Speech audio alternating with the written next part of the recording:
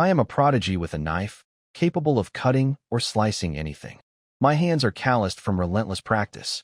For 20 years, since dropping out of high school, I've lived by the blade, becoming the nation's top swordsman. But fate is cruel. One day, by chance, I transmigrated into the very mobile game I'd long abandoned. Drawn in by the allure of its female characters, I'd spent a fortune on it. The story begins in a bustling, renowned restaurant with a diverse menu, packed with customers as usual. Table 5 and 7, one special tuna portion each. Delicious. I heard this place's chef is a master with a knife. Another premium menu for table 4. Goodbye, dear customers. Suddenly, a sound came from outside, catching the sous chef's attention. They wondered, what's that noise? Inside, a chef in black was deftly filleting a fish. A sous chef approached the curtain, whispering, "Chef, there's a phone ringing." Removing his earphones, he replied, "Got it." Thinking, didn't I set it to vibrate? Checking his phone, 6:57 p.m., September 15th. A notification read, "Blessing of Miracles reopens, Warrior. The Demon King's army's invasion of the Academy continues." Reading it, he mused, "Oh, the game I deleted. Is my phone broken?" A sous chef entered. "Chef, customers are waiting." Pocketing his phone, he casually said, "Tell them I'm not here." As they spoke, footsteps approached, and a voice cut in, saying, "You're not here again?" Blatant lie. A group led by a pot-bellied man entered, continuing, "Kim, time to hear your answer. I gave you enough time to think, right? For someone like you, handling a knife daily, this shouldn't be hard. Eh? Oh, my bad. I'm not considerate." Signaling his lackeys to open a suitcase of cash, he smirked, "Clients show sincerity first. I won't disappoint. Here's 300 million up front. If you complete the job." Before he finished, slashing sounds rang out. Kim split the fish, casting a cold glare. "Sir, this is a kitchen where cleanliness is paramount.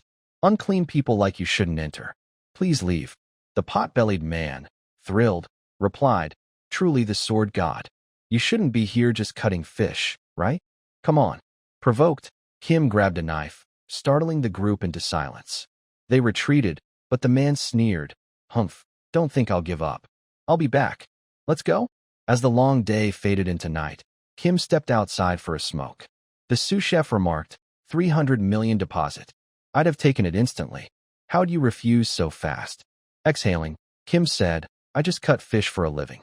How could I take on something like that?" The sous chef persisted, "They just want your sword god fame, not to actually slit throats. Scare them, take the cash, buy a house, open a bigger restaurant. Live properly." Unfazed, Kim replied, "No amount of money would make me take it." As they talked, his phone kept ringing. The sous chef teased, "What's that noise? Got a girlfriend? Girlfriend? Just a game. Still playing? That blessing of miracles thing? I quit ages ago. Miracles my foot." A voice from inside shouted, "Kitchen's empty. Where's everyone?" The sous chef hurried in, glancing back. "Boss is out. I'm going." Alone, Kim reflected, "When I was a kid, my family went bankrupt. I've only worked hard since. Live properly. I just charge forward. What's with this phone, ringing nonstop? Annoying." Pulling it out, he muttered, "Did I re-download this game while drunk? Gotta delete it. How many years have they been invading?" Haha. Intending to clear the notification, he accidentally opened the game. The familiar interface and music appeared. Mumbling, "The female characters are still stunning." His screen flickered wildly. Skeptical, network lag? The screen glowed brighter than normal. The sous chef returned, "Chef, boss wants you." Stopping mid-sentence, he saw no one, just the phone. Looking around, he found nothing. A loud shout came from inside, "Where's the kitchen?" "Chef's gone. Probably the bathroom. Hurry down." Panicked, the sous chef rushed off. The phone displayed, "Transfer completed 100%. Nothing special about this game. A pay-to-win mobile title with auto-hunting, rated 2.5 stars, no further explanation needed." A prompt appeared, "Please touch the screen." Why did I play this? Probably those female characters. I got sucked in, spent a fortune. After multiple playthroughs, I'm not a playable character or even an NPC, just a background nobody. The truth hit. I've transmigrated into this character. "Here, my name is Kongjiyama." A girl with green hair brushed his shoulder, passing by. Startled, Jiyama turned, observing a woman. "I know what you're thinking, but it's not like that. She apologized, oh sorry.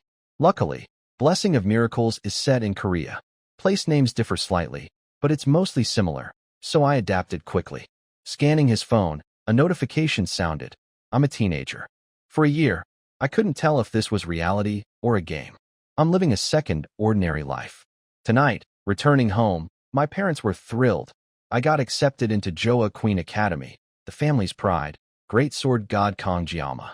His father held out the admission letter. Jiama, embarrassed, said, "Can we put it away now?" His parents gasped, "What?" "No matter how many times we see it, we're proud. We raised you well, dear. Right, Jiama? Tomorrow's the entrance ceremony. Our boy, are you ready?" Smiling awkwardly, "I'll go prepare." His modest dream of a normal life vanished. In his room, staring at the letter, he muttered, "Tomorrow? They're so happy, I can't refuse." I asked to skip it, but no use. I'm exhausted. Glaring at a desk photo, Kong Jiama, you bastard. How'd you get into that elite school? Before transmigrating, Jiama had awakened his holy power and passed Joa Queen's entrance exam. Eyeing the letter, disgruntled, a genius? This jerk. Holy power is a special ability here. Like game skills, not everyone has it. It's hereditary, determining social rank. Elite, commoner, lowly. Joa Queen trains heroes of great lineage. Though founded for heroes, it's now an aristocratic school. Recently, a special admission for non-hero families was introduced. Yet, Kong Jiama, no hero blood, got in as a special student. Why need heroes? Obvious, the Demon King. He's wreaking havoc. If unchecked, he'll conquer this world again. This isn't reality. A school training heroes for war. Different, but it feels like re-enlisting. Pondering his holy power, a status window appeared. Sword God's painless holy power. Pain reduction. Duration, 30 seconds. Cooldown, 12 hours. Muttering, this status window still feels alien. Let's see, Jiama's awakened power? Painless. Pain reduction? Unbelievable. He got into this genius academy with this trash power? 30 seconds, 12-hour cooldown. Pathetic. Another prompt. New power post-transmigration. Sword God's blessing skill. Sword slashes cut anything. Activated only with swords under 30 centimeters long, 5 centimeters wide. Joking? A power not in the game. Grand name. Simplistic effect. Cuts when swung? Calling that obvious a holy power? Ridiculous. But the condition. A sword 30 centimeters or shorter, 5 centimeters wide? That's a sashimi knife. Telling me to cut sashimi here? God, I don't know. Life's not always as wished. Pack my stuff? Oh, forgot my weapon. Recalling, what weapon did my game character start with? Even E-rank weapons cost tens of millions of won. C-rank hundreds of millions. A or S-rank are treasures. Tuition? A fortune. I don't want to spend on forced things. The admission letter required gear, so arriving empty-handed might leave a bad first impression. Sighing wearily, guess I'll grab a knife. Walking, he recalled his first master, insisting on a Japanese sashimi knife worth over 100 million won. Muttering, why think of that old man now? A true master never blames their tools. The next day, in uniform, he arrived. The inspecting teacher frowned at his weapon. New student. This is your weapon? Confidently, yes, sir. He brought not one, but multiple knives. At the first day gear inspection, the examiner froze, speechless. Observing, every year, elite students prank me. Time to set discipline. Slamming the table, he shouted, think this academy's a joke? A kitchen knife for class placement is acceptable? Unfazed, Jiama replied, this is my weapon. Stunned, the examiner shouted, student. Before continuing, Jiama interrupted, I'm a special student from a humble family. Tuition's already a burden for my parents. How could I afford an expensive weapon? The examiner, shocked, checked his name tag, confirming his special status. As Jiama said, tuition was a heavy load for non-elites. Realizing his bias, supporting equal education, yet judging a sincere kid, he softened, but Jiama added, blaming tools is an amateur's way. Shocked again, a master doesn't blame tools? A kid can't say that. He's like a master who's transcended eras. Emotional, tears welled up in admiration. Seeing the examiner dazed, Jiama called, teacher? Snapping back, he declared, Kong Jiama's weapon is approved. Jiama packed his knife, thank you, sir. New students behind whispered, another special student? How's a guy like him here? Ugh, smells like those special admits. Disgusting. Hearing the gossip, the examiner, furious, raised a fist, shouting, "New students, quiet." After inspection, move to the lecture hall. Your attitude decides if I'm an angel or demon, got it? Giamma shivered. That gave me trauma just hearing it. Stepping outside, grumbling, need a break. I expected this, but experiencing it feels off. Still, I passed gear inspection and the entrance ceremony. Just the class placement test left. Exhausting. Reflecting, I'm really here, studying at Joaquin for 3 years, a hero training academy. Different from the game. Exaggerating, it's town-sized. Impressive. Studying at an elite school. Back on Earth, I dropped out of high school due to family issues. Feels strange. A loudspeaker announced, class placement test starts soon. New students, gather at the training hall by 1 p.m. Adjusting his gear, Giamma said, time's up. Ceremony's done, but this test is critical. Holding his knife, he muttered, haven't used this since arriving. It's a test, gotta get used to it. No reason to refuse. I recall my master's words. Never put down your knife, even in sleep. Hold it tight, understand? I've adopted his habit.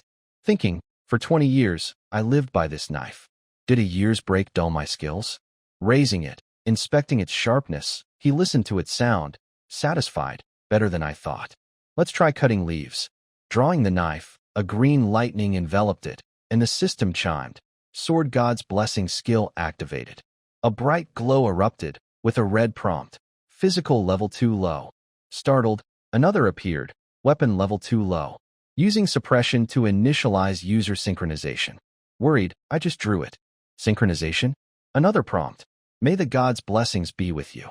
Lightning recoiled, causing intense pain. Screaming, panicking, this'll kill me. What do I do? A golden light cracked space before him.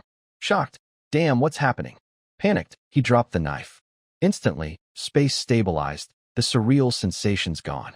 Clutching his aching leg, groaning, why's my body in such pain? Trembling, I get the skill activation, but this world-breaking relates to Sword God's blessing? It's too painful. If every activation has this side effect, I can't use it. What now? The loudspeaker blared, students, gather at the training hall immediately. Hesitant, eyeing the knife, should pick it up. Can't leave a sashimi knife on the ground. It won't hurt, maybe just the first time. Reaching, hand trembling. I'll be fine, right? Grasping it. Surprise, it was worse. Giamma jolted like a madman in the courtyard, startling onlookers. Meanwhile, at the training hall, candidates gathered, chatting lively. Parents escorting their kids conversed. Haha, right. How much did your kid's admission cost? A green-haired, dazed-looking man noticed something. Turning, wow, you've had a tough journey. C.L.Ng, my focus drawn, an elderly yet dashing man. 7-star hero Kaling whispers arose. Aoni B's heir? Origin hero's direct disciple? Joaquin's third? World's greatest? Should we head back? Hearing but ignoring, he sighed. His eyes caught a beautiful woman approaching. Another 7-star hero, Sage Media Poison. Smiling, she said, half a century already? He replied wearily, Media, you don't dress like an academy principal. Turning 70 hasn't changed you, huh? She retorted, don't women want beauty till death, friend? One word, my blessing could make you look 10 years younger. He continued, even turning 70 tomorrow, you're still immature. People should value their inner essence. Laughing heartily, oh, you old fogey. Same as 50 years ago, stiff and outdated? But you've softened a bit, bringing me here. I used to hate breathing the same air as these selfish types. Your granddaughter must be stunning, right? He grew pensive, but things seemed about to start. Below, students greeted each other excitedly. One stood alone, none other than our Giamma. Feeling out of place, he muttered, only black hair here? The black-haired outsider I heard of? A special student among snobbish nobles. Spotting someone, he focused there. All eyes, including Giamma's, locked on her. A radiant green-haired beauty approached, exuding an aura, her gaze sharp and cold. She was Sword Emperor Abel von Nibelung's granddaughter, the game's female protagonist, the sole reason I spent a fortune. The subspace is a realm created by the Origin hero alongside the Academy's founding, a reality separate from ours. Injuries and pain here are real, yet in this subspace, pain is numbed. This doesn't apply to the real world, as no external interference exists here. Even killing is overlooked. Sieg spoke, a battle royale in the subspace? Media Poison, beside him, replied, yes. Subspace battles are a tradition at our school. This year, we're trying something new with the battle royale format. Candidates are grouped in tens, engaging in an unrestricted survival game. No equipment limits? Doesn't that favor the privileged? Don't bring that up. I've compromised enough. Like it or not, the Academy's mostly funded by noble money. It took effort to introduce this system. Sieg sighed. That's what it means, right? He's a special student. Meanwhile, Giamma couldn't tear his eyes from the green-haired girl passing by. Absolutely stunning. I thought she was just a 2D character. This is different. She's beyond my imagination. Fools tried approaching her. If I weren't so into this game, would I have done the same? I've played enough to know Abel von Nibelung is a player blessed with a dark miracle, tied to the protagonist. Beauties always have someone by their side. A special student like me can't compare. I'd rather stay out of trouble and end this noisy school life. His 3 future principles: graduate without incidents, find a stable job, live safely. His eyes caught a book title: most popular job, hero, extremely high salary. Thinking, hero? What a freezing death. Just drawing my knife made me tremble. Still shaking. You save the world. I'll find a comfy job. The loudspeaker blared. The 783rd year class placement test at Joaquin Academy begins now. Rules. This year's Battle Royale involves 10 randomly selected candidates. The top scorer joins the Star class, 2nd and 3rd the Dragon class, 4th to 7th the Wolf class, 8th to 10th the Common class. Rankings are based on these results. Scores are auto-calculated, no time limit. Giamma mused, just like the game. Aim for Common class. Don't waste time, finish fast. The speaker continued, activating subspace device. The exam starts now. May the hero's blessings be with you. Giamma thought, if I avoid drawing my knife, that electric shock won't haunt me. Groups proceeded. The speaker announced, Group 24 completed. Top, Rachel. 2nd and 3rd, Balaba. Group 47 completed. Top, Saki Ryu. 2nd, Sarada. Watching from afar, Media Poison said, thinking back, this batch includes your granddaughter, heir of Trangzong and John Gong. The outcome's obvious. The man grumbled, bringing that up. Huh? Look at this. 7 minutes 14 seconds. Astonishing. A C-rank weapon set this record? Abel sought fair evaluation. She's 172 centimeters, 61 kilograms. Media continued. Wow, so mature for a kid. Sieg replied casually, expected of Nibelung blood. The test's nearly over. I should go. What? One group left, and you're hitting the shop? Probably just noble brats. See you next life, old man. Yeah, next life. He sensed something, as did everyone present. Media gasped. You felt that, right? Unbelievable. Candidates below noticed the anomaly. I don't feel that sensation anywhere. What the hell? Both were stunned. Suddenly, a crack appeared in the subspace, growing stronger. They focused, watching as it shattered, fragments scattering. Everyone froze. What the hell? Crashing sounds echoed, with murmurs. Someone fell from the subspace? What's this? A dazzling light flashed. Sieg's cold gaze followed it, the glint from Giamma's sashimi knife, landing precisely at its owner. The principal shouted urgently, medics, check the candidate's vitals. Hurry. Giamma's face reflected sharply in the blade. The outcome was inevitable. Minutes earlier in the subspace, a shout rang, you're good, punk. A figure approached, grabbing another's throat, slamming them against the wall, causing a earth-shaking tremor. Damn, I fell into a death trap. The vicious Iron King twins, Mao Run and Mao San. Gifted but brutally deceitful. They toyed for 30 minutes? Am I that insignificant? The twins mercilessly beat other students, ignoring Giamma. Mao San counted, 1, 2. Turning to his brother, how many? Startled, he saw his brother ruthlessly killing a student. Damn. Annoyed, Mao Run snapped, more or less, it's done.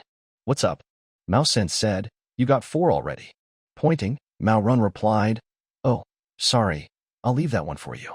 Their gaze fell on a trembling girl, cowering in fear. Mao San grinned. Nice, I'll take it. Her body shook, terror overwhelming her. Watching, Giamma seethed at the bullying. She's frozen in panic, no will to fight. The gap's like giants versus ants. Mao San smirked. Look, she's my type. Wonder if her screams match my taste. Mao Run laughed. You're a pervert, brother. Where should I start tearing you? Giamma, summoning courage, shouted, "You fat bastards. Even in subspace, why go this far? Insane?" Mao-san, surprised. "What? Another one? Son, check his tag. Special student? Just a lowly punk, haha. Acting tough. Brother, I'll deal with him quick." Mao-run replied, "Go for it. Since he insulted us, cut his tongue." Jiyama fumed. "Damn. Now what? Use painless blessing? No.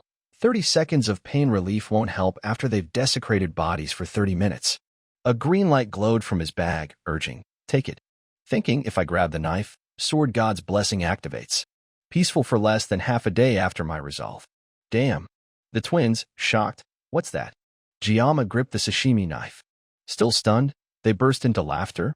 "Haha, joking? Punk, since you're amusing, I'll make it less painful. I'll crush your head first." Charging, Mao-san leaped at Jiyama. "No choice now. 30 seconds, it'll be fine. Painless blessing 30 seconds, no pain, countering Sword God's blessing pain. Duration, 30 seconds. Cooldown, 12 hours. Mao-san sneered. "What can that dull knife do, mongrel?" Jiyama thought, "If I don't swing, I die. This knife's pressure isn't fish, it's human. Why do movie gangsters use sashimi knives? Can I really cut a person? Only in films. Even gods can't. Fool, if you swing, it cuts." With more guts than brains, Jiyama slashed forward. Mao-san, underestimating, shouted, "Punk." But something left his body, his arm, severed in disbelief. Jiyama's gaze remained chillingly sharp. Deep down, he hoped, "May the gods' blessings be with you." Memories flooded back.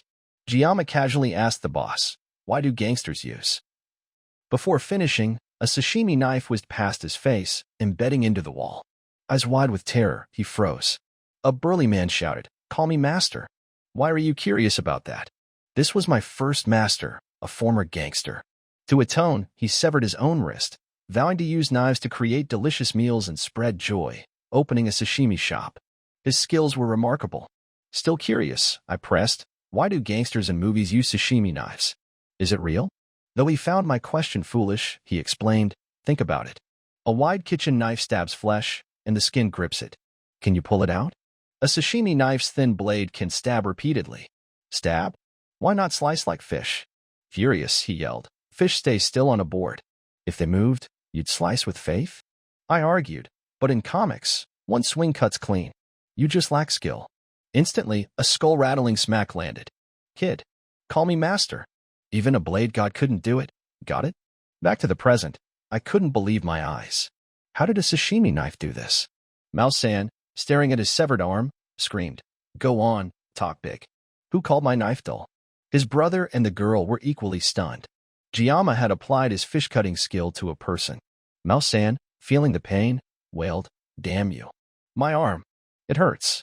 Oh, God, it hurts." But Jiyama didn't stop.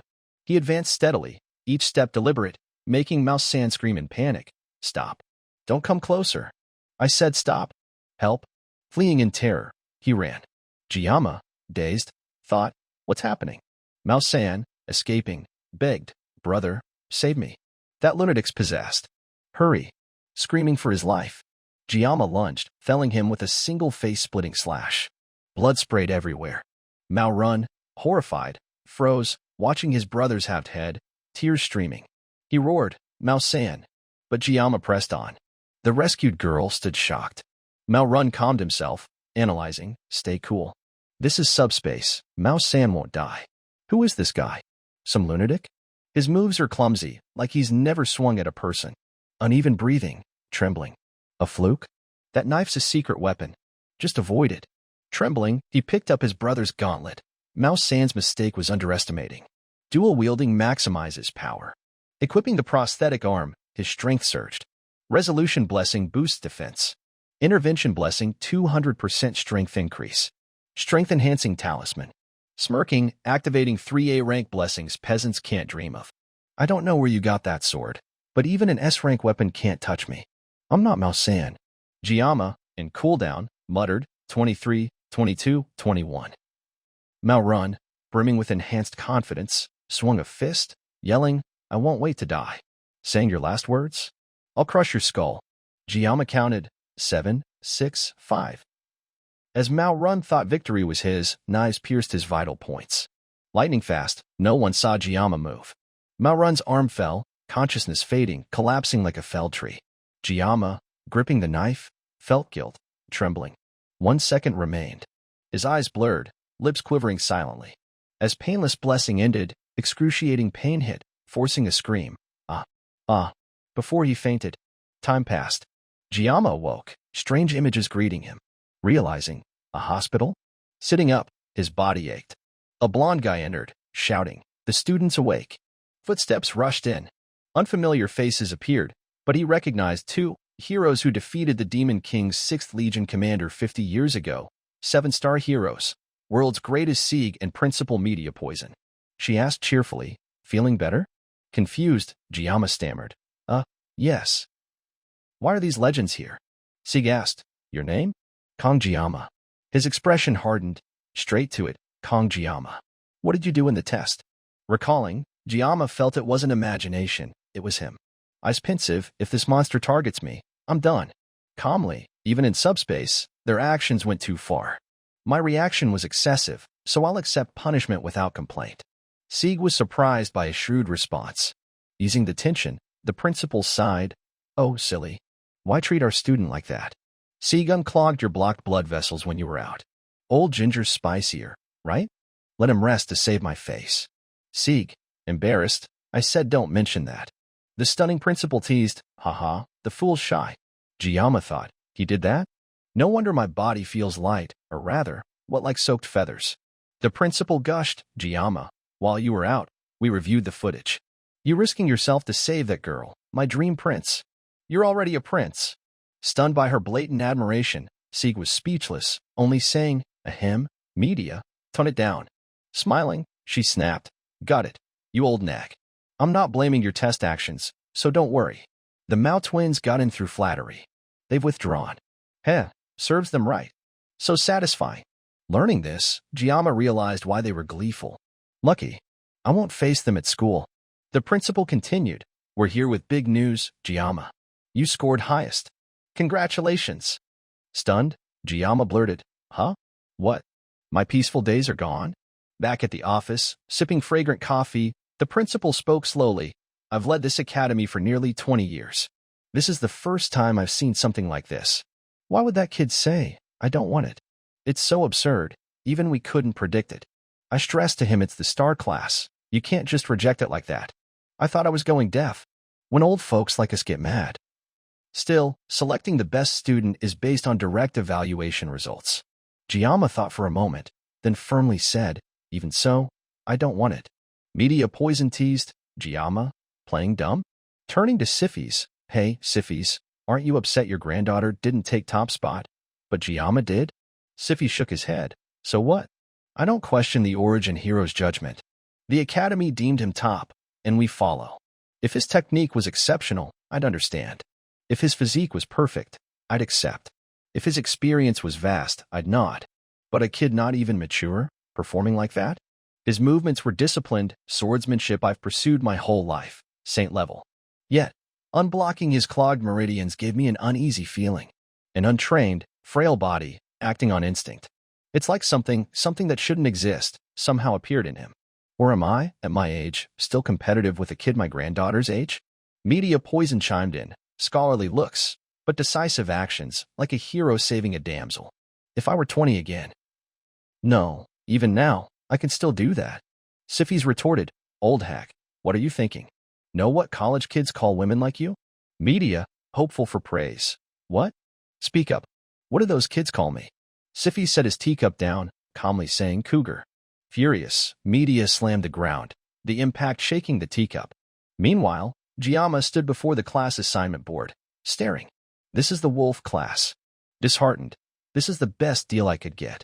Academy classes rank from Star, Dragon, Wolf, to Common. As top scorer, I should be in Star of the best. But I wanted Common, the lowest, to avoid endless conflicts. After begging the principal to switch to Common, she finally said, "Fine. I'll keep it secret. You're set for this class." The principal thought, sending him to Common would make those old geezers scream. Giamma's plan, graduate quietly in a low-tier class, avoiding high-class power struggles. This class fits my expectations. Pushing the door gently, it slammed shut, drawing all eyes. Silence fell. Initially surprised, they ignored him upon seeing his special student tag, treating him like air. No one suspected the top scorer stood there. Good. Don't look. No attention. Perfect. The principal kept it secret. Successful people carve their own path. This is good. Suddenly, Jiyama noticed the girl he saved during the test. Coincidentally, they were in the same class. She stammered, hi. Thanks for back then. Flustered, Jiyama didn't know how to respond. She clarified, during the test. He replied, oh, that? No big deal. Same age. Does she need to be so formal? He added, no need to feel shy. Anyone would have done the same, right? But in truth, he was just surviving, not saving her. Sounds like I'm a hypocrite. He continued, by the way, we haven't introduced ourselves. I'm Kong Jiyama. She responded, I'm Chloe. Nice to meet you. I didn't expect we'd be classmates. Me neither. Glad to know you. But he thought, Chloe? I've played this game a lot. Never heard of her. The main story later revolves around the Demon War, so I didn't expect new characters now. She's probably a background character like me. Smiling, oh, can you keep what happened in the test a secret? Surprised, she nodded. Oh, sure. Absolutely. My lips are sealed. The teacher's shout interrupted. Class, settle down. Jiyama said, let's talk later. Take your seat. Slamming a book on the desk, the teacher announced, first, congratulations on joining. Here, you're chosen to inherit Origin Hero Baojoa Queen's will. Be proud. I'm La W. Bien, your head instructor. For the first day, we'll start with simple physical activities. Change into training gear and gather at the field in 30 minutes. A student raised a hand, sir. What's the training about? The teacher replied, simple. 100 push-ups, 100 sit-ups, 100 squats, then a few laps around the field. If there's no issue, change and assemble. Class dismissed. Jiyama, stunned, training us like Marines? Approaching the podium, sir, I'm Kong Jiyama. Shocked, how does he know my name? Unimportant now, he needed to skip this tedious training. I'm not feeling well. The teacher snorted, recalling the principal's words. She said it's a secret. He replied, TCH. This training will make a top scorer like you stronger.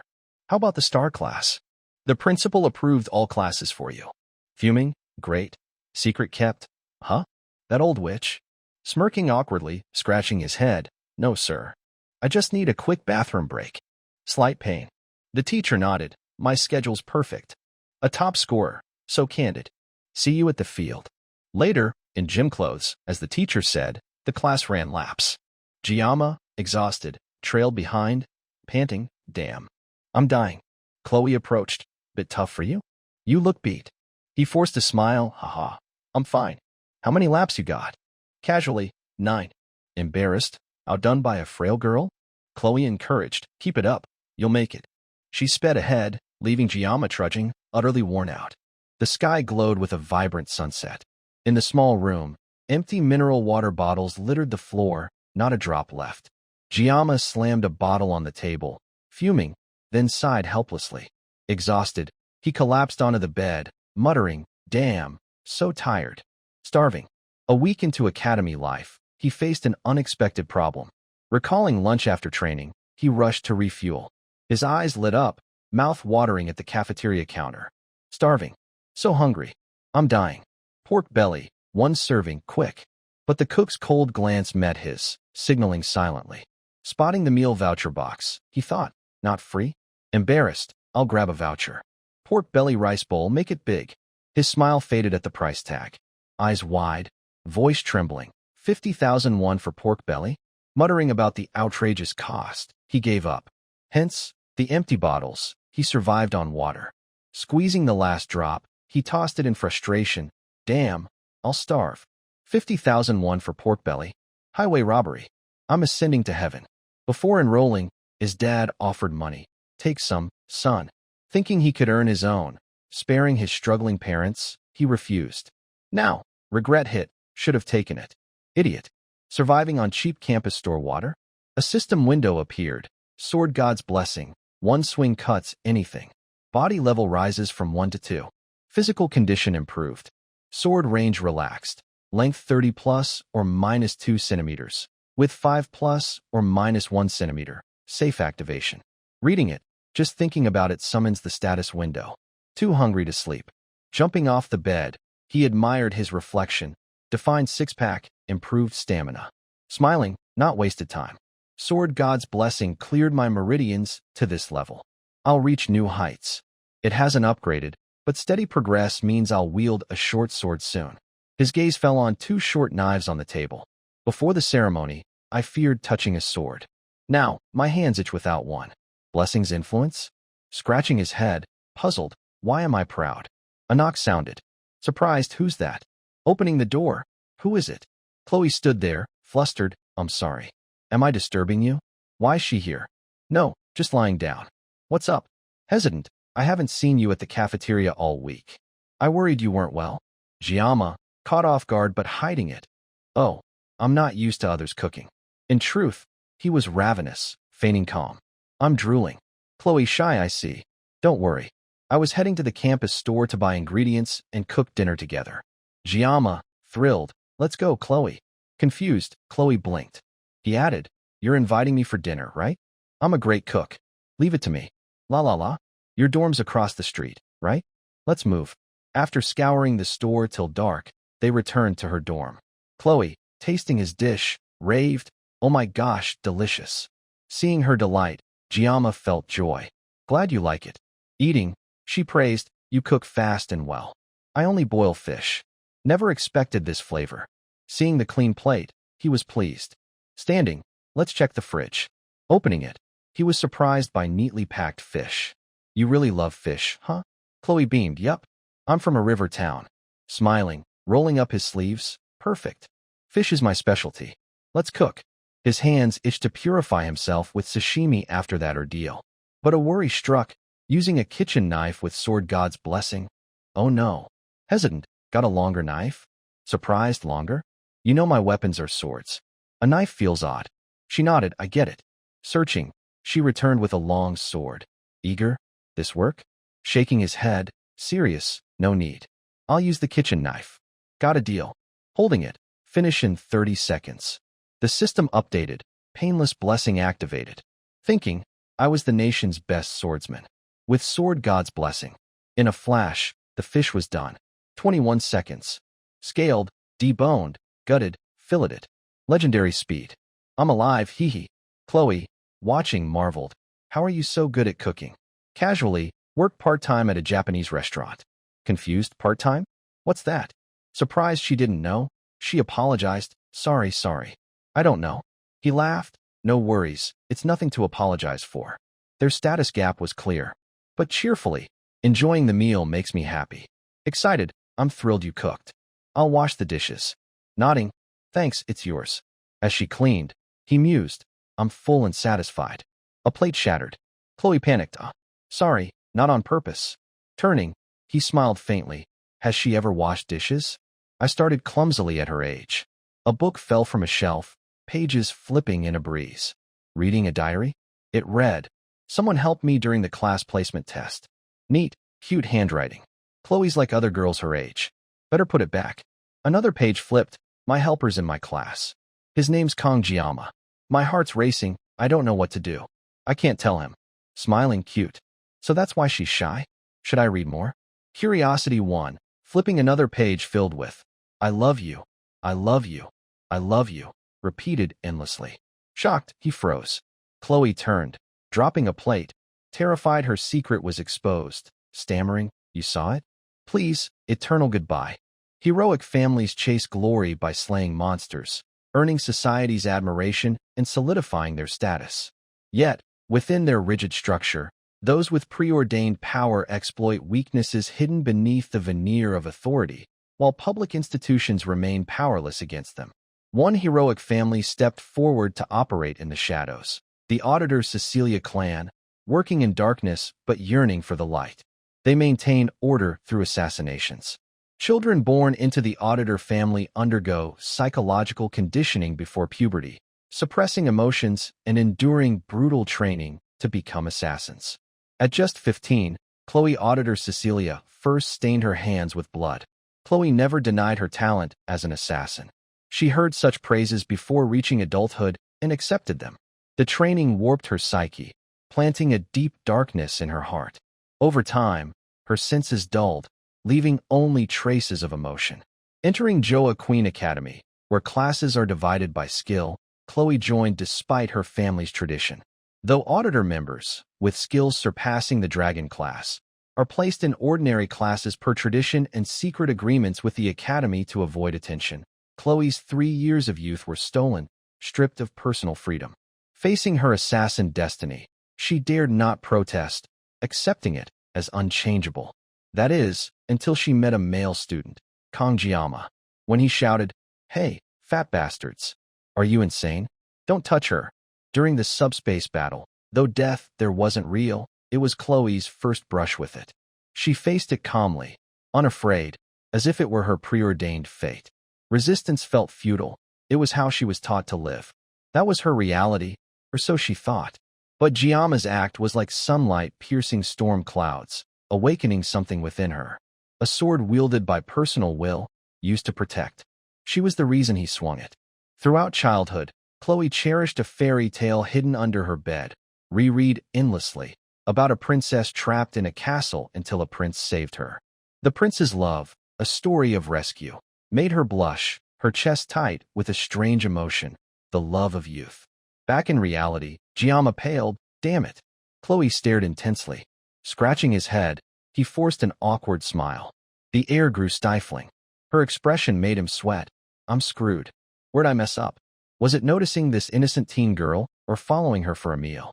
Chloe, doesn't tonight feel nicer because of you? First good meal in ages. I'm heading out. See you.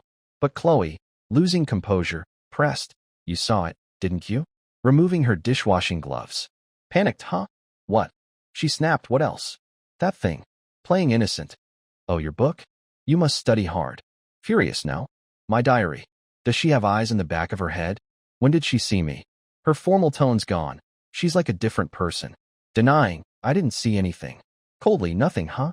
No big deal. Don't lie. Stammering, yeah, I saw it. Her chilling expression gripped a sword, radiating death. What's happening? No way. Glancing around, 4th floor, jumping's fatal. Only one exit, by her. I'm trapped. What now? What's she doing? Her sword scraped the floor, eyes blazing with rage. She's coming? No way. Is she sleepwalking? Those soulless red eyes, a Yandere. Her vibe flips instantly. Multiple personalities? Yandere's bad enough, but this too? Reading her diary triggered this. She might chase me to death.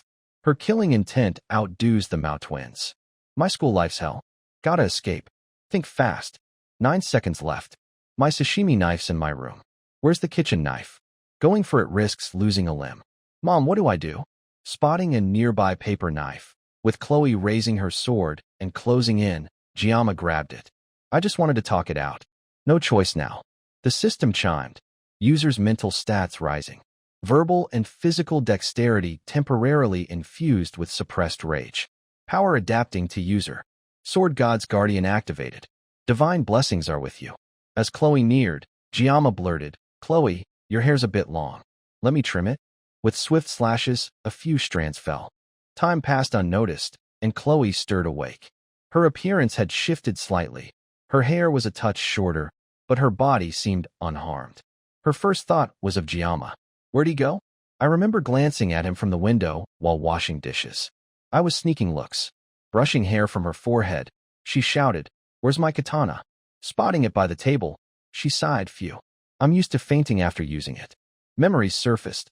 Good job, Chloe. What happened? Don't worry, and don't deny your assassin talent. Back in reality, staring at the sword, she buried her face in a pillow, yelling, Chloe, you idiot. Fainting at that moment? Ugh, I'm losing it. Blushing, she mumbled, Did I say anything weird while out? Noticing a paper knife on the floor, she wondered, Why's this here? Wait, my hair's shorter. Did this knife cut it? Checking the trash, she found her hair and mused. He cleaned up and left. Giama's too kind. I need to write this in my diary before I forget. At the table, she opened her diary and wrote, Giama, I love you. Huh, that's it. Outside, under moonlight, Giama wiped his mouth, recalling, painless blessing ended. I survived that somehow, past the 5-second limit. This is the consequence. I'm puking up dinner. Sitting on a bench, he sighed, gazing up, threw up the whole meal. Hungry again. Amid his thoughts, a description appeared. Swordsmanship typically aims to kill in one strike or take down multiple foes. Chloe's sword, however, targeted vital points, honed for assassination. If she assassinates me, I'm done. My head would be gone. It felt like death was near. Instinctively, I aimed for her nape. Luckily, the paper knife was short, only cutting her hair. I cleaned up, so nothing's left, right? Seems fine, but stability's tricky. They say being ordinary is hardest, but this is worse. Since getting sucked into this shameless game, I'm not without ambition. For someone who mastered a sashimi knife, abandoning gentlemanly manners isn't easy. Everyone has a role. Blessing of Miracles is this game's name and the protagonist's unique blessing, someone I haven't met. With Baylor Hoakin's Blessing of Courage, those are the game's two mythical blessings. Their purpose, protect the world from the Demon King. The protagonist wields both holy and demon swords. Me? Just a sashimi knife. Need more explanation? Slapping his face, focus. He reflected, since joining the academy, encounters keep coming. New situations and stats made me forget my goal. I stalled for reasons.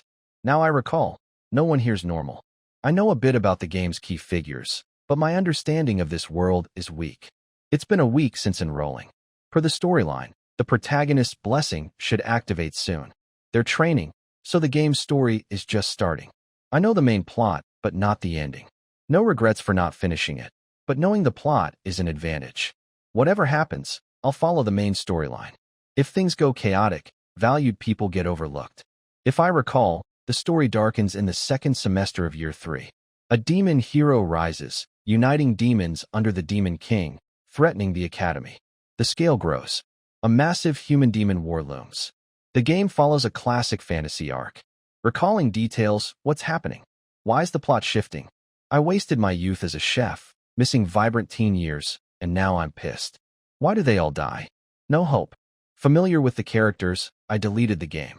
What's worse than this were happening in my world? It's war. Will I die in it? No.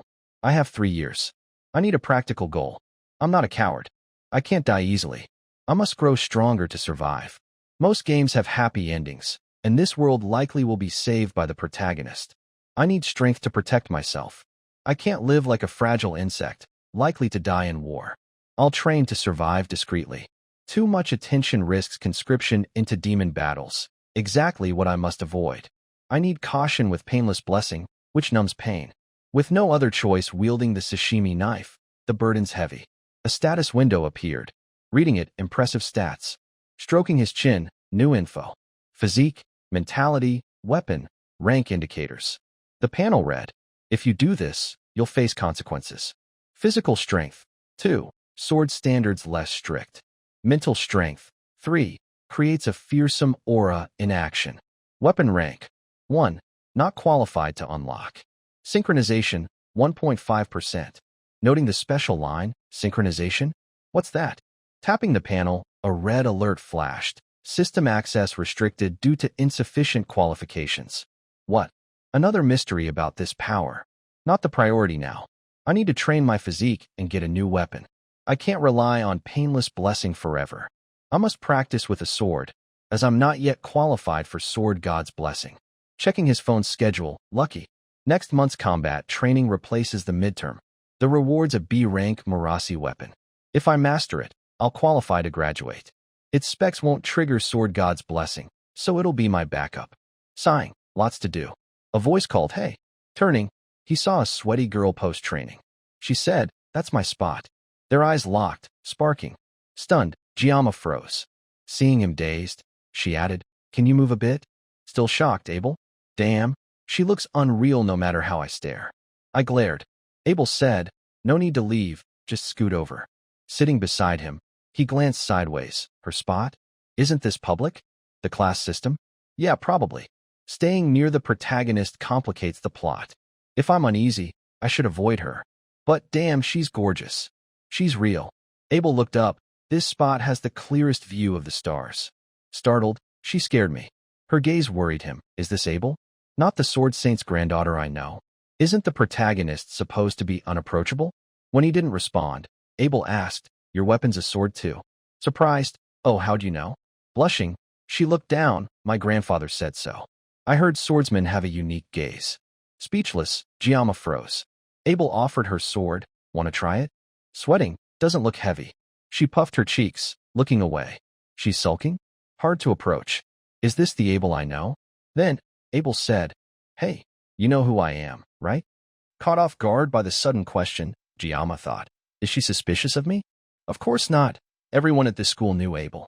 He replied, I know a bit about you. Abel instantly countered, I don't know you, startling him. What's she mean? Smiling, she clarified, isn't it odd? You know my name, but I don't know yours. Giamma teased, do I have to tell a stranger my name? Abel shrugged, who knows? You could be a demon king spy infiltrating the academy. Or, pausing, I can't think of other reasons. But it's late, and you're here alone. Her gaze surprised him. She noticed me?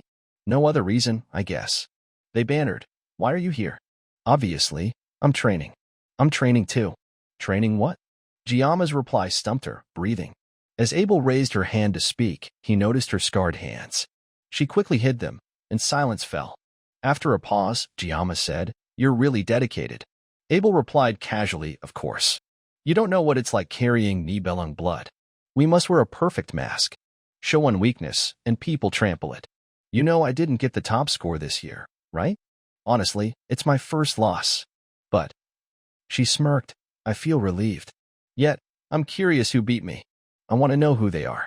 Giamma froze, panicking as she added, I'll crush them next time. Alarmed, you'd go that far? Abel shouted, it's about honor. I begged grandfather for info, but he said they're not in my class. They dared break the oath. How can I live as second best? Why am I telling a stranger this? Giamma glanced over. Why tell me? Softly, humph, you seem weak. My family's motto is to be firm with the strong, kind to the weak. Everyone in my class excels, so I have no friends. Speechless, he thought. That's why the protagonist feels so distant. Abel stretched. Let's call it a night. Bluntly, bye. Hesitating, she leaned in. So, will you tell me your name? Coolly. Nope. Surprised. What? Hiding your name like a cat hides its crap. The next day, in class, Giamma sat, hands clasped, musing, academy life's calmer than I thought. Chloe's made friends and blended in. I'm avoiding her gaze. If our eyes meet, her new friends glare coldly. I can't ignore that. I'm not the only special student here, but others avoid interaction, probably too full of themselves. Lucky I didn't pick a higher class. The Star and Dragon classes are in power struggles. In the game, they seemed like clowns. In those classes, my head would explode. At least I eat, sleep, and rest well. What to eat today? Pulling out a card with Principal Media's image, she said, the top student should have gotten this sooner. Sorry for the delay. This is Joa Queen's faculty card. If I bowed to Media thrice daily, it wouldn't express my gratitude. Silently, thank you. So fierce. Reflecting, I fulfilled my student role, right? I haven't altered the game's plot much. For the next 3 years, I'll live like this, achieving the life I dreamed of. The teacher spoke. 700 years ago, after the first human-demon war, hero Joa Queen Bearer saw the need to train future heroes. He founded this academy with 7 principles. These will be on the test, so study well. Giamma, bored. I know this by heart. Joa Queen fought the Demon King's brutal 1st Legion commander, Lycan, for 20 years, winning but losing an arm, unable to fight again. Screams echoed everywhere. It was a bloody, inconclusive war. Luckily, humans and demons signed a truce, and Joa Queen built this academy for future talent. The teacher continued, the first human-demon war led to a non-aggression pact, ushering in 700 years of peace. Students whispered, will war break out in our time? War in the 21st century? I'm worried about what to wear to tomorrow's party, haha. Giamma organized his thoughts. 700 years of peace? I'm likely the only one here who knows the first crack in this piece. Everyone's too used to tranquility. I want to speak up, but revealing it might change things. Media, despite joking about quitting, was the first to cinch trouble with her seer's insight. She's the first of the 7 heroes to protect students. I didn't play this part much, but I respect her. She's the first to die tragically against the Demon King. I couldn't believe it, but it's true. Sinking into thought, I wish I didn't know. The teacher concluded, that's all for today. Study for the test in 2 weeks. Students left, buzzing. So cool. What's cool? What's up? Tell me. Jiyama, confused. What's happening? Someone's voice startled him. Is that him? Checking his phone. May 5th. Right. Today's when students gather and gossip. He won't join our class, right? Obviously, he'd be in star class. Following the crowd, if I recall, today's when he enrolls. Eyes widened in shock, confirming his suspicion. The world's protagonist appeared, Lion Van Ren, a handsome youth charming everyone. The first crack in 700 years of peace emerged. What an annoying face. As mentioned, every girl in this game falls for Lion. If this were an adult game, he'd be dead before facing the Demon King. The girls smitten include Du Cho Zamura, granddaughter of the Spear Saint, Sakir Rajo, daughter of the Bow Saint, and Abel von Nibelung, granddaughter of the Sword Emperor. All the main female characters are charmed by him. Infuriating. Yet, Lion Van Ren, the protagonist of Blessing of Miracles, will be among the first to train over the next 3 years. Train is an understatement. It's like being drafted again. I'd refuse to endure it twice. Even Ba Loa Kin only sealed 1 Legion commander. How strong must the Demon King be? No way. Could this story be so wild the protagonist loses? While Lion chatted with others, he glanced at Jiyama, startling him. Lion flashed a friendly smile. Like, in a crowded world, we meet by chance. Right, this is Blessing of Miracles. The protagonist will handle it. His face seems trustworthy. I'm convinced. Someone shouted, over there, making Jiyama turn to look. That evening, at the quiet, gloomy training hall, Jiyama swung a wooden sword erratically to hone reflexes. Breathing heavily, he examined his arm. As expected, without meeting standards, the blessing won't activate. I must reach a certain swordsmanship level. As he pondered, Chloe approached shyly. Did I do something wrong that day? Jiyama froze. Nearly lost my head. Wanting peace, we've got 3 years together. I need calm at this school. He replied, nah, it's nothing. Relieved, Chloe asked, really? Sighing, phew, good. Jiyama thought, what's her real personality? Unconscious, she wielded that sword. A sad blade, crying for help, yet brimming with killing intent. She's more dangerous than the Mao brothers if she wants to kill. Chloe spoke. Kong Jiyama, can I treat you to dinner again? Just to thank you. I'm not as good a cook as you. Dinner triggered memories. Nearly died. Damn it. Eat or drink what? Her hopeful eyes softened him. That looks worrying. Refuse, and it's awkward. Accept, and I might be in a morgue by tomorrow. An idea sparked.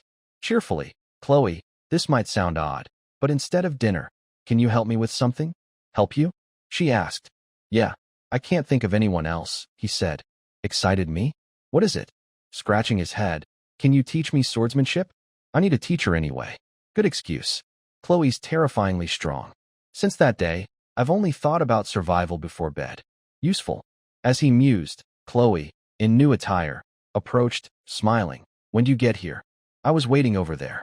Jiyama replied, just arrived. You? Her eyes sparkled. Me too. What time is it? 6:30. Confused. Didn't we agree on 8 o'clock? Staring. She's acting weird today. Noticing his gaze, something wrong? Quickly, no. But his eyes lingered on her toned waist. Didn't notice before. Always in uniform, but now I see her abs and muscles. No wonder she's strong. Still cute, worth appreciating. Holding out the wooden sword.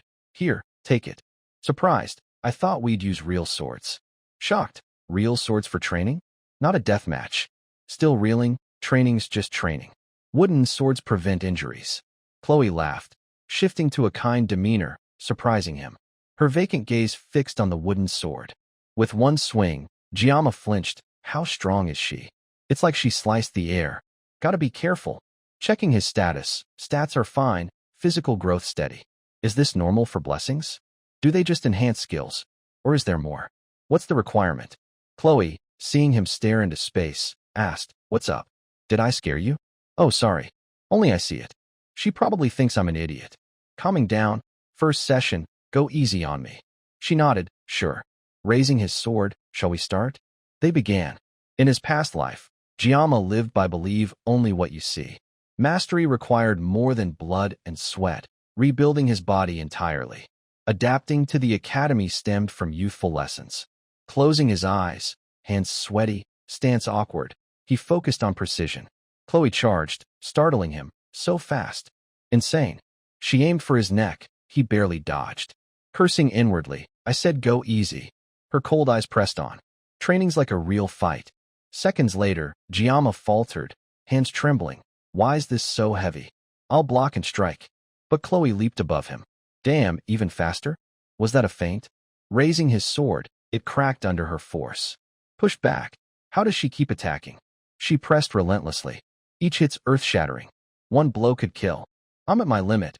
No chance to counter. A piece of wood broke off. Chloe calmed, surprised at her strength. Broke the sword of the guy I like. Damn it. Flustered, I'm sorry. I meant to go easy, but I broke it. Are you mad? A light glowed around them. Chloe's eyes widened. The sword. Giamma's system flashed. Weapon doesn't meet conditions. Weapon damaged. Error occurred. Forced self-adjustment initiated. Humanity reduction. Sword God's blessing activates intensely. His expression turned terrifying, exuding powerful killing intent. Weapon equipped, conditions met. Weapon destroyed, error occurred. Suppression used to adjust player's personality. Humanity decreasing. Sword God's blessing activated. In some alternate dimension, a chef appeared with a monologue. Where am I? A kitchen? Was I dreaming? Right, I was prepping fish. Time to work. He thought. Haven't used this knife in ages. Let's try it. What? Can't select it? I'll use this one then. But even this small knife won't work? A voice echoed, don't worry. Keep choosing. Only the sashimi knife left. But holding it hurts like hell. The voice asked now? Gripping it. The chef said, weird, no pain at all. Feels comfortable. The voice urged, good. Go ahead, cut it. Hands moved like a puppet. All right, let's create a masterpiece. Back in reality, killing intent surged. Giamma stood frozen, silent, eerily still. Chloe, confused, Kong Giamma, you okay? Say something. He seemed elsewhere, looping back. Suddenly, with glowing green eyes, he lunged at her, attacking. A terrifying aura enveloped them. Chloe panicked. Say something. What are you doing? Are you crazy? Giamma didn't stop. Chloe was hurled 10 meters, crashing into a wall, stunned, spitting blood. Just now, he was like a different person. As she processed, Giamma struck where she'd been, unleashing a powerful blow. Chloe dodged backward. Giamma, maddened, eyes full of killing intent, body out of control. Planting her wooden sword, his attack stunned me. I can barely move. What's wrong with him? I don't understand. I have to stop this. Struggling, Kong Giamma, stop. He charged again. Facing the inevitable, I can't dodge this. Weakly, please, stop. Wake up. But he rushed forward. Desperate, Kong Giamma. In the chef's dimension, Teacher Kim muttered, what's with this fish? Keeps dodging. Weird type. Can it talk? Hallucination? A cry rang out. Kong Giamma, wake up. Seeing his reflection in the knife. Right? Where's Kong Giamma? Instantly, the chef became Giamma. I am Kong Giamma. Chloe's image appeared, pleading, Giamma, wake up. Back in reality, the wooden sword was lodged in the wall. In the critical moment, Giamma had thrown it and snapped awake. Chloe, trembling, shielded her head, terrified. Her first real shock. Her eyes slowly opened, dazed by Giamma's handsome face. He looked at her warmly, gently supporting her waist. Tapping her head, let's stop here today.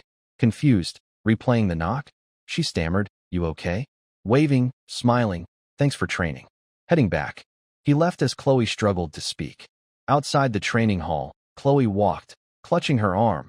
Since the placement test, I knew Giamma's a martial genius. Not just strength, but something bizarre. His killing intent is unreal. I couldn't block him. It's not technique, it's instinct. Even using my full blessing, I'm no match. With a half-broken wooden sword, he pushed me back. I knew he was strong, but a figure blocked her path. You look happy. Chloe noticed someone with her hair color, calling Chloe. Character info, second year, common class, Knox auditor. Looking closer, Brother Knox? Adjusting his mask, after enrolling, you're hanging with lowlifes? Defensive, don't call Giamma that. Knox continued, Giamma, huh? Keep involving him, and the auditor clan will eliminate him. Unfazed, Chloe brushed past. Even the whole clan can't beat him. She left without another word. Knox muttered, Giamma.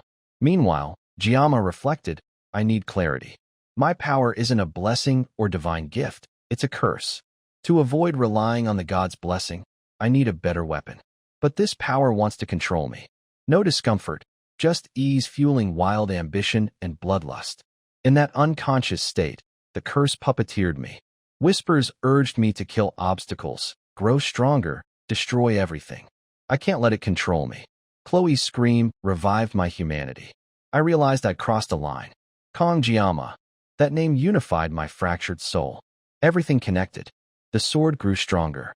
If I kill mindlessly, I'll fall to the demonic path, losing myself. Chloe brought me back, restoring my faith and humanity. She broke the wooden sword, triggering my demonic outburst. It's frustrating, but I'm grateful she woke me. I want to thank her sincerely.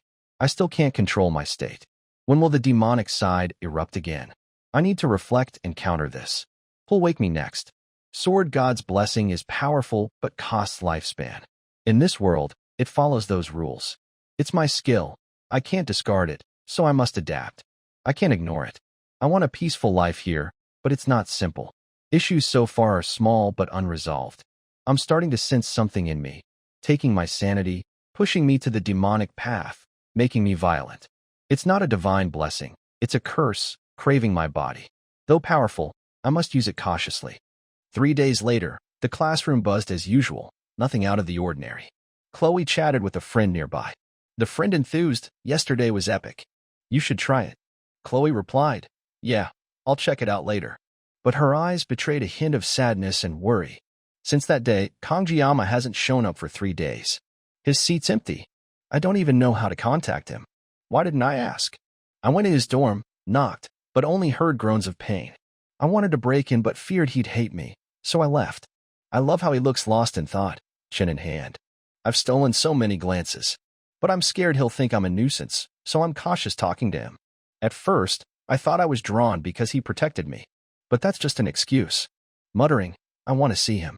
The next day, teacher Lubian stormed into class, barking quiet. You're students of a prestigious academy, yet all you do is bicker? Due to the rain forecast, training's replaced with self-study. Noticing something, Jiyama's still absent? He must have a reason. A true teacher trusts and waits. He shouted, "Study." The class chorused, "Yes." A student whispered, "This teacher's grumpy as hell." Lu spotted a figure, who's entering during class. Eyes widened as a student ascended the stairs, step slow, gaze icy.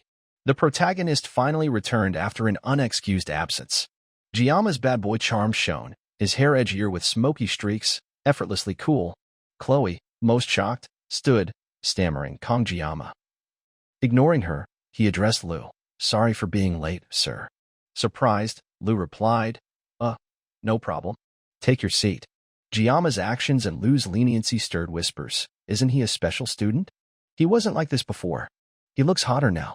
Silence resumed. Training had transformed Jiyama into someone colder, enigmatic. After self-study, students left, chatting, "Let's eat. I'm starving." "That hungry, huh?"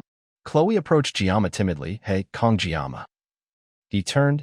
"Yeah, Chloe?" Worried. "Did something happen? You've been absent. I thought something was wrong. Was it our training?" Pausing, he smiled. "Just a bad cold. Thanks for worrying." His radiant smile sent Chloe's heart racing, dazed. Blushing, "Good to hear." Jiyama reflected, suspicious, 3 days of mental torment, like an addict.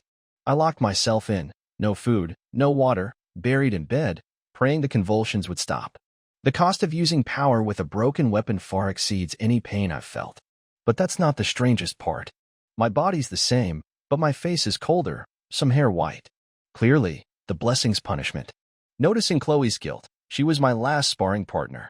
I need to ease her mind. You invited me to dinner last time, right? Let's eat tonight. Shocked, blushing. What? Really? Me? Dinner? He nodded. Yeah, but I want to try your cooking. Chloe jumped, ecstatic. Of course. I'll do it. I'm so excited. She's happier now. Chloe continued. So, what do you like? I'll make it. Jiyama replied, haven't eaten in a while. I'm craving. Last time at your dorm, I threw up. No, it was too expensive, so I haven't eaten since. Sensing something, he stared at a plant pot, scanning around, then locked eyes with someone. Chloe, puzzled, followed his gaze. What are you looking at? A figure leaned against a wall, arms crossed, eyes sharp enough to devour. Chloe froze. Jiyama noticed. Someone you know? She stared at her brother, missing his question, piquing Jiyama's curiosity. He approached the figure. Their eyes clashed with killing intent. Giyama spoke. Got something to say? Stop staring. The figure's eyes shifted from green to red, chilling. What's with that look? Chloe stepped between them. Giyama, ignore him. To her brother, I told you not to come. Why are you here? Giyama noted. Her brother? Her voice is sharp but trembling, clearly scared. Nox auditor spoke. He doesn't look strong. You broke auditor rules for this guy? Chloe bit her lip. Auditor or not, it's none of my business now. Nox pressed. Bloodstained hands can't be cleaned. Born an auditor, you're its slave forever. Giyama mused. She speaks modern. He's like a period drama. They're like water and fire. Nox insisted. Ditch this weakling and return to auditor. Chloe snapped. Don't talk about Giyama like that. An endless argument erupted. Giyama observed. Intense killing intent. Good thing everyone's gone. I'm used to this. The Auditor Clan. Assassins handling dirty jobs in the game. They appear mid-story, weak in direct combat but thrive in darkness. Their kids train as killers from childhood, growing into agile, powerful assassins. So Chloe's an auditor. Explains her quirks. She's a killer, taking lives like candy. Her brother's a true auditor assassin. Competition's fierce, so their treatment makes sense. She came here to escape, to live normally. But like my cursed blessing, born into an assassin clan, she can't just choose her path. Her life's set as an emotionless killing machine. Cruel. I'm no hero, nor do I want to be. I can't save the world, but I can help her. Stepping forward, what's your deal? Let me talk to him. It's what I can do for her, what I want. The curse, like the blessing, is my burden. May it work when I need it. To Nox, you're Nox, right? No escaping these chains. I need Sword God's blessing. Heaven or hell, I'll face it. No matter the pain, I won't give up. If I can't run, I'll move forward. Embrace it. I'm Kong Giyama, Kong for sword demon, Ma for demon. As a swordsman. Gliding past, coldly, follow me. Let's talk. Meanwhile, in Professor Liu's office, he sat pondering Giyama's earlier demeanor. Something's off with that kid. His face was different. A woman burst in. Senior. Why so worried? You're balding more. Liu snapped. Don't touch my head. Flustered. Sorry. A phone rang. Liu answered. Common class instructor, Liu Bian. Urgent matter? The woman thought. It's a wig. Makes him cuter. Liu gasped. What? Subspace? What happened? A student signed up for combat? Who? The reply. Kong Giyama. Opponent. Nox auditor. Shocked. What? The subspace was ready. The door opened, and the countdown began. Giyama sat in the waiting room, 15 minutes until the subspace match starts. I thought this would be complex, but it's surprisingly smooth. He recalled the principal's words. If you're serious, be careful. Subspace doesn't cause physical wounds, but mental scars remain. Winning is what matters most. Combat sounds echoed into the waiting room. Watching others fight teaches a lot, but these matches are brutal. I tried staying low-key, but now it feels pointless. Leaning against the wall, brooding, Chloe approached and sat beside him. Startled by her overly emotional expression, Giyama saw tears streaming down her face, clearly worried and blaming herself. Fighting her brother was unexpected. Awkwardly, Chloe, it's not your fault. I have the weapon you gave me. Don't worry. Silence enveloped them. Seconds later, Chloe said sadly, my brother's really strong. Giyama reassured, I sparred with you, so I know a bit about your family's moves. Still anxious, don't underestimate him. He's a genius in auditor history. No one in our generation matches his shadow weapon control. At 14, he became a Nightshade assassin. Nightshade assassin? Sounds dangerous. No matter how I avoid it, this is my only choice. I'll fight with everything. Recalling his master's words, you were born to wield a knife your whole life. Even in this life, I can't escape fighting with a sashimi knife. The loudspeaker announced, the subspace match begins. Selected students, enter the arena. Giyama grabbed his two knives, bidding Chloe, I'm going in. Her distressed eyes blamed herself. Firmly, Chloe, no matter what, this world has many combat geniuses at any time. But here, now, I'll win this. He strode into the subspace. The subspace door opened, blinding light forcing Giyama to shield his eyes. Standing in the empty arena, he felt small. Cheers erupted from the stands. Win it. We've waited for this. Giyama smirked, and the arena cheered on. I feel like a real warrior. Exhilarating. Noticing the star class in the crowd, including all the game's protagonists. Abel watched intently, excited but nervous. I'll do fine. Nox snapped. You mocking me, punk? Using a kitchen knife against me? You're dead. His wild killing intent choked Giamma, who retorted, think a master like me needs a legendary weapon? A kitchen knife's enough. Giamma's arrogance enraged Nox. Damn you. I'll split your head. See if you keep talking. You'll get your wish soon. Eyeing Nox's sharp sword, a rank S auditor weapon. Twin blades with their signature assassin aura, Black Fong, one of the game's strongest moves. Intense killing intent. I need to watch for surprise attacks. Rank S weapons deal massive damage with lightning speed. Dodging will be tough. The announcer declared, both fighters ready. Subspace will deploy defensive magic. May the gods' blessings be with you. They charged, eyes sharp as blades, evenly matched. Giamma's system updated. War God's Blessing activated. Sword God's Blessing activated. Divine blessings are with you. Spectators gasped. What kind of fighting? I can't follow. They're so fast. How's a common class student that quick? The subspace battle raged intensely, with dazzling sword strikes flashing. Retro Zamira exclaimed, their speed's insane. Abel, surprised by the weak student he's fighting at this level? Both are formidable, equally talented. Swords clashed relentlessly, lightning fast. Nox pressed Giamma, his strike shattering the ground. Not bad, but can you dodge this? He unleashed triple Blackbird, a surge of killing intent. Giamma, shocked by its speed, couldn't react. Engulfed by the dark aura, Nox gloated. It's over. As the dust cleared, Giamma stood firm, the ground around him shattered. He dodged. Spectators chattered. Second years dominate. The first year with a kitchen knife just dodges and runs. Second years are always stronger. Abel mused. Seems that way, but not quite. The second year assassin dominates, but the first year dodges skillfully, waiting for an opening. Nox, frustrated, admitted, Chloe was right. He's not ordinary. Damn, I used Black Fong Guardian to boost speed, yet he dodges easily. Speed alone won't do. I need to predict his moves, cut him off with precision. One hit, and he's done. That kitchen knife blocks my rank S swords? Infuriating. Giamma dropped his knife. Nox demanded, what's your game? Silent, Giamma showcased his skill, aiming the knife at Nox, its intricate patterns gleaming. Nox focused, unnerved. Giamma's gaze, sharper than his blade, unnerved him further. That stance is taunting me? You dare mock me in this fight? You're begging to die. Killing intent blanketed the arena, an invisible weight. Nox's eyes blazed, icy with death and rage. With Shadow Fong, you're dead. This ends now. No one survives Crimson Slash. Giamma, cold, just wait. A blinding light radiated. I want a normal life, but unwanted fights drag me in. Against his overwhelming aura, I've found a way to fight effectively. Curse or blessing, it's my privilege. I can control my body, wielding techniques flawlessly. I must stay calm. Though the curse urges madness, I'll master my mind. If I can't escape the divine blessing, I'll fight for my life. Suddenly, a crack sounded from Nox's arm. He'd lost it, unnoticed. Giamma had streaked past like a missile, leaving dust.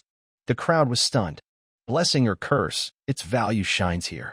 My peaceful future may break, but the storm's just beginning. Giamma unleashed a flurry of slashes at Nox in an instant.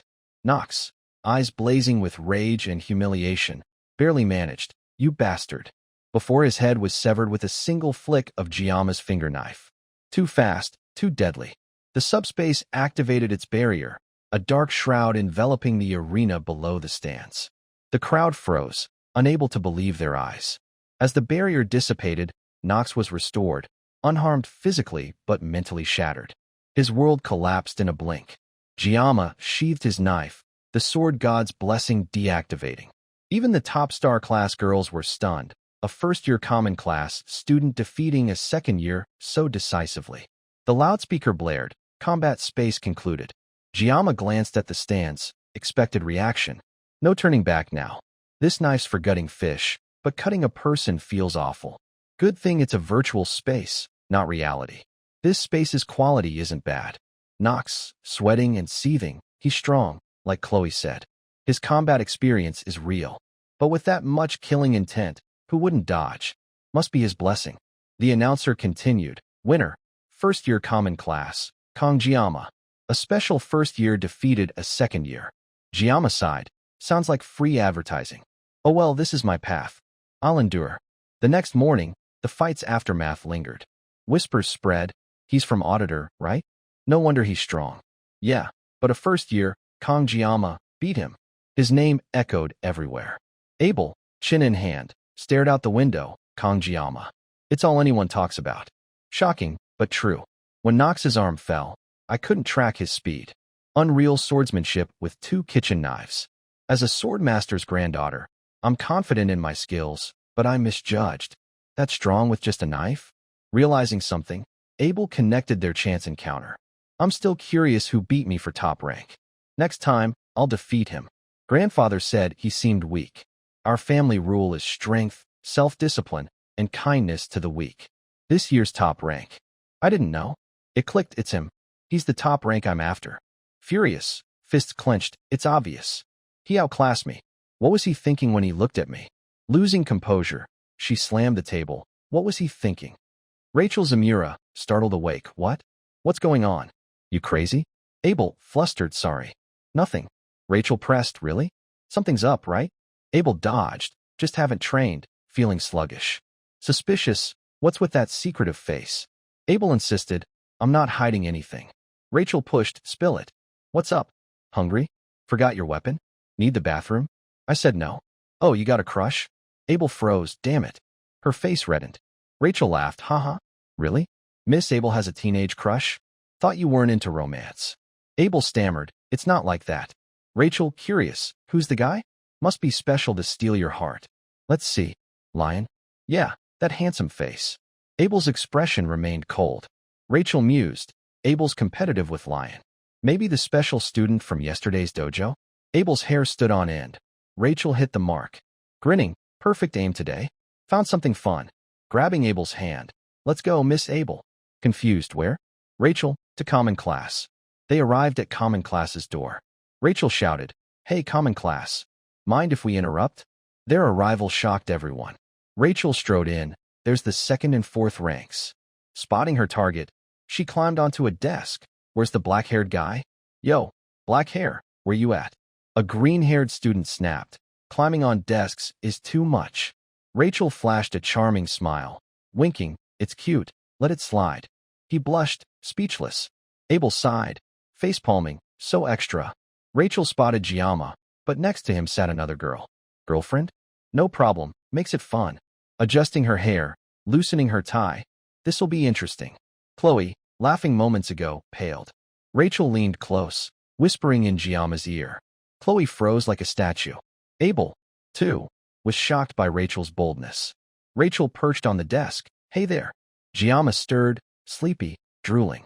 Rachel's curvy figure, S-shaped, full-chested, hit him. She cooed. Oh, you're awake? You're Kong Giamma, right? Didn't recognize you at the dojo yesterday. Rachel? Why's she here? She leaned closer, flirting. Up close. You're really handsome. Giamma sensed danger. What's this? Bad vibes. My instincts screamed trouble. As her finger neared his face, Chloe grabbed it. Icy. Sorry. Who are you? The air reeked of searing jealousy, sharp and unbearable. Caught off guard by Chloe's sudden move, Rachel flashed a cryptic smile and flicked Chloe's hand away. Giamma, observing, flinched. Anxiety crept across his face. Is this danger? Chloe's instinct screamed alarm. Giamma muttered, what's this? She's holding a paper knife? Unease etched his expression. A fight in class?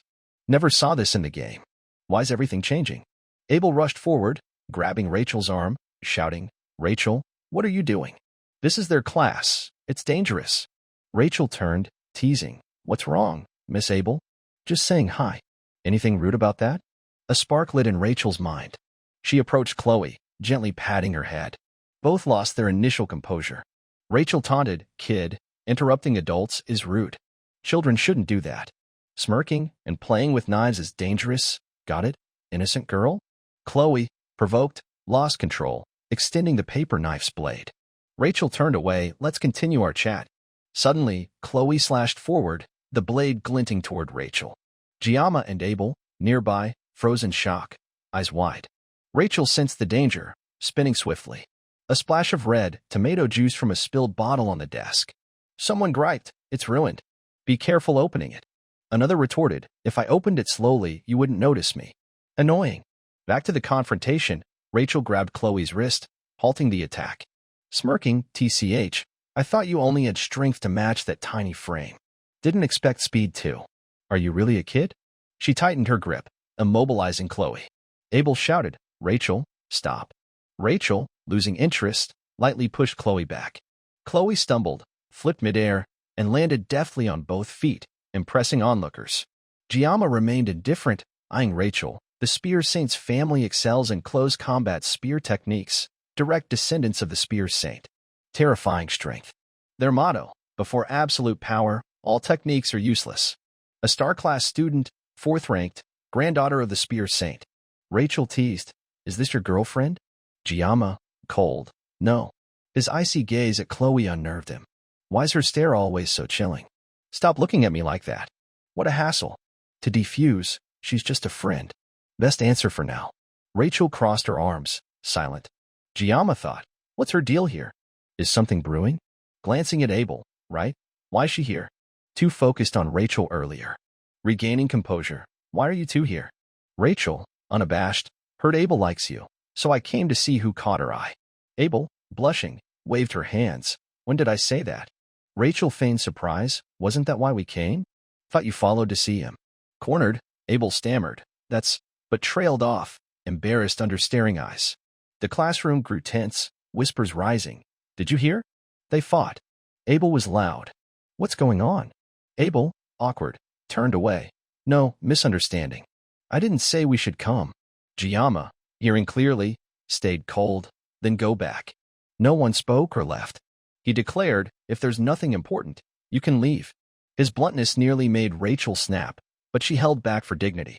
Abel thought they'd go, but Rachel leaned close, elbowing Giamma playfully, you're interesting and cute. I like guys like you. Frowning, annoyed, lucky me. I'm boring. I don't need more entanglements. School life's messy enough. Rachel hugged his arm, pressing close. Don't be so tense. How about watching a movie in my room after class?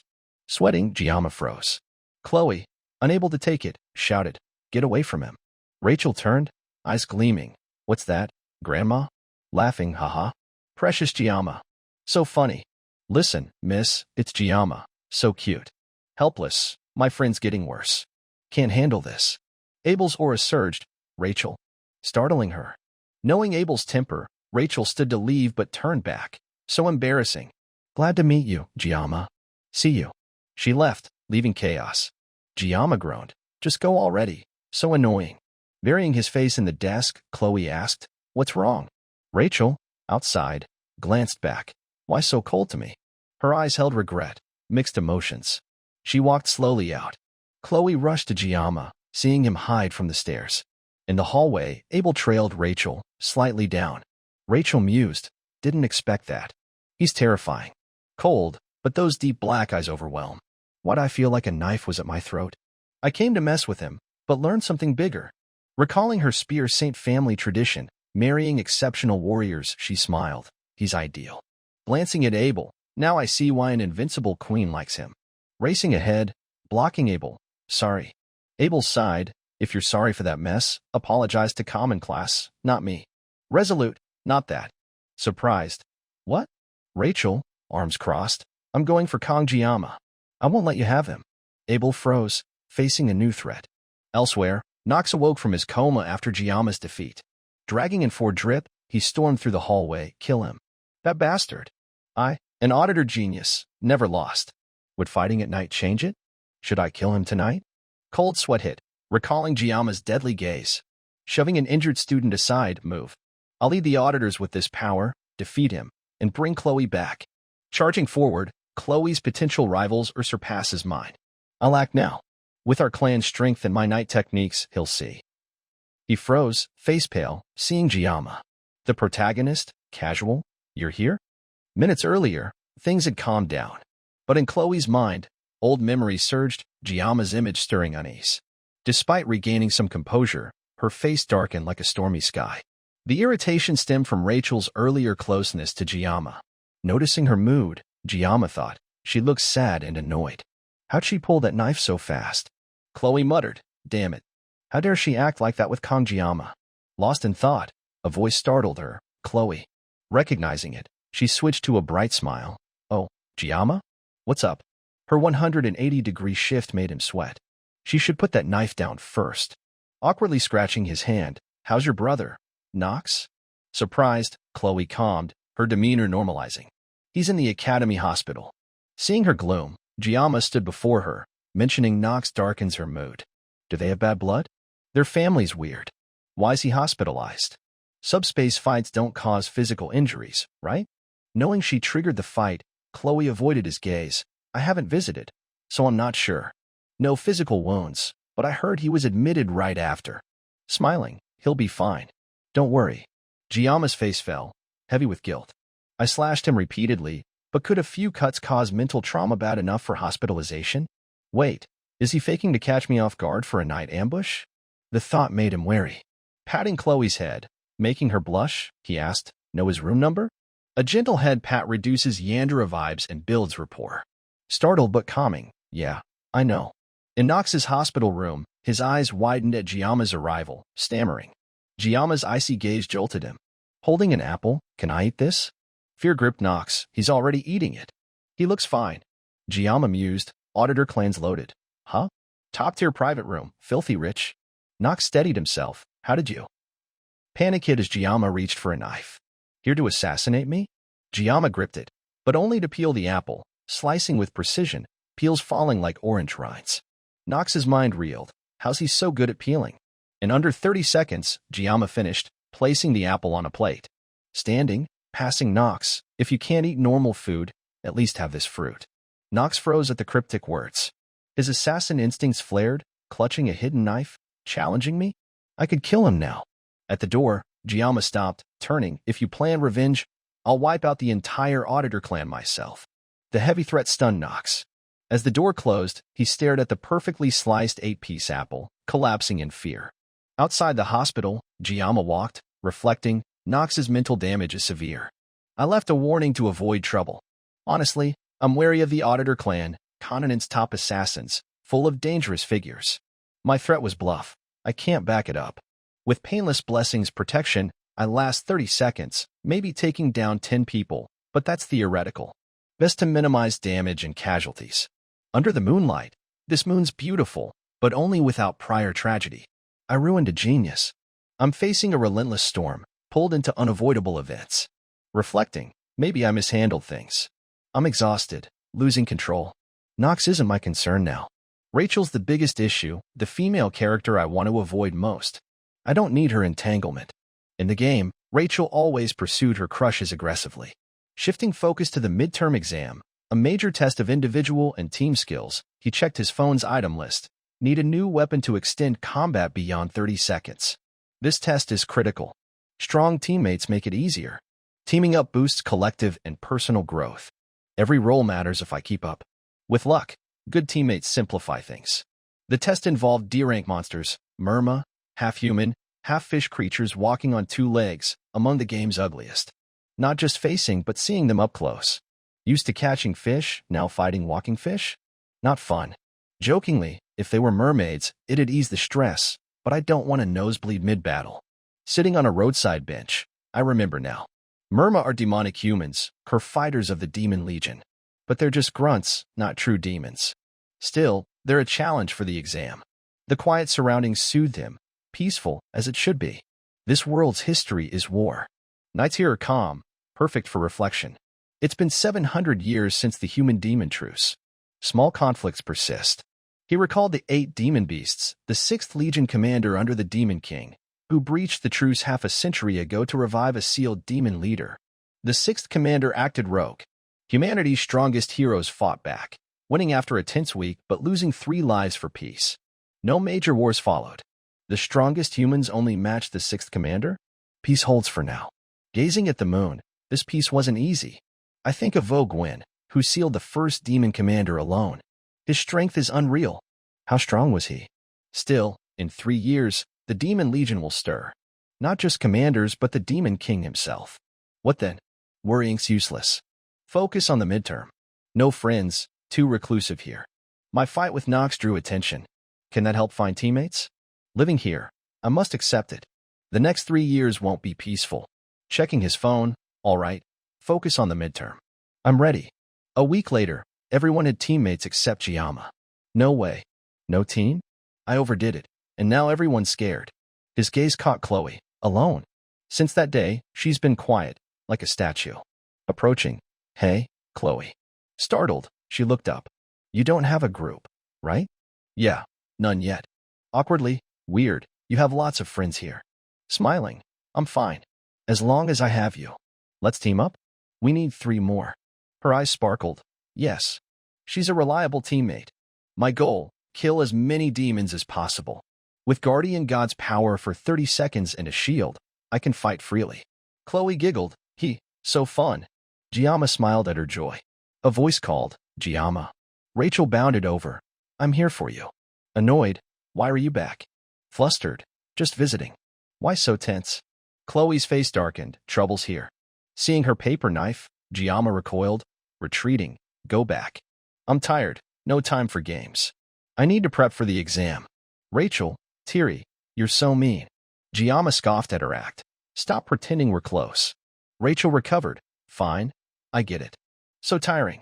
She slumped on the desk, whining, leaving Giamma speechless. Damn it. Looking up. Oh, right. Got enough teammates for the exam? She wants in my team? Coldly. Not yet. Beaming. Great. Join my group. Let's team up. While Giamma was still dazed, puzzled by the sudden invitation, Rachel approached gently. Her eyes gleamed with an indescribable spark. Slowly, she lifted his chin, snapping him out of his reverie. Flustered and slightly annoyed, Giamma brushed her hand away, asking with a hint of confusion, why me? There are tons of others dying to be your teammate. Rachel flashed a mischievous smile, locking eyes. They're not as interesting as you. Softly, I don't know why, but I have a feeling being around you will be thrilling. After listening, Giamma declared, Rachel, I've decided to team up with Chloe. Rachel smirked, flashing a confident 2-finger gesture. No problem. My team happens to need 2 more. Giamma paused, reflecting. He didn't like Rachel's stubborn streak, but rejecting her could cost him rewards and grades. Guess I'll accept. Recalling an old saying, hate the sin, not the sinner. Glancing at Chloe, he gauged her reaction. She frowned, clearly displeased with Rachel, but after a moment's hesitation, nodded. Giamma turned to Rachel. Firm, you're calling the shots, right? No delays. Rachel pulled out her phone, texting someone, deal. But no backing out. Giamma froze, remembering something. Wait, who's the team leader? Still texting, Rachel replied, oh, it's Leon. You know him, right? He's pretty famous. At Leon's name, Giamma jolted, a heavy feeling rising. Muttering, damn it. After Rachel left, Giamma sat silently, questioning his existence. Did I commit some grave sin in my past life? I spent nearly 30 years filleting fish, yet despite dodging trouble, I'm tangled with these heroine leads.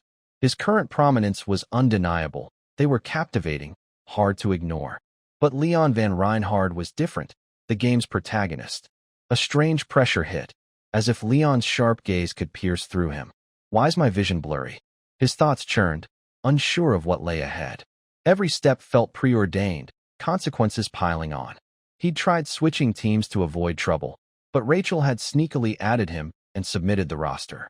Her mocking voice echoed, think you can escape? Dream on. Furious and near tears, a fight? Should I just take her out?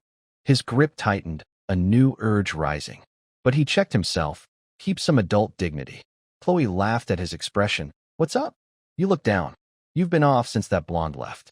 Giamma replied, just stressed about teaming with star-class elites. Chloe encouraged, no one in star-class beats you, Giamma. I guarantee it. Embarrassed, thanks. Chloe's in too. Ditching her would be irresponsible.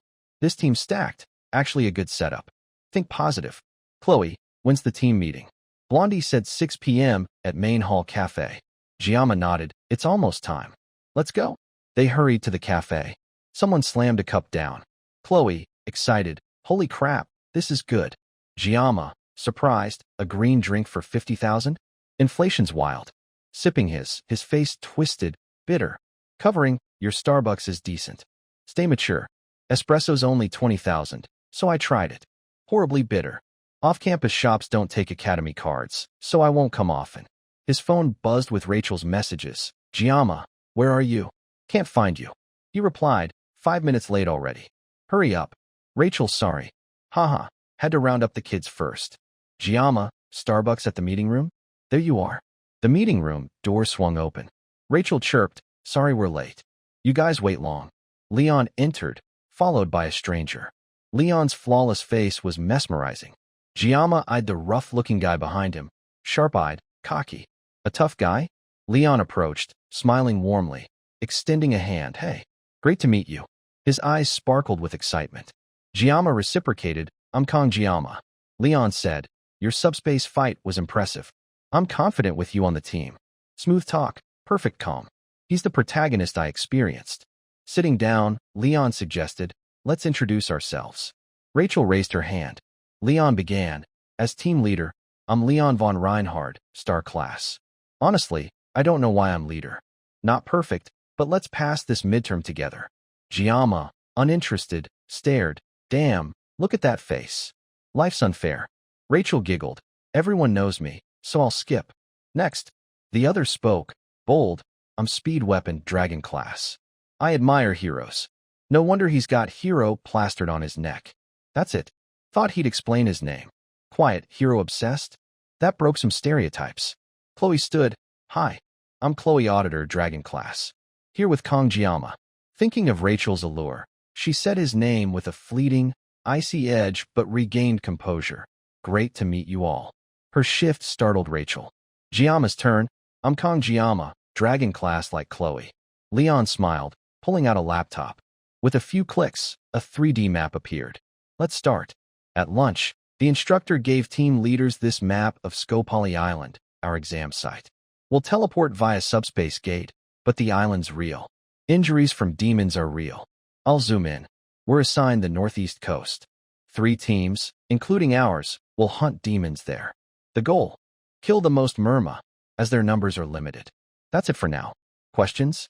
Speed raised his hand. Skopali has strong demons. Isn't that risky?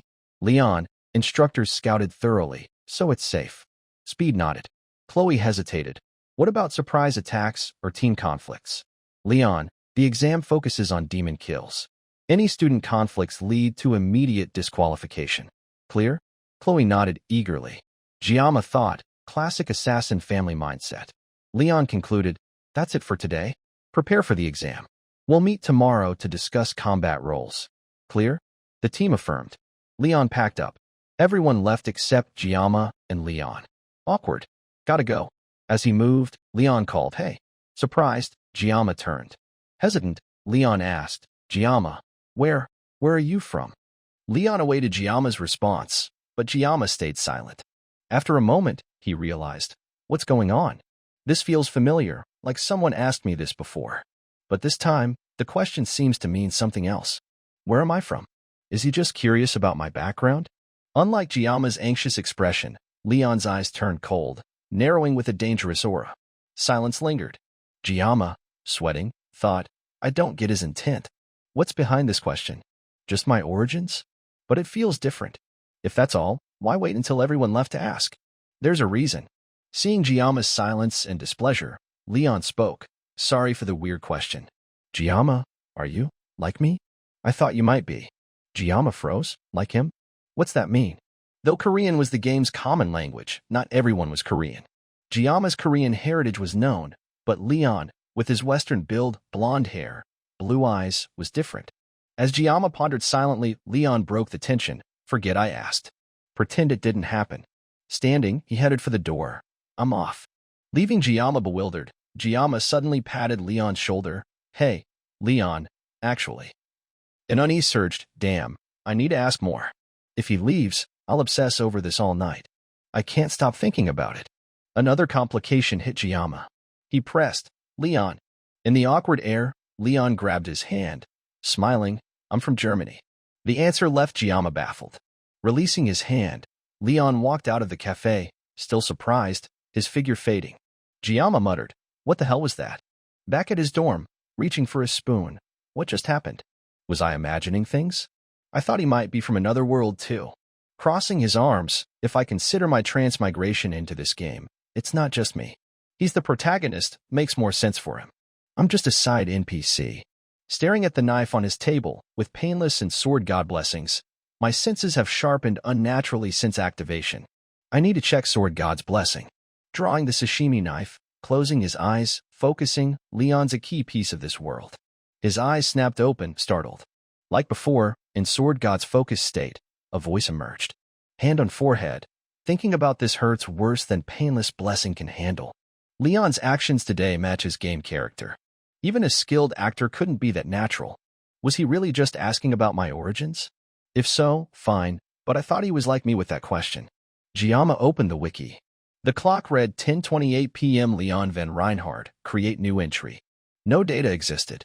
He's a mystery. Maybe the developers wanted to keep players guessing. Sighing, before, I'd overthink everything. Now, this feels normal. I should stop asking such questions. I'm teamed with him for the midterm. If issues arise, I'll need Comedia's help. Post-exam, if Leon's involved, I'll handle it first. Comedia is just the honorary principal, but she runs the world's top academy. I need to stop overthinking. Strange. Normally, I'd avoid this. But I feel oddly calm. The blessing's effect? A status window appeared. Sword God's blessing. If you slash, all burns. Physical requirement raised from 5 to 7. Mental sword standard. 3. Speech and action slightly weapon dominant. Unlock conditions not met. Synchronization rate from 2.5% to 6.8%. Unlocks at 7%. Note: shield activates only if blade length is under 35 plus 1 cm and width under 8 plus 1 cm. Things are progressing. Mental and weapon stats unchanged, but physical strength improved from training. For weapon intensity, I'll unlock it with Muramasa. I get these 3 metrics. But synchronization rate? Why is it rising so fast? Almost there. Reflecting, related to my actions? I barely understand myself. Annoying. No one to ask. A notification popped up. New info, activation time adjusts based on painless blessing usage. Painless blessing. Activation time from 30 to 40 seconds. Cooldown 12 seconds. Stammering, wow, 40 seconds. How did it increase? More use, longer duration. Hardships are paying off. Sheathing the knife, laughing, haha. Unbelievable. Feels amazing. 5 days left, Giamma trained physically. For days, another team meeting, Rachel disrupted the serious mood.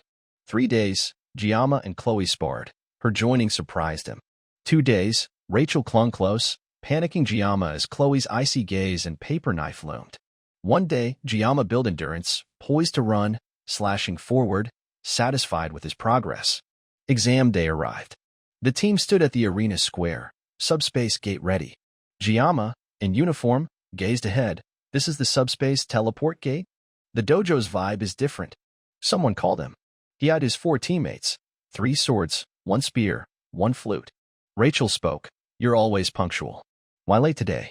Recalling the prior meeting, Leon assigned roles. Leon at center, Rachel, melee fighter, at front, speed weapon, support and healer, 4th, Chloe, agile and stealthy, 2nd. Chloe smiled. Morning, Giamma. Sorry, a bit late. Giamma, last, handled support. Leon's role assignments are spot on. Giamma marveled. Wow, weapons too? Isn't that a rank S crescent halberd? 2-meter crescent blade, and Rachel chose it. Rachel smirked, whispering, latecomers pay a penalty. He glanced at Leon's unsheathed double-edged sword and Speed's flute. Skeptical, Speed snapped. What are you staring at? Rachel leaned in. Believe it or not, that flute's a rare rank S healing weapon. Giamma, shocked. Really? That flute? Rachel nodded. Yup, true. In the game, rank S weapons are ultra rare. Even rich kids spend thousands for rank A. This flute looks like a kid's toy. Appearance isn't strength? Or a wolf in sheep's clothing? Curious, Giamma touched the flute. Cool. Speed flinched. Enough. Back off. The announcer boomed. Attention. The 2034 midterm exam begins soon. You look ready. Rules are clear, so I'll be brief. If it's dangerous, run. You're not heroes, just students. Don't trade lives for grades. To withdraw or if injured, contact your instructor anytime. As Instructor Lai spoke, Leon checked his watch. It's time. Stay calm. Do your best. Giamma pondered. Chloe approached. Worried. Giamma? Something wrong? Hesitant. I'm so anxious.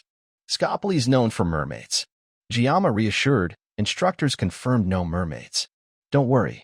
Chloe nodded, still uneasy. In my hometown, Cecilia, mermaids appeared, tied to the human-demon truce.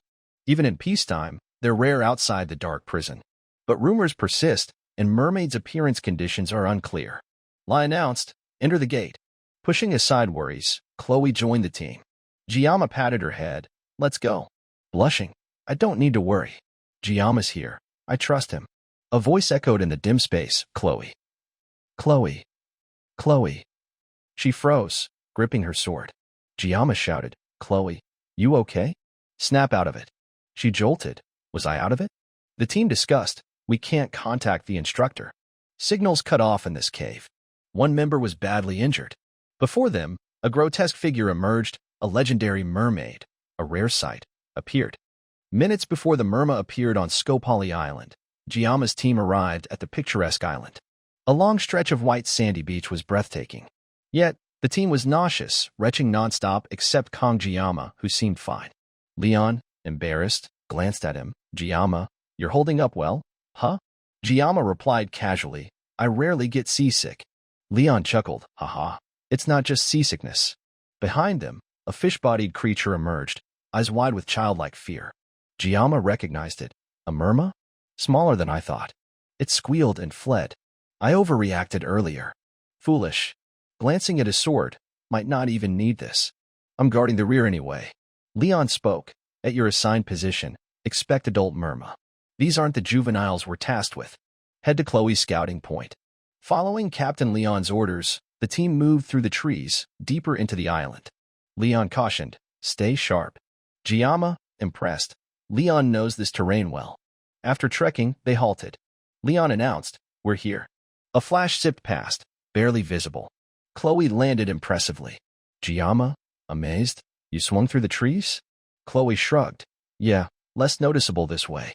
Leon asked, "What's the situation, Chloe?" She reported, "A cave 500 meters ahead." Guided by Chloe, they approached a cave shrouded in trees, its entrance cold and mysterious. Inside, glowing yellow eyes flickered. Dozens of merma gathered around a blazing fire. Rachel estimated, about 50 to 60, right? Giamma, silent, worth considering. Eliminating this many could secure first place. But the captain prioritizes safety. No outside contact in the cave. Injuries are dangerous. Risk it or take a safer route. Leon's call. Recalling their earlier talk, Leon had assigned roles. Chloe, scout upon arrival. Weapon, support, and heal from the rear. Giamma had teased Weapon, still shocked you're a healer. Weapon snapped. What? A hero helps others. You didn't know? Leon continued, Giamma, guard the rear for surprises. Perfect. I'll lead from the center. Attacking is needed. Rachel asked, what about me? Leon replied, you have a special role. Back to the present, Leon decided to tackle the monsters. Rachel. She understood, charging forward. Her sword gleamed as she hurled it into the fire where the merma gathered. Giamma gasped, what the hell? While the creatures stared at the sword, Rachel leapt from above, blonde hair flowing, eyes fierce. She grabbed her sword, striking before they could react. What's going on? She shouted, swinging her holy sword. A long slash decapitated countless merma. Recalling Leon's plan, Rachel wiped them out. Can you? She boasted, of course. They're nothing compared to me. I'll take them all. Weapon played his flute from afar, its melody luring the half-human merma. They lunged toward him, mouths agape. Rachel kept slashing, sounds of clanging and slicing mixed with her count, 6, 7, 9, 11. Each kill fueled her excitement. Her relentless strikes hit 24 kills swiftly. At this pace, they'd be eradicated soon. Rachel laughed, Weapon, thanks for thinning out 25. Giamma, watching, was stunned by her precision. The merma scattered in pieces. Chloe, itching to join, drew her sword, eyes blazing as Rachel stole the spotlight. A precise slash took out 8. 8. She bragged. 2 more charged her, but 2 quick strikes sent them to the afterlife. 2 more. 10. Chloe matched Rachel's pace, both wielding sharp, masterful blades. Leon and Giamma's expressions shifted. Giamma worried. What's this? Why not stop? Are they competing? They're slashing without care, ignoring everything. A massive merma appeared, its XXL mouth joining the fray. Expecting a clash between the swordswomen, the beast was shredded into 100 pieces by both. Rachel laughed. Think you can take us, sweetie? Dream on. To Chloe, not bad. Kid, you're faster. Chloe retorted, I killed that one. Don't play, Blondie. They split, attacking separate directions. Giamma sighed, good. I thought they'd fight each other. Leon sheathed his sword, no longer poised to intervene, smiling. We worried for nothing. Giamma nodded. Yeah, overthought it. 60 gone in a flash. Leon, half joking, we're teammates, gotta trust each other. Done here? Let's move. Decisive, a natural leader. Just a nationality question? A brilliant team effort. Suddenly, a mystical force struck Leon's stomach like lightning. The team froze, eyes entranced. Giamma stayed calm, looking back, a colossal mermaid, exuding oppressive power. Human-like bones covered in scales, slit pupils like a snake, grotesque fingers and toes. The legendary mermaid. Rachel panicked. Why's a mermaid here? Weapon added. Wasn't it scouted? Giamma, stunned. What the hell? Thought this was smooth. Damn it. Run or fight? Fleeing with injured Leon risks team annihilation. One choice left. He shouted, Rachel, contact the instructor. Report the mermaid. Weapon trembled. What? No signal. Giamma smirked, cut off. No wonder they're panicking. I'm the only one clear-headed. Taking command, Rachel, hold off the small fish. Weapon, pour all healing blessings into Leon. Chloe. She snapped alert. Go outside, find nearby students, tell them to evacuate and get an instructor. Chloe stammered. But you. Giamma reassured, to save the team, we can't carry Leon. Hurry before more merma come. Reluctant, all right. She darted off like lightning, vanishing. Rachel, about to hold back the merma, turned. Giamma, what now? Got a plan. Seeing him approach the mermaid, she yelled. What are you doing? Weapon gasped. You crazy. Giamma clarified. Rachel, Weapon, handle the small fry. Rachel shouted. What's your plan, lunatic?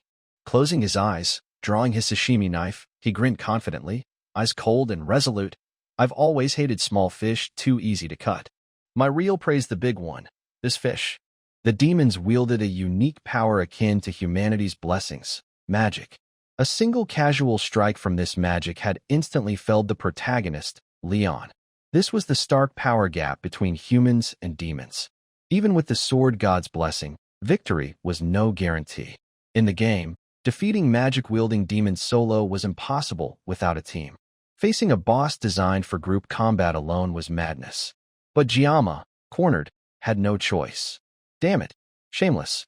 He'd crossed a point of no return. Chloe needed at least 10 minutes to return. Only one option remained. In 40 seconds, he had to slay the mermaid. Drawing his sword, urgency steadied, his spirit bolstered by unleashed resolve. His commanding words and actions began aligning with the wielder's intent. Activating suppression, the sword god's blessing ignited. Giamma grinned, exhilarated. It's been ages since I sliced sashimi for real. May the god's blessing be with me. Meanwhile, Rachel relentlessly cut down smaller merma. One by one they fell. She cornered them, leaving no escape but death. Channeling strength into her spear, she swung, unleashing a crushing vortex that swept away stubborn stragglers. Exhausted, panting, she wiped sweat with one hand. Weapon watched her obliterate the horde, but saw her fatigue. Though tempted to aid Rachel with his blessing, healing Leon's deep wound consumed his focus. The injury was slowly mending. I knew Kong Giamma was absurdly strong from the subspace fight, but soloing a boss? He's insane. My limbs are shaking just watching. Should I stop him? The beautiful, yet menacing mermaid bared her teeth, sneering at Giamma. Channeling her energy, she unleashed a sinister whirlpool of magic, attacking furiously. Unfazed, Giamma charged with a chilling gaze. Analyzing, this mermaid's a demon, using long-range water magic. Ignore the magic. Fish is fish. Get close. Without hesitation, he swung his sashimi knife, eyes blazing with hatred. But as the blade struck, the mermaid's form shifted, dissolving into nothingness. She reappeared, darting toward Weapon. Caught off guard, his face paled. The mermaid grinned, confident in her prowess. But it wasn't that easy. Before she could strike, she screamed in pain. Giamma had caught up, his slash making her wail. Yet, it wasn't enough to kill. Frustrated, damn, not far enough. Undeterred, he lunged, aiming more butcher knife slashes. But she was faster, diving into the lake. Giamma landed, Seething, damn it. No wonder she's a mermaid. Hard to predict. Targeting the injured? I need to act fast. A voice interrupted. Turning, he saw a weapon's stunned face and realized it was Leon's weak voice. Seeing Leon recover, Giamma sighed. Smirking, you good? Weapon stammered. I'm fine. Giamma, keep helping, hero. The word left weapon dazed, hero. Epic. Recalling his own words. Justice. Courage. Sacrificing for others. Turning despair into hope. At this top hero academy, no one's shown that potential. So, in Dragon class, I asked Rachel to join this team. As support, it fits. If it's Leon, he'd let me witness the hero I admire. Giamma thought. Right, Leon's the game's protagonist. Awkwardly. Sorry, you don't seem heroic. Strong, sure, but I'm no hero. Is hero some title anyone can claim?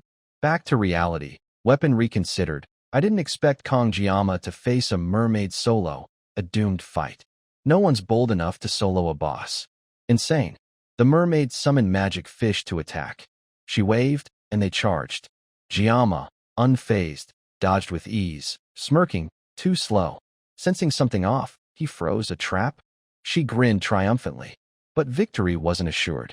The ground cracked, a pit forming beneath Giamma. He darted aside. Think you can trick me? Dream on, darling. As he moved, the mermaid spun 180 degrees, lunging elsewhere. Rachel, nearby, shouted, weapon, targeting him all along. Like a missile, Giamma pursued, slashing hard. Still not enough. Disappointed, missed again. Focus, Kong Giamma. The mermaid's form weakened. She shifted tactics, reaching for the cave wall. Boom. A beam pierced the rock, soaring upward. Furious, she raged at failing to crush Giamma's team. Her scream echoed as her magic backfired, striking her. A student gasped, Coach Kim, weird noise over there. A huge explosion and a flash. A strange rain fell. The coach, calm, pack up and move the injured. Probably just thunder. Yes, sir. They returned to the academy. The mermaid's destructive power left a smoking crater. Weapon kept playing his flute, healing Leon. Terrified Myrma fled the blast. Rachel, confused, what happened? They're running? Rain poured. Giamma reflected. Damn, 30 seconds and no fatal blow. Too focused on Leon. The mermaid's bad luck collapsed the cave, burying herself. Is she dead? A surge of power erupted, scattering debris. Not dead yet. The mermaid transformed. Thick scales gone, replaced by smooth skin, her form curvaceous, charging Giamma. Standing like a god, he calmly commanded, Rachel, the small fish are mostly cleared. Protect Weapon and Leon. Rachel, unsure, stammered, okay. Weapon couldn't believe it. Kong Giamma is really soloing a demon? I thought he was just crazy. I'm witnessing a legend. Giamma exhaled, finally, full focus. 10 seconds left, overtime. Let's go? Seeing his confidence, the mermaid hesitated, teeth grinding, veins bulging, charging ferociously. Giamma closed his eyes, sensing. As Sword God's blessing activated, his eyes glowed coldly. Come on, I'll carve you up. Shifting to Chloe's perspective, she raced to find help and warn others of the danger. She didn't know how long she'd been running, but her anxious mind urged, faster. I have to be faster. No stopping now. Along the way, she cleared minor obstacles with her weapon. Her legs ached, threatening to give out from the desperate sprint for aid. Giamma's parting words echoed, Chloe, get the instructor. He was stronger than anyone she'd met, yet he avoided fights, drawing his blade only when forced. I trusted his judgment and left as he asked. But a mermaid. If only I were stronger. A tremor from Giamma's location hit her, unease surging, an explosion. Fighting already? Please survive. While running, she tripped on a vine, her balance faltering, body lurching forward. With one foot, Chloe adjusted, regaining stability. She couldn't stop under the rain. I can't fall. Tears fell in despair. I have to save him. Gritting her teeth, she shouted, anyone. Please. Is someone there? Running aimlessly, she sensed something nearby, faintly visible. Shadows blended with the scenery. Signs of life ahead. My senses are off. I can't tell. Anxiety spiked. Friend or foe? Why Myrma now? Drawing her sword, she slashed forward.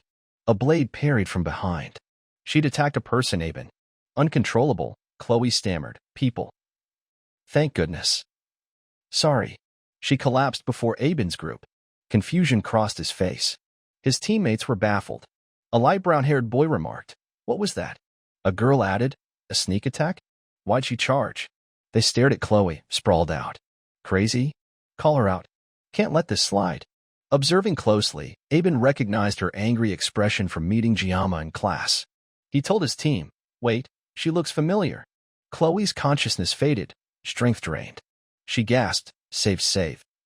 Giamma," before passing out, leaving everyone stunned. Silence fell.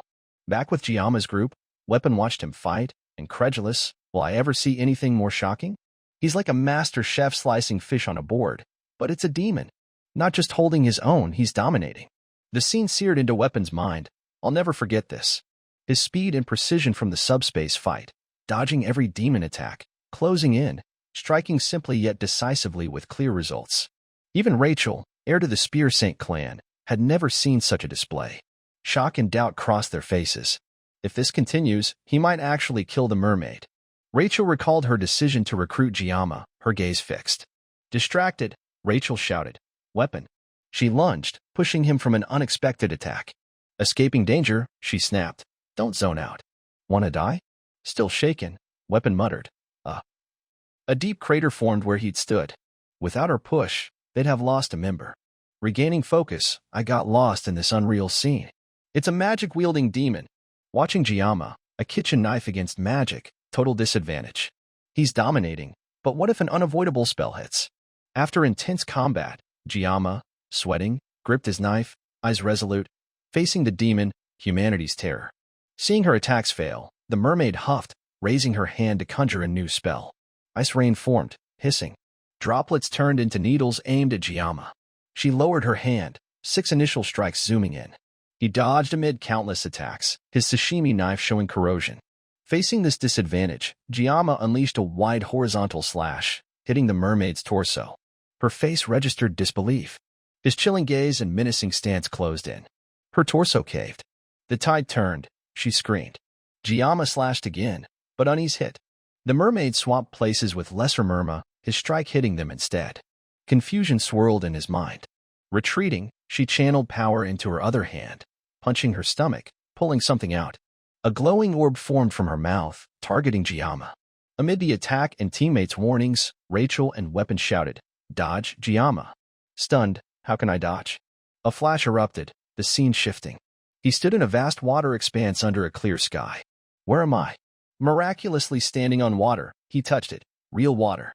Pondering, a red glow appeared nearby. Giamma reacted, "Dodge." A voice declared, "Cut complete." Back in reality, a red slash mark appeared in his vision. He drew another sashimi knife, crouching defensively. A leaping slash left a red trail. A shockwave drained a lake, disrupting the magic. Giamma exclaimed, "What the hell was that?" Immediately after, the mermaid's body lay motionless on the ground. Her wrinkled, pale skin gradually became visible. Giamma stood amidst the stench of blood-soaked earth, still gripping the butcher knife tightly, his eyes fixed on the monster's body. Perhaps it was over. But no, a severed piece of her body twitched and convulsed. The mermaid let out a weak groan. Rachel and Weapon stood frozen, unable to believe their eyes. They couldn't fathom that Giamma had accomplished something so extraordinary. At that moment, a cold, precise slash swiftly decapitated her, mercilessly. Her head rolled across the ground. Weapon's eyes widened in horror. We actually won. He defeated a demon, alone, and he's just a first year. Right then, Giamma spat out a large gush of blood. Completely drained, he collapsed to his knees, clutching his wounds as blood sprayed everywhere. Rachel shouted, "Kong Giamma," and rushed to him. Leon, having recovered, slowly sat up. Weapon turned, relieved. "Leon, thank goodness." Suddenly, the sound of approaching footsteps grew near. Weapon, following the sound, worried. Could it be the mermaids who escaped or coming back? But it was Aben and her team. Weapon sighed in relief. "Thank God, you're finally here." Stepping deeper, one of Aben's team members screamed in shock. "Holy crap. What's that?" Before them was a chaotic scene, a cave reeking of blood, the mermaid's body chopped into pieces. Someone gasped, "Damn, that's a mermaid." They couldn't believe it. Questions erupted. Why is a mermaid here? How the hell did it get hacked to pieces like that? That's insane. Ignoring the chatter, Rachel held Giamma, worried about his wounds, calling out, "Kong Giamma." Hang in there. Aben, stunned, thought, why are they so clingy? Leon approached, accidentally locking eyes with Aben. Their gazes sparked with tension, but Leon forced a strained smile. Aben, annoyed, thought, your team's teetering between life and death, and the leader's trying to act calm? Hateful. Aben spoke up. I've contacted the academy. If we're quick, instructors will arrive in an hour. But what the hell happened here? Weapon, irritated, replied, those damn instructors. They said this cursed island was surveyed, so how did a mermaid show up and cause this mess? Aben, impatient, pressed, all right, spill it. Weapon snapped, are you ordering me? Aben shot back, why do you always twist things? I'm asking. You wouldn't believe it anyway. Weapon relented, fine, I'll tell you. It's my specialty. He recounted the story to Aben and her team. After hearing it, Aben marveled. So, you're saying a mermaid appeared out of nowhere, and Kangjiyama fought and won alone? Weapon shrugged. Yeah, pretty much. Aben's mind raced. A first-year single-handedly took down an unannounced demon? My grandfather's legends aren't even this wild. Though it's hard to believe, based on the situation, it's true. They have no reason to lie. An epic tale, descendant of the hero Bao Jie, Quain, and disciple Arenby. With that background, I was destined to be special from birth bloodline, but I didn't want to be drowned in it, so I worked hard to hone my talent and reach this position. Yet Kangjiyama, a commoner, has such admirable skill. Is the gap in ability that wide? It's a complicated feeling, fear, awe, and respect. Am I just immortal? Aben ordered her team. Hey, use the blessing to heal him. A girl approached to treat Jiyama. Though his body was torn like a corpse, Aben thought, same age as me, and he defeated a demon alone? Unbelievable. Weapon asked, you said you contacted the academy, right? Aben, yeah, correct. Maybe we shouldn't tell the instructors the full story. They said they surveyed the island. Weapon, yeah, something's off. No matter how big Skopali Island is, this cave isn't that hard to find. And yet a demon appeared? It doesn't add up. Before Weapon could continue, Leon interrupted. Are you saying there might be a demon spy in the academy? Silence fell over the group. Weapon stammered. Not exactly, but we can't rule it out. This area isn't hard to find. Like Weapon said, without Jiyama, Leon's team would have been wiped out by the demon. But why? In 700 years of peace, despite conflicts, demons have never directly attacked Joe Queen Academy students. This could lead to war under the agreed terms. Aben imagined a terrifying scenario, her hair standing on end. Weapon, perceptive, patted her shoulder. Aben, I know what you're thinking, but that's a bit far-fetched. Suspecting a spy isn't unreasonable, but it's too early to conclude based on this alone. Leon added, in this case, we should align our stories. If there's a spy and word gets out that Jiyama took down a demon alone, he could become a target. But keeping quiet about what he did feels wrong, doesn't it? Aben suggested, why not consult my grandfather, the Sword Emperor? With that, the group safely returned to the academy. The sky remained blue, clouds white, sunlight golden, and a breeze blew through the window. Sometime later, Jiyama woke, his eyes dazed. He muttered to himself, a hospital bed? Lifting his hand, I'm still alive. Before dying, the mermaid unleashed an almost unavoidable magic attack. But I saw the sashimi knife slice through, and the magic burst like a water balloon. Was that water? What was that feeling? Since activating the Sword God Blessing, what I've felt is hard to describe. Weakly, he said, Blessing. A status panel appeared. Sword God Blessing. When you slash, it will cut. Body level, B. Sword usage restrictions loosened. Mental level, B to B+. Speech and actions carry an imposing aura. Weapon level, A. Unlock conditions not met. Synchronization rate, 6.8% to 7.2%. Jiyama mused. Mental level rose to B+. Not fearing the demon must be due to this effect. It's incredible. Synchronization at 7.2%. At 15%, I'll read the path and unlock the next condition. From the mermaid's magic? Did it unlock then? Lost in thought, the headmaster rushed in, hugging him tightly, choking back tears. Kangjiyama. I was so worried something terrible happened. Those damn instructors dared say they surveyed the island. I want to thrash them all. Jiyama sweated. Headmaster, hold on. Haha, sorry, you're too excited.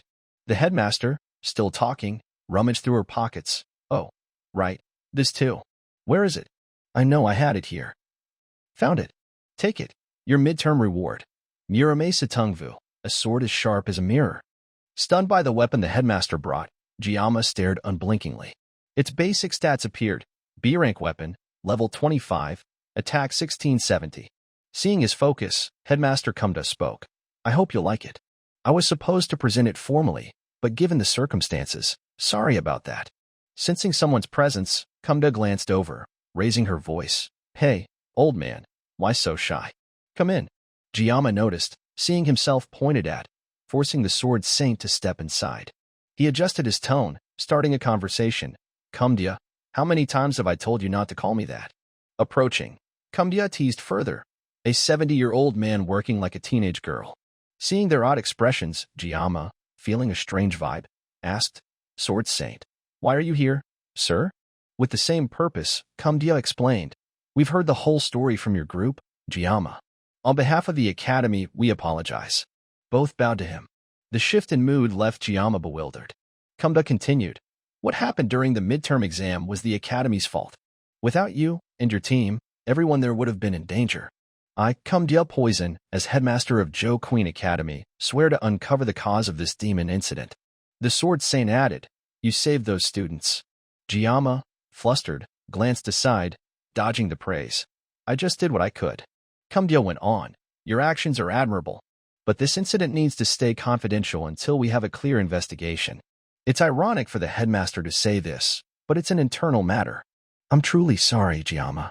I should have paid more attention to you. Everyone has their duties and responsibilities.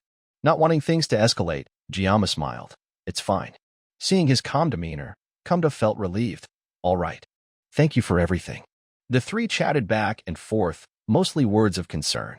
Afterward, Kumdia and the Sword Saint left. As their footsteps faded from the hospital room, the afternoon light filtered through the hallway, creating an unusual scene. Walking further, Kumdia paused, looking at the light, and said, Do you remember? The question caught the Sword Saint off guard, a question mark forming in his mind. Without waiting for a reply, Kumda continued. On our first day at the academy, you were sprawled on a chair. I told you to move, and you drew your sword, saying, Don't order me around, grunt. The old story made the Sword Saint reflect. After a moment, he replied, Don't recall. Kumda stared. It's been 60 years already. Time flies. Yet it's not even a fraction of Jo Queen Academy's history. Funny, isn't it? When we joined, the academy had already existed for ages, a long history, with events big and small. But for 700 years, it's trained and protected students. Comedia's demeanor shifted. Suddenly, the glass barrier outside shattered. A green shield blocked the falling shards. Comedia's face radiated anger. Her eyes filled with hatred. Memories surfaced. Before the midterm, I got reports from instructors saying they'd surveyed the area multiple times. Since Skopali Island is a place mermaids might appear, we were extra cautious. And yet, seeing her change, the Sword Saint wasn't surprised, stepping forward to pat her shoulder. Realizing her outburst, Kumdia turned with a smile. Sorry, I got a bit worked up. The Sword Saint looked skeptical. To lighten the mood, Kumda grinned. That kid Giamma's amazing, right? Took down a mermaid alone. The Sword Saint mused. Truly a natural talent. I've seen countless so-called prodigies, chosen ones, fade like shooting stars. Heroic clans crave fame, labeling their kids geniuses the moment they shine. Even my granddaughter, Aben, I forbade using that word. If there's a true genius, it's this kid. With more experience, who knows how far he'll go. Could Giamma reach the realm I once dreamed of? He walked past Kumdia without another word, leaving her puzzled. The Sword Saint added, I'll stay at the academy for a while. Kumdia, unsurprised, smiled. All right. Then help me clean this up. Caught off guard by the task, he replied. No. Kumdia thought. What's with this old man? The Sword Saint looked back calmly. Things returned to normal. Giamma reappeared in class, but a trace of sadness and contemplation lingered. The incident of slaying the mermaid on Skopali Island was kept secret, as the headmaster instructed. It's a bit smug, but because I stopped the mermaid, everyone's this cheerful. After leaving the hospital, he went to the academy's forge to enhance Muramesa. With the sword god blessing, it's just a damage-dealing sword, so enhancing it is a must. He presented the weapon. Enhance this for me. The blacksmith replied, Got it. For the 700th anniversary, it's free. Come back in a week. The blacksmith's enthusiasm surged. Giamma, feeling lucky, said, All right. Hope the enhancement's a complete success. While thinking, a voice called, Giamma. He turned to see Chloe moving with crutches. She asked, "You're out of the hospital?" Feeling okay. Seeing Chloe's bandaged leg, he wondered, "Why are you here?" Chloe laughed. Aha. Ended up like this. But thanks to Speed's quick first aid, the doctor says I'll ditch the crutches in a week and walk normally. She pounded her chest confidently. Still, I'm from the Auditor clan. Hee hee. Seeing Chloe's bright smile, Giamma was glad, thinking, seeing you healthy makes me happy. Then he asked, nothing else happened, right? Chloe replied, well, I heard the headmaster and the elder council are clashing. Giamma pondered, but that was thanks to everyone's teamwork. Chloe went for help alone. Rachel fought off a horde single-handedly, Speed weapon supported with healing. But what did Leon do? Just lead and defeat the demon? Or was he ambushed first? The mood was suddenly broken. Teacher Lai appeared at the door, shouting, everyone, quiet. In a rush, he boomed, keep order and sit down. Before training starts, I have a sudden announcement. We'll have a new instructor. Let me introduce. The students, confused, widened their eyes as the Sword Saint walked in, slow and dignified. All eyes locked on him. He stepped to the podium, arms crossed. The students gasped, is that the Sword Saint? So cool. Teacher Lai bowed 90 degrees, trembling, eyes darting around. Giamma, seeing the Sword Saint, shared the other's expression. What's with him? In another room, someone was attacked, sent flying back, trembling. Sorry. But they were slapped again. The person stammered. Sorry, Miss Kim. Facing them was a sinister glare. Professor Kim, furious, roared. The 5th Legion commander is very pissed. Professor Kim pulled out something resembling a rainbow-colored worm, holding it to her tongue, and said, why weren't you more careful back then? You really have a knack for pissing people off. The elder, who had just been struck, could only mutter, sorry. Thinking the matter settled, he was hit again. Professor Kim leaned in close, growling, try saying sorry one more time. The elder, trembling from the repeated blows, stammered. Hick yes. Professor Kim glanced aside, observing, then continued. Leon, I told you to bring him back with half a life left, and it was that hard? Even if he's a hero candidate, you couldn't let it slide?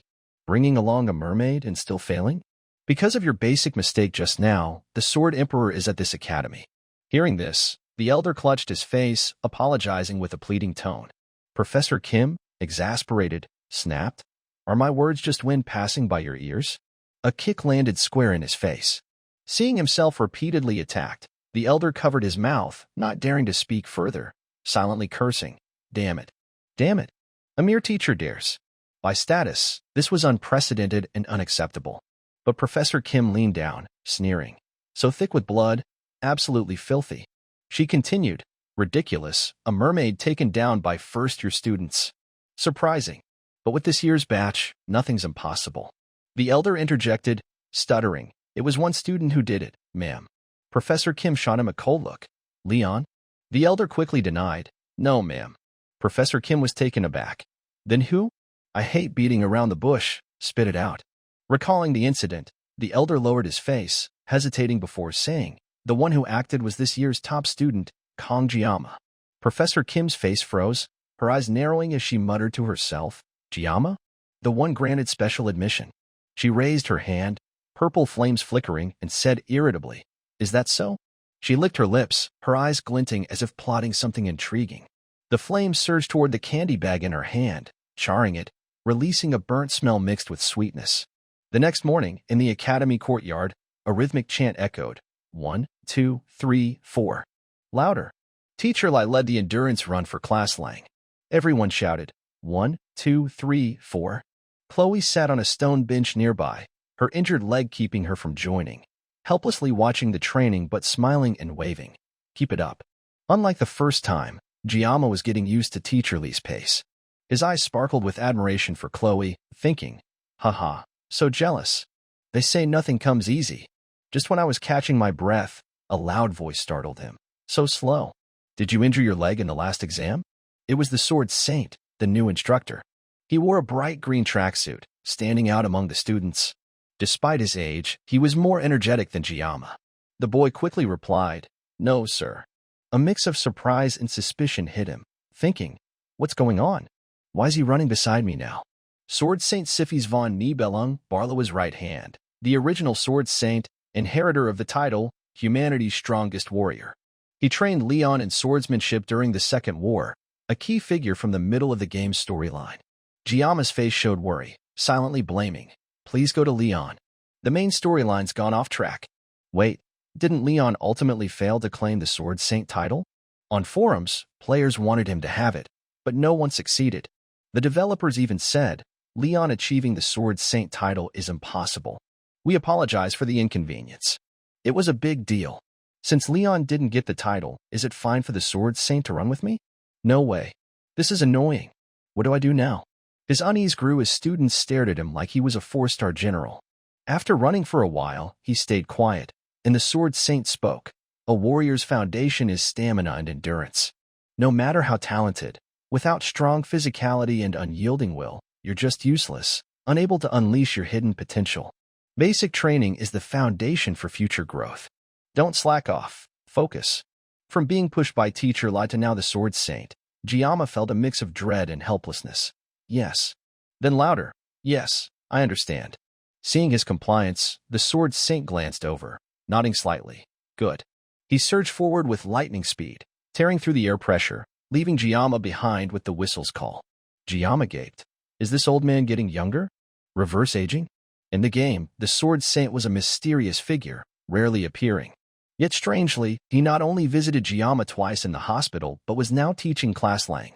After a sweaty session, the Sword Saint gathered everyone, saying, from now on, outdoor training bans personal weapons. He pulled out a bag of new weapons, spears, swords, shovels, shields, everything. The students, confused, had question marks over their heads. The Sword Saint continued, instead, choose a weapon from here and get used to it for the time being. Giama was shocked. Even a sashimi knife? Other students doubted. My weapon's a family heirloom. A brown-haired male student asked, Sword Saint, I think training with heirloom weapons is better for the future. Why ban them? Expecting the question, the Sword Saint calmly closed his eyes. Good question. But everything needs a foundation. Relying too much on high-grade weapons makes users neglect training, mistaking the weapon's strength for their own. The student, as if hit with a chili pepper, spoke loudly, but shouldn't we get used to them to compensate for weaknesses? Others nodded, thinking he was currying favor. But the Sword Saint replied, no matter how good a weapon is, if the user lacks skill, it's just junk. True masters don't blame their gear. End of story. Giama flinched, then smiled. Satisfied, exactly, couldn't be more right. Seeing the murmurs, the Sword Saint slammed his staff on the ground, drawing attention. Master basic skills, and weapons will feel natural in your hands. Students proficient with standard weapons will score high in the year-end promotion exam. Hearing the sweet deal, the crowd erupted. Really? Move. I'm first. The pile of scrap weapons was fought over. Giama stood aside, bewildered. Everyone's so fired up. His words are spot on. I thought he was just a punching bag for Headmaster Comedia's frustration. He approached the remaining weapons, locking eyes on the untouched sashimi knife. But disappointment crept in. If I'd known, he picked it up. The Sword Saint's gaze fixed on him. Sensing danger, Giama glanced over, but the man stayed silent. Returning to the line, the Sword Saint said, today, to get used to the weapons, we'll spar in pairs. Chaos and worry spread through the air. Seriously? No virtual space? We'll get hurt. Hearing the timid complaints, the Sword Saint explained, you joined the academy to inherit the legacy of Genesis heroes, to become true warriors. Warriors only grow through dangerous real combat training. But pointing swords at each other could be fatal. So, before sparring, I'll demonstrate a match. The crowd buzzed. Awesome. We get to see the Sword Emperor fight. Unbelievable. We've only seen this in VR. Teacher Lai shouted, quiet. No talking during class. But he too was nervous about the Sword Saint's sparring plan, sweating and trembling. I'm Lu Bian, a top academy educator. But in my entire career, I've never been in such a dangerous situation. Even if it's just a demo, my opponent's the Sword Emperor. Mom, I'm sorry, I won't make it home this spring. This might be it. Mustering composure, Teacher Lai echoed the Sword Saint, then froze when he heard. Student Kong Giama. All eyes turned to him. The Sword Saint's voice rang out. Step up here. A cold, sharp light radiated like morning mist. Cheers echoed across the training ground. The students clutched their swords, glancing at their own blades and then at Sieg's, exclaiming in awe, "Incredible! How can you fight with scrap iron?" Yet we get to witness Sieg and Giamma's performance in person. Unbelievable! Giamma's mood shifted. After assessing the situation, he closed and opened his eyes repeatedly. Thoughts flowed. A master at the pinnacle of swordsmanship is watching me. The air feels heavy, the wind has changed. From his stance, the way he holds his sword, to the angle of the blade flawless. Everything's aimed right at me. Suddenly, Sieg's voice snapped him back. "Are your bones steady yet, kid?" Without hesitation, excitement surging, Giamma replied, "Yes, sir, they're steady." Sieg's sword gleamed. He said, "Then raise your sword." His commanding tone plunged Giamma into a moment of reflection. Even if it's just a swordsmanship exchange, it's not that simple. Isn't this a bit much? I just got out of the hospital. My body's recovered after rest, but maybe due to the sword god blessing's influence, my instincts crave victory. Yet my reason rejects it. My opponent is Sieg. There's no gentle ending here. If I'm lucky, I lose an arm. If not, my life. Plus, too many people are staring. My mind's spinning. Why isn't my blessing working now? Instinct screams to fight, but I've strayed too far from the original storyline.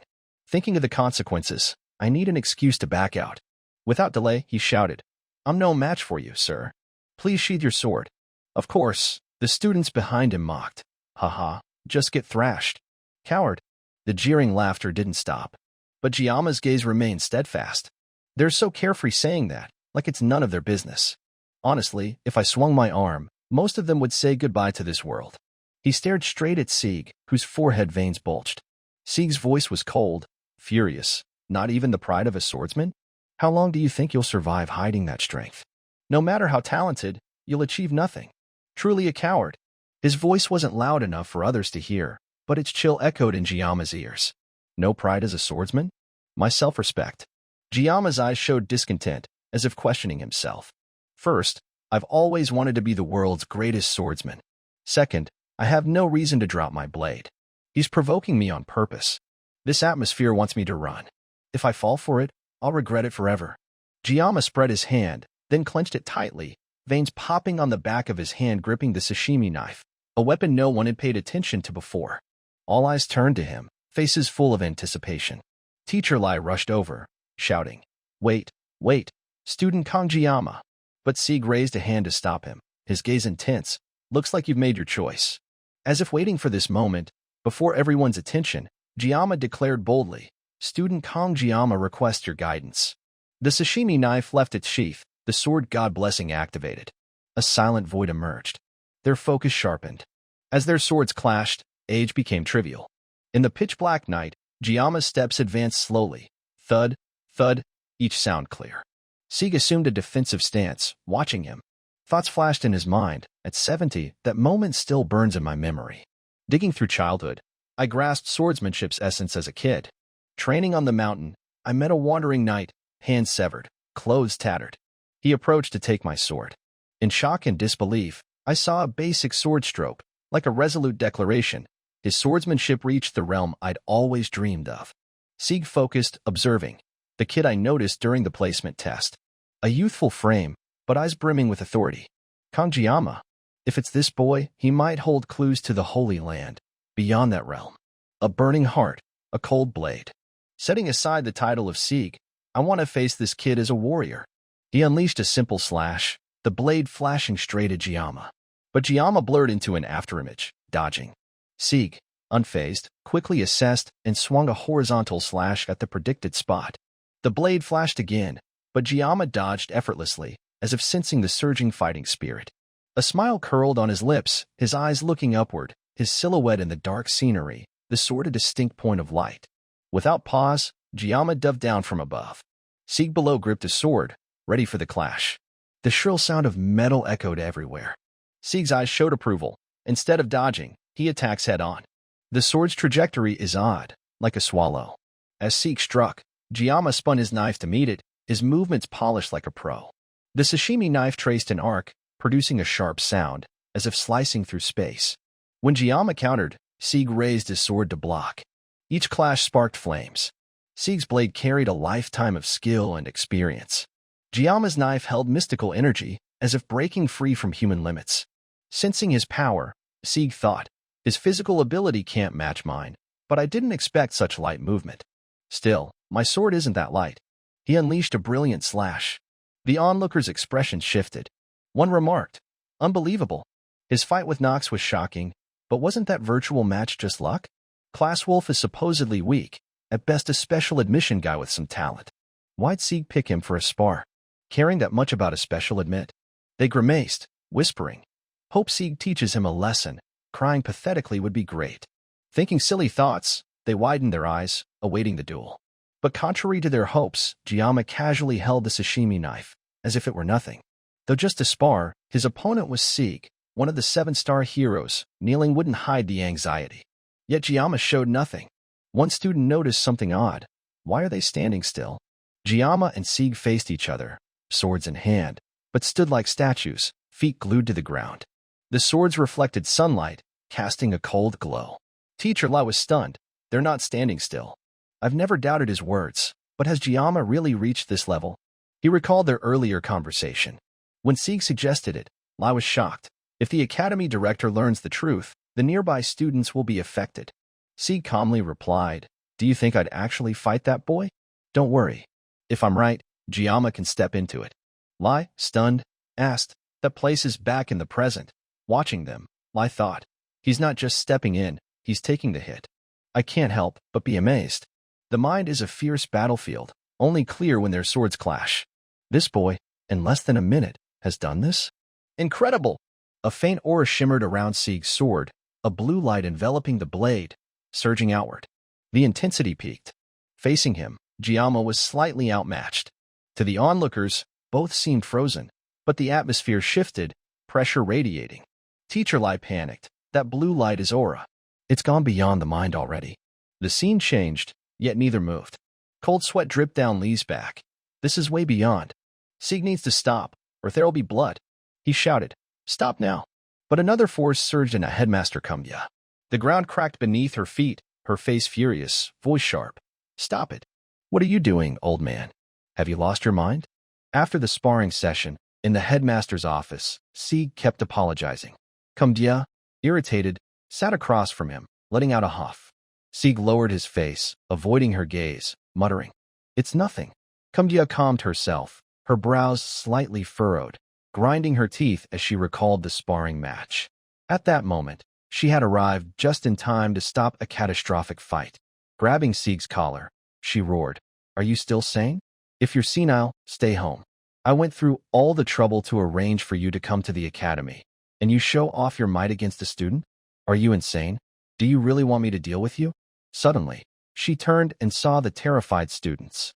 Realizing she'd gone too far, Kumya calmed down and released Sieg's collar. He knew his mistake, lowering his face.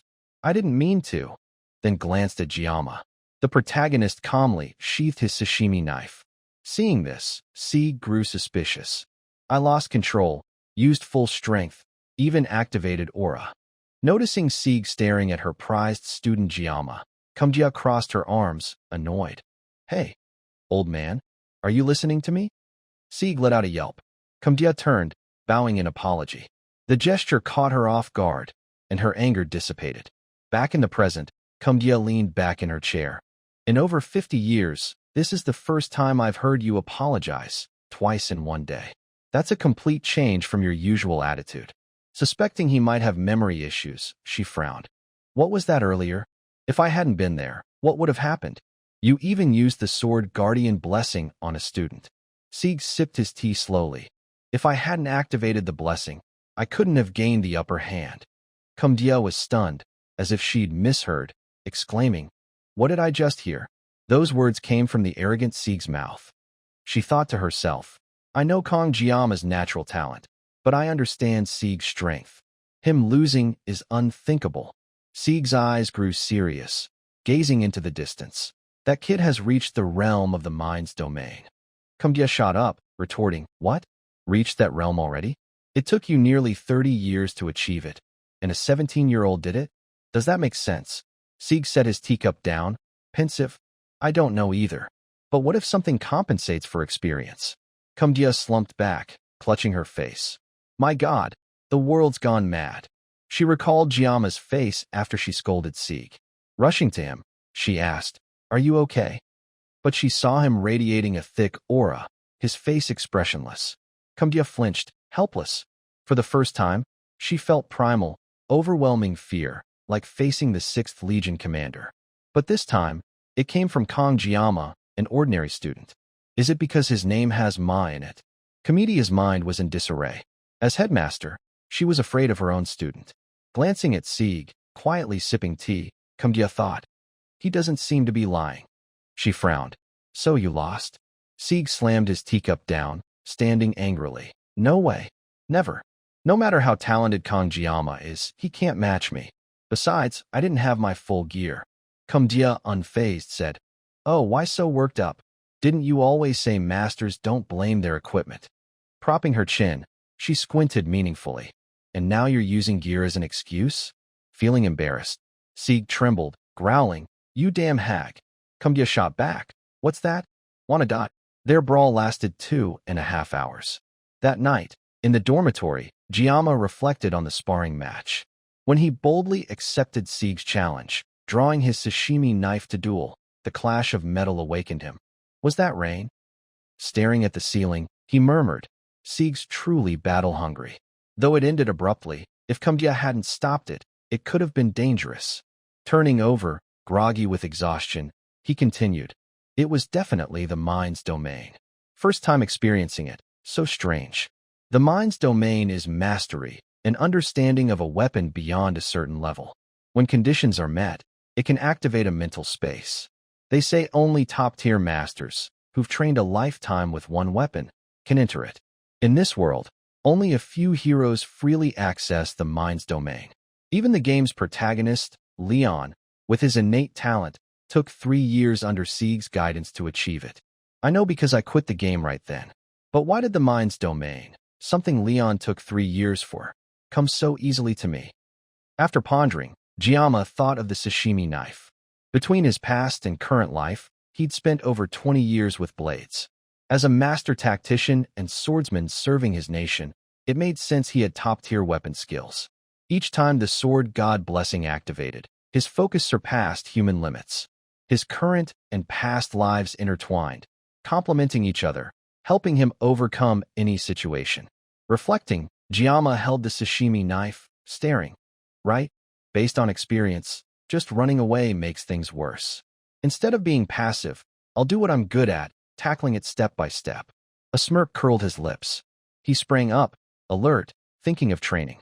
Without hesitation, he drew the sashimi knife. If I can freely adjust the mind's domain, I can train without activating the sword god blessing. Closing his eyes, focusing, the dormitory lights went out, plunging the room into darkness. The scene shifted, and Giamma entered the mind's domain. A cracking sound echoed, space shattering into fragments. Memories of the sparring match flooded back. The sensation of meeting the sword, a sixth sense expanding, breaking into pieces, then reassembling into an intangible whole. A hand appeared, lightly touching his shoulder. Instantly, blue energy rippled through his arm, enveloping the sashimi knife, as if it were ablaze. Giamma stared, bewildered, but the knife couldn't withstand it, crumbling to dust. Back in reality, he muttered, confused, "What the hell was that?" Meanwhile, in a secret academy location, angry voices rang out. "Elder Clady, this time you've gone too far." Another elder, "Exactly. This is disrespect to us." Clady slammed the table. "Didn't you all agree?" The scene showed 5 men around a round table, interrogating one. Someone spoke, "But sending a demon? Even with the treaty, they're still enemies." Clady, furious, "Is now the time to discuss that? We need to eliminate the suspicious element quickly. I'll say it again. Investigate the special admit, Kang Jiama." The green-haired elder doubted. "Isn't he a potential hero candidate?" "Leon's the candidate." Clady denied. "That guy hasn't activated his blessing, just trash. Have you forgotten? In the entrance exam, he crushed the genius twins. Kumdia even blocked the info, citing special admit protection. It's all suspicious." Another agreed. "Either way, we can't avoid eliminating heroes." Clady continued, "Exactly. We're already struggling with the 7 stars. Now another hero? We must prevent it early. This time, they even brought Sieg to the academy. Growing angrier, Clady said, since 7-star Kumdia became headmaster, the Elder Council's status has weakened. After Basman's defeat, people only revere the 7 stars, treating us like useless old men. It's the Elder Council that leads the masses, maintaining balance. If a hero emerges, our existence is threatened. The room buzzed. Indeed, to maintain power, we need a common enemy. Heroes threatening the Demon King must be eliminated. Clady thought, as an academy elder, I'm not persuading the council just for that woman. The 5th Legion commander is furious. If we do nothing, begging for death would be easier. A silent elder spoke coldly. I understand. Issue the order to the Auditor clan. The next morning, at the forge, a heavy thud echoed as a large hammer hit the floor. Giamma trembled, utterly shocked, speechless. The blacksmith sat on the ground, terrified, retreating. In Giamma's hand was the muramesa, now a sashimi knife. What the hell? What did they do to a B-rank sword to turn it into an E-rank knife? Whether by coincidence or fate, Giamma had returned to the sashimi knife. New information for the muramesa, E-rank durability. Description: known as the bone-cleaving sword, reborn as a carbon steel blade through the secret techniques of a master craftsman. Though small, its effectiveness varies by user. But Giamma's face showed clear disdain. What is this? The blacksmith hurriedly explained. I did my best, but this is a first for me. In nearly 30 years of forging, I've never seen anything like it. In other words, the iron split in two with one hammer strike, as if it resisted being reforged. In that moment, I felt the sword had a soul. So, I quickly cast a mold, melted the iron, and reforged it. This is the result. If it were another smith, it'd be scrap metal by now. The fact it broke after one strike is true. Giamma felt uneasy about the sword, now a tiny sashimi knife, a reddish-brown wooden handle, a blade wrapped with plain cord, gleaming with a thin layer of oil, exactly 35 centimeters long. The blacksmith's skilled craftsmanship was evident in every detail, yet worry was clear on his face. Even I, with 20 years of knife sharpening, am impressed by his skill. It perfectly matches the blessing specs, but its durability is only E-rank. Seeing Giamma's silence, the blacksmith grew anxious, his tone shifting. Honestly, in nearly 30 years, this is the first time I've felt uneasy handing a weapon to a client. But this sword has great potential. If you enhance it, it'll be very strong. As an apology, bring materials, and I'll enhance it for free. Looking at the blacksmith's expression, thoughts flashed through Giamma's mind. His eyes aren't lying. If its growth potential is A-rank, the weapon's potential is at least A-rank, maybe S-rank with luck. It's a tempting offer, hard to refuse. But he flared up. What if it breaks again? Seeing Giamma's sudden change, the blacksmith raised his hands to explain. Though it's E-rank now, its potential is A-rank. This katana can reach A-rank, maybe higher, with enhancement materials that won't fail. Giamma's expression softened. The blacksmith stammered. But those materials, understanding, he thought, materials from low-tier magical beasts. But on second thought, you'd need A-rank or higher. Giamma was baffled. A-rank beasts are equivalent to E-rank demons. Does that mean I have to kill more like the mermaid?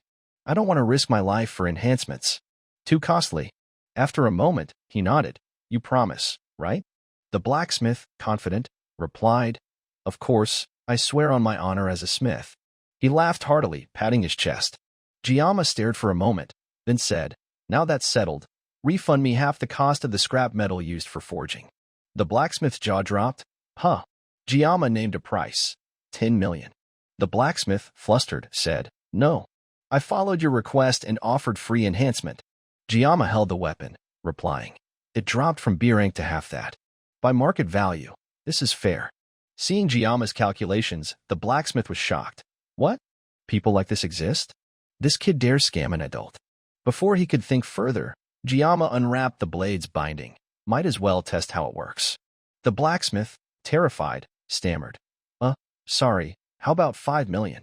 Giamma stood firm. 10 million. Seeing the high price, the blacksmith upped it. 8 million. No less. Giamma didn't respond, continuing to unwrap the cord. The blacksmith panicked, sweat pouring. A B-rank weapon, even as fragments, has a different market value, hard to recoup. As the blade was revealed, Giamma's eyes sharpened, his voice commanding, Refund my money. The blacksmith collapsed, Sitting dazed. All right. Fine. Giamma opened the status panel. Sword God Blessing. When you slash, it cuts. Physical level, 78. Sword range expanded. Mental level, 4. Enhances speech and action authority. Weapon level, 13. Reduces pain by 1 level when Blessing is activated. Synchronization, 7.2 to 9.3. Reach 15% to unlock the next condition. Blessing activates only with a sword under 36.2 centimeters long, 9 centimeters wide. Attack and durability slightly increased. Other stats unlock when conditions are met. Sitting on a campus bench, eating and reviewing, Giamma thought. With the new weapon, my weapon level rose, adding new features. The main reason I hesitated to use the Sword God Blessing was the excruciating pain. Now it's 1 level less, from wanting to die to bearable, though still uncomfortable. If level 1 is like this, at higher levels, I could use the blessing without needing painless. Weapon level rises with new weapons or enhancements. The midterm exam's over. My goal now is to enhance the weapon. If I keep going, I'll understand the power bestowed on me and learn who threw me into this world. While thinking, a figure approached. Giamma flinched as Chloe suddenly appeared, her dazed eyes fixed on him eating, calling, Giamma. He froze for a moment, then calmed. Oh, Chloe. Noticing his attention, she asked, eating and doing what? Giamma bluffed, nothing, just not hungry. Seeing Chloe's change, he asked, You're off the cast? Feeling better. To avoid suspicion, Chloe hopped once. Yeah, still using crutches, but better than before. She grinned. Broken bones heal stronger. Giamma smirked, about to speak but stopped, thinking, bones, not muscles? Then he noticed rice on Chloe's mouth, reaching to wipe it off. Chloe blushed, fainting. Giamma panicked. Holy crap. Before he could celebrate, she woke from the fall, shattering the moment. He approached, offering a hand. You okay? Chloe scratched her face, embarrassed. Fine. She noticed the object beside him, picking it up to inspect. Is this Giamma's first weapon? It's beautiful. He didn't deny. Yeah. Chloe thought. Holding it should be fine. She smiled. Didn't expect it to be this pretty, but only E rank? Giamma looked slightly dejected. E rank. Realizing her slip, Chloe hurried.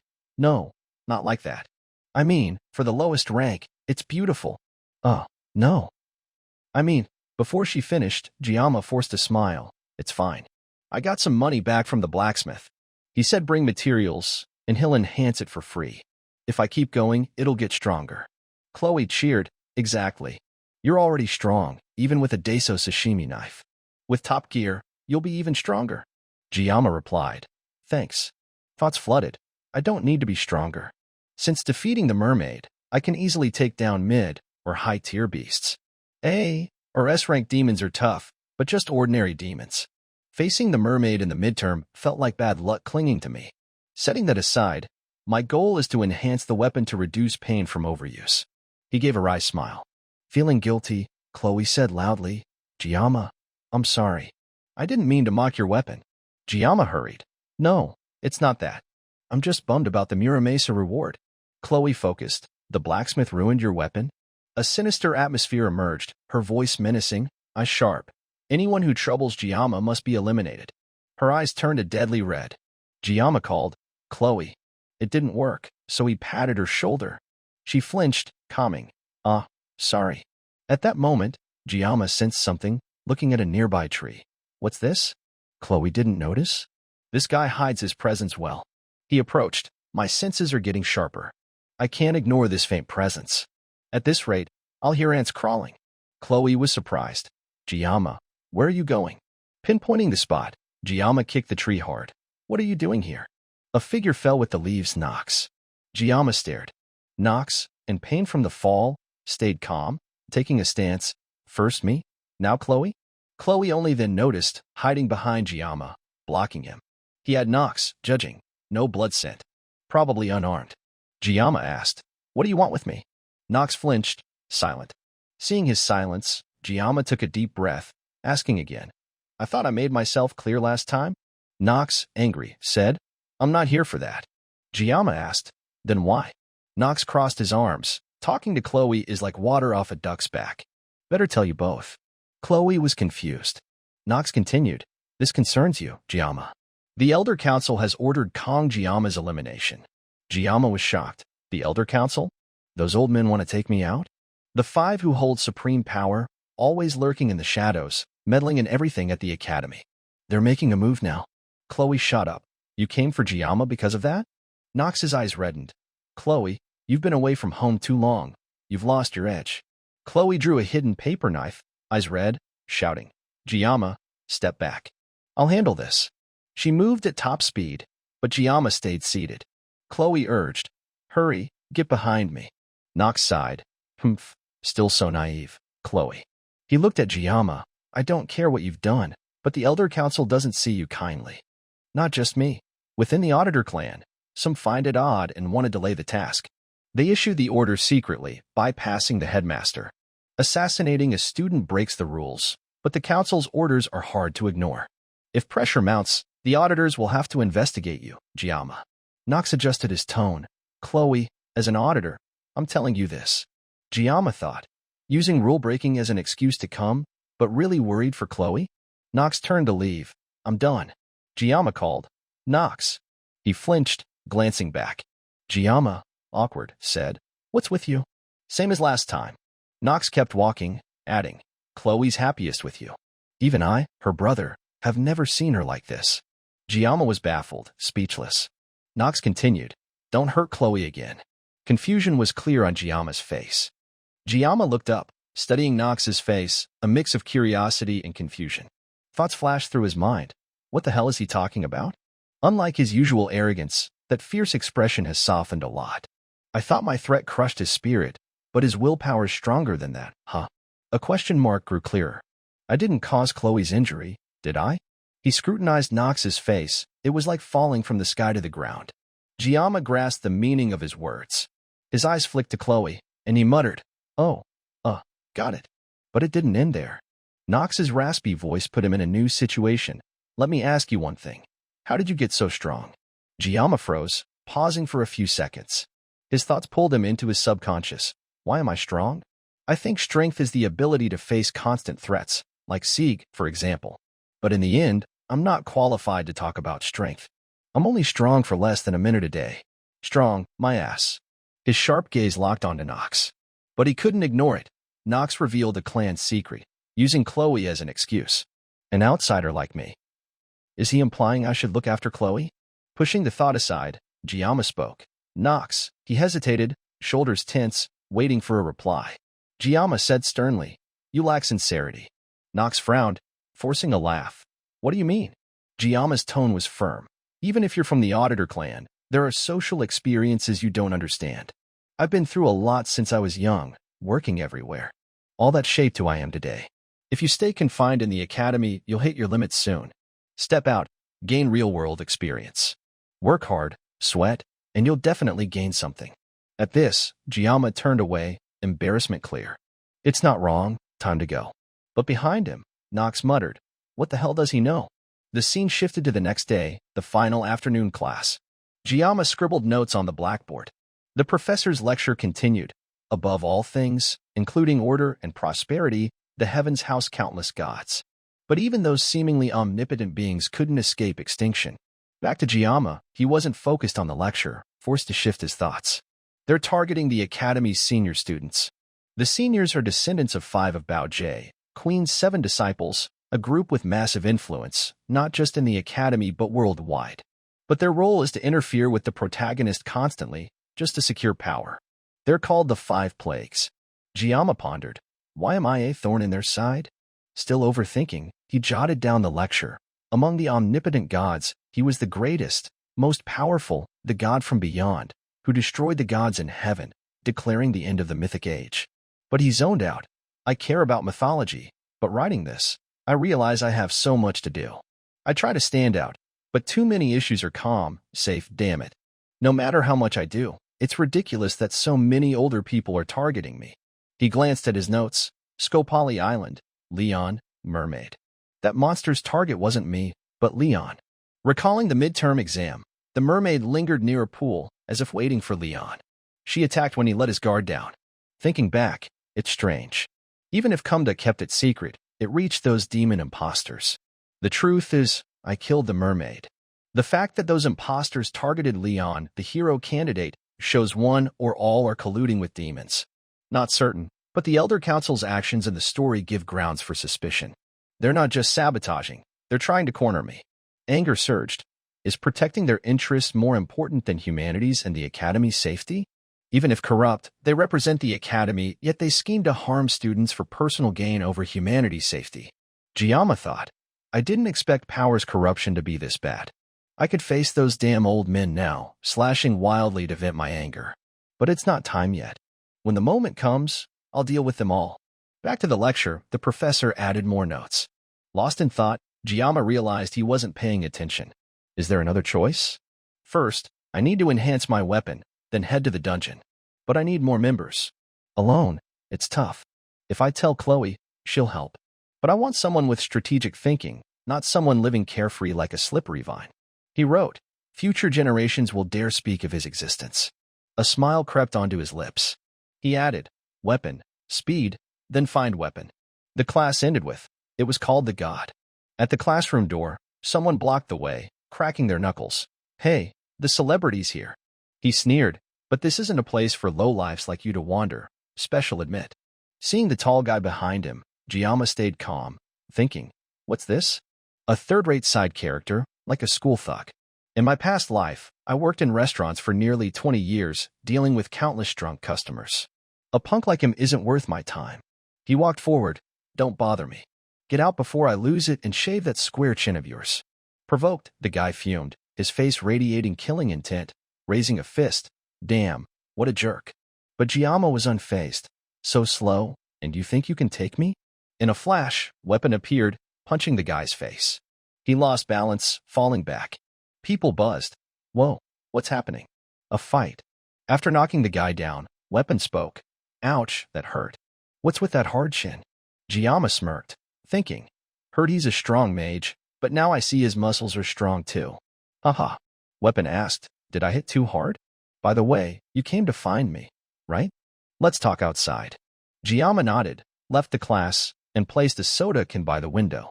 Weapon started. We need to form a new team, ASAP. I'll help you find teammates. You'll share the rewards, but we'll gather materials from magical beasts, right? Seeing Weapon catch on quickly, Jiyama added, if I said to form a team, only Chloe would show up. But with you Clash Dragon, it'll be easier. Weapon sipped his drink, discussing, a team needs at least 4 for a dungeon. Even without academy rules, can you solo 5 or 6 dungeons a day? Jiyama shook his head. I can't conquer a dungeon alone. Weapon teased. Kidding? You took down a mermaid solo and say that? Too much humility isn't good, Jiyama. Jiyama didn't know how to respond, thinking, he thinks I'm pretending to be humble. Weapon asked, you look recovered, huh? Jiyama played along. Yeah, thanks to your healing, I felt comfy in the hospital's VIP room. Weapon looked up, offering his can. All right, I accept your offer. No reason to refuse. I feel like I'll get new experiences with you. Jiyama grinned. Thanks. Weapon got to the point. Thought of any HOBS yet? Jiyama replied. C-Rank, Buffalo Dungeon. Weapon added, the Water Buffalo Dungeon in Chan? Classic. Thinking, Weapon said, you, me, Chloe, that's 3. For the last member, what type do you want? Jiyama pondered, anyone but Rachel or Leon. Weapon laughed. Haha, they can't join anyway. Rachel's training at the center since you were hospitalized. Leon's preparing to farm high-level dungeons with students 52 and 53. Jiyama sighed in relief. Good. But Weapon's expression shifted, looking up. Now that I think about it, I know someone. At this hour, they're probably sleeping there. Jiyama was puzzled. Sleeping? No. Weapon, sipping his drink, replied, that's just how they are. Tossing the can into the bin, he continued, let's hit the shop first. Need to buy some stuff. The scene shifted to evening, a full moon guiding them to a new place. Weapon said, the door's open, let's go. Jiyama thought, his place? Is there such a spot in the academy? Never been here, even in Miracle Blessing. In my past life as a Japanese cuisine chef, I never visited Japan, always wanted to study the market. Now I'll fulfill that wish through this experience. Turning, he saw an archery range in the distance, riddled with arrows. While gazing, they spotted someone lying nearby. Weapon approached. There you are. Hey, wake up. No response. Weapon sat beside. Get up. It's morning. Why aren't you moving? Leaning close, he whispered. I bought it. The girl shot up. Huh? Where? Weapon pointed at Giamma. With that guy. Quick as a flash, her eyes gleamed with intent, charging at Giamma. Caught off guard, his bag was spotted. With a sharp turn, she snatched it. But her gaze remained intense, leaving Giamma bewildered. Due to their speed, they crashed into each other. Result: Giamma was pinned under her mouth chewing something. Delicious. So good. Freaking awesome. Giamma, helpless, thought, what the hell is this? She suddenly asked, Hey, you got more red bean cakes? Returning to old memories, two chefs were busily preparing food when a loud noise suddenly erupted from outside, drawing their attention. Suspicion quickly flashed across their faces. Before Giamma was a glowing object, floating midair. That's right. This is what kept me entertained after exhausting workdays. On the screen, a strange image appeared. Thoughts flooded back. He recalled mainstream mobile games, with countless ways to hook players. The most effective way to milk gamers was creating beautiful, captivating characters. It sounded simple but wasn't easy to execute. In the role-playing game Miracle Blessing, Giamma had faced plenty of challenges. Living among sweaty men, both in game and in real life, made me appreciate the existence of female characters in this game. Now, with just one tap, it would arrive after payment. Why am I doing this? He asked himself. The answer was simple. The beautiful female characters in the game, and not just in the game, but right here. Suddenly, Saki's clear voice rang out. Do you like rice cakes? Giamma froze, his eyes glued to the screen. Each game character was vividly crafted, with distinct personalities as if real. Some thought it overdone, depending on taste, but the revenue proved it all. The story revolved around Leon, a handsome but unlucky guy. His charm drew the beautiful heroines irresistibly, like metal to a magnet. In the latter half, when Leon awakened as the strongest, the number of heroines around him was too many to count on hands and feet. Among them, the designated heroine was Aben. Each heroine had unique traits and abilities. And right now, Aben appeared. Both held the same sword. Aben said, Sorry, we're a bit late. The story focused on Leon and Aben overcoming adversity and challenges. In hardship, their love blossomed. In that moment, Giamma was captivated by Aben's allure. His hand automatically opened his wallet, topping up without hesitation. Seconds later, a confirmation popped up. Web sent CB card Kim, April 12, 1707. Payment completed 149,000 W. Looking back at the cast, aside from Aben, the heroine who stayed until the end, the other female characters faded into nothingness. The one who vanished fastest was this girl. How could I judge her? She'll probably be fine. Among the sidelined heroines, the quickest to fade was the beautiful noblewoman before him, archery prodigy Saki. She gently raised a candy bar. Got any more snacks? Returning to reality after leaving his memories, Saki turned away, her demeanor cold, muttering, This guy's such an idiot. Annoying personality. Giamma, helpless, glanced at Saki, her sky-blue hair. Kamai's hard to read. Why did Weapon pick her? He pieced it together. I played this character. Saki has the highest damage stats among the main cast. She seems unremarkable at first, but it's the opposite. She's smart, plays a big role in the later story. The chance of her relationships faltering after the banquet is low. She'll be fine, right? Deep in thought, Giamma caught Saki approaching Weapon seriously, saying, What brings you here? Weapon held the candy bar, scanning around, replying after a pause. Well, before finishing, Saki brushed past. The candy bar in Weapon's hand moved with her. He saw her unwrap it, eating casually. Not missing a beat, Weapon interjected, That's Kong Giamma. You know him, right? Saki paused for a moment, indifferent. Yeah. Weapon continued. He met me this afternoon. Saki asked, and Weapon added, I ran into a thug blocking the door. Sounds random, huh? Saki cut in. Get to the point. Realizing he'd veered off, Weapon adjusted. Oh, right. We're recruiting for the Water Buffalo Dungeon next week. Giamma listened, unable to hide his confusion, unlike his usual self. As expected of her nickname, only fit for support. What kind of explanation is that? Weapon detailed, except for the buffalo horns, we split the remaining rewards.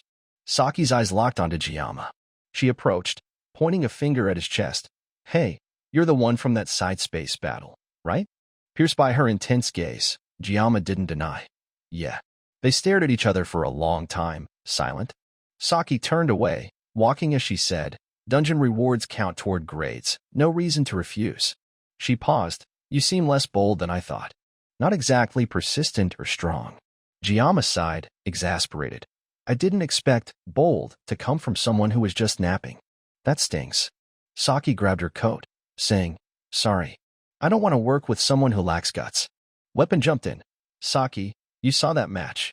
Kong Giamma's fight wasn't a joke. Saki retorted, I bet the opponent was weak. Weapon explained, no, are you crazy? The opponent was from the Auditor clan. During the midterm, Weapon quickly covered his mouth, avoiding leaking secrets. His action caught Saki's attention. Giamma sensed the tense atmosphere. To deflect suspicion, Weapon spoke. Oh, I can't say. So annoying. Just listen. Saki misunderstood. You think I'm a dog? Told to listen and I obey. She glared, voice irritated. If a dog drools over rice cakes, what is it? Tension enveloped the air. Saki snapped. What are you mocking? What do you know about rice cakes? Weapon, flustered, said, I know, that's why I bought them. Giamma watched them bicker, sighing. Here we go again? What do we do? Lowering ourselves to comparing food preferences with dogs? Jealousy and criticism are different.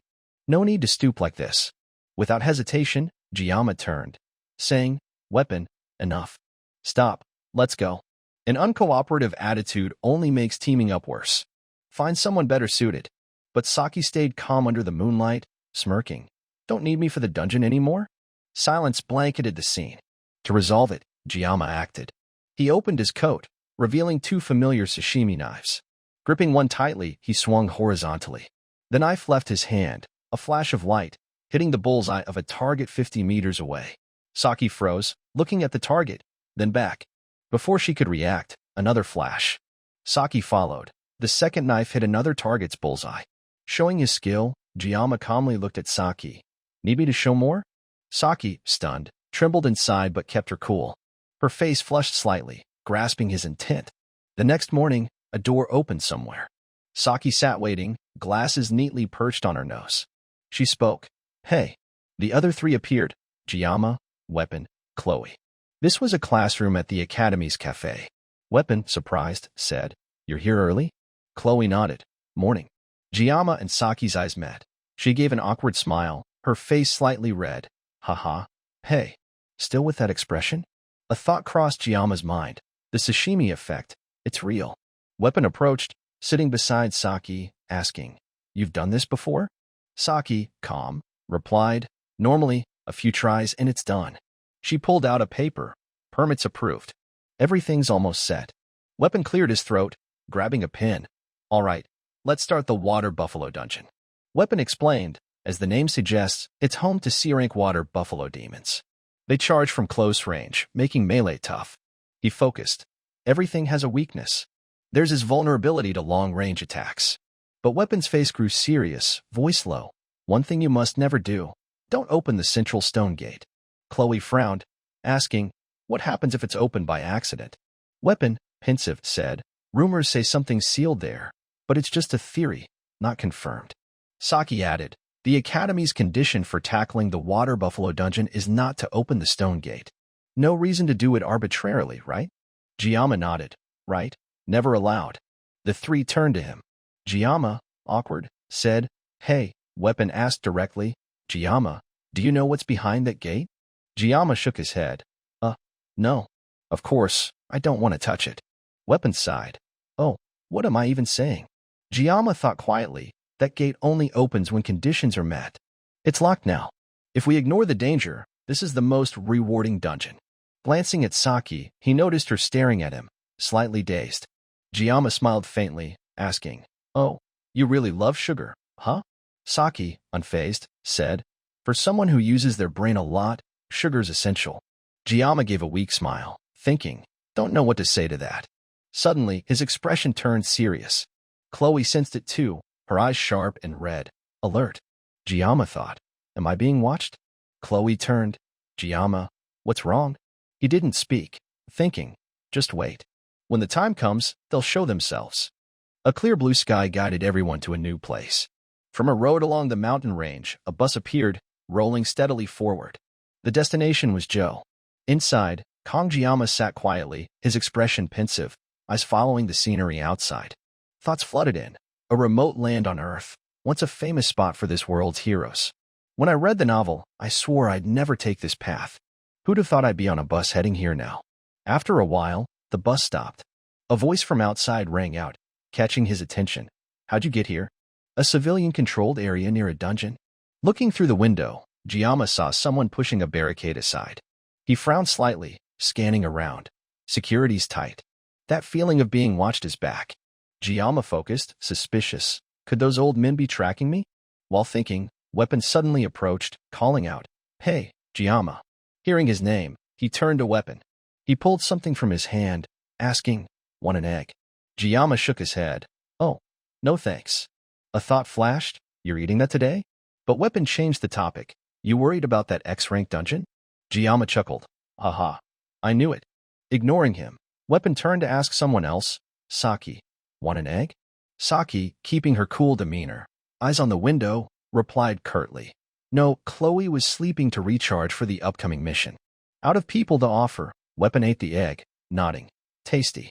Outside, there was nothing exciting, so Saki turned to observe inside the bus. Her gaze landed on Giamma, chatting with Weapon. Weapon asked, Want to do something to pass the time? Giamma replied, Nah, but he noticed Saki staring, catching her off guard. Saki, surprised, quickly looked away, her eyes shifting from curiosity to unease. Giamma looked down at his feet. I don't think I'm being watched, but why is she looking at me like that? A moment later, the bus stopped. It wasn't clear who got off first or last, but Chloe, just stepping down, exclaimed, Wow, so beautiful. The weather's great today, right? Giamma didn't pay much mind, his thoughts shifting. This place was once home to ancient monsters, now reduced to a farming area.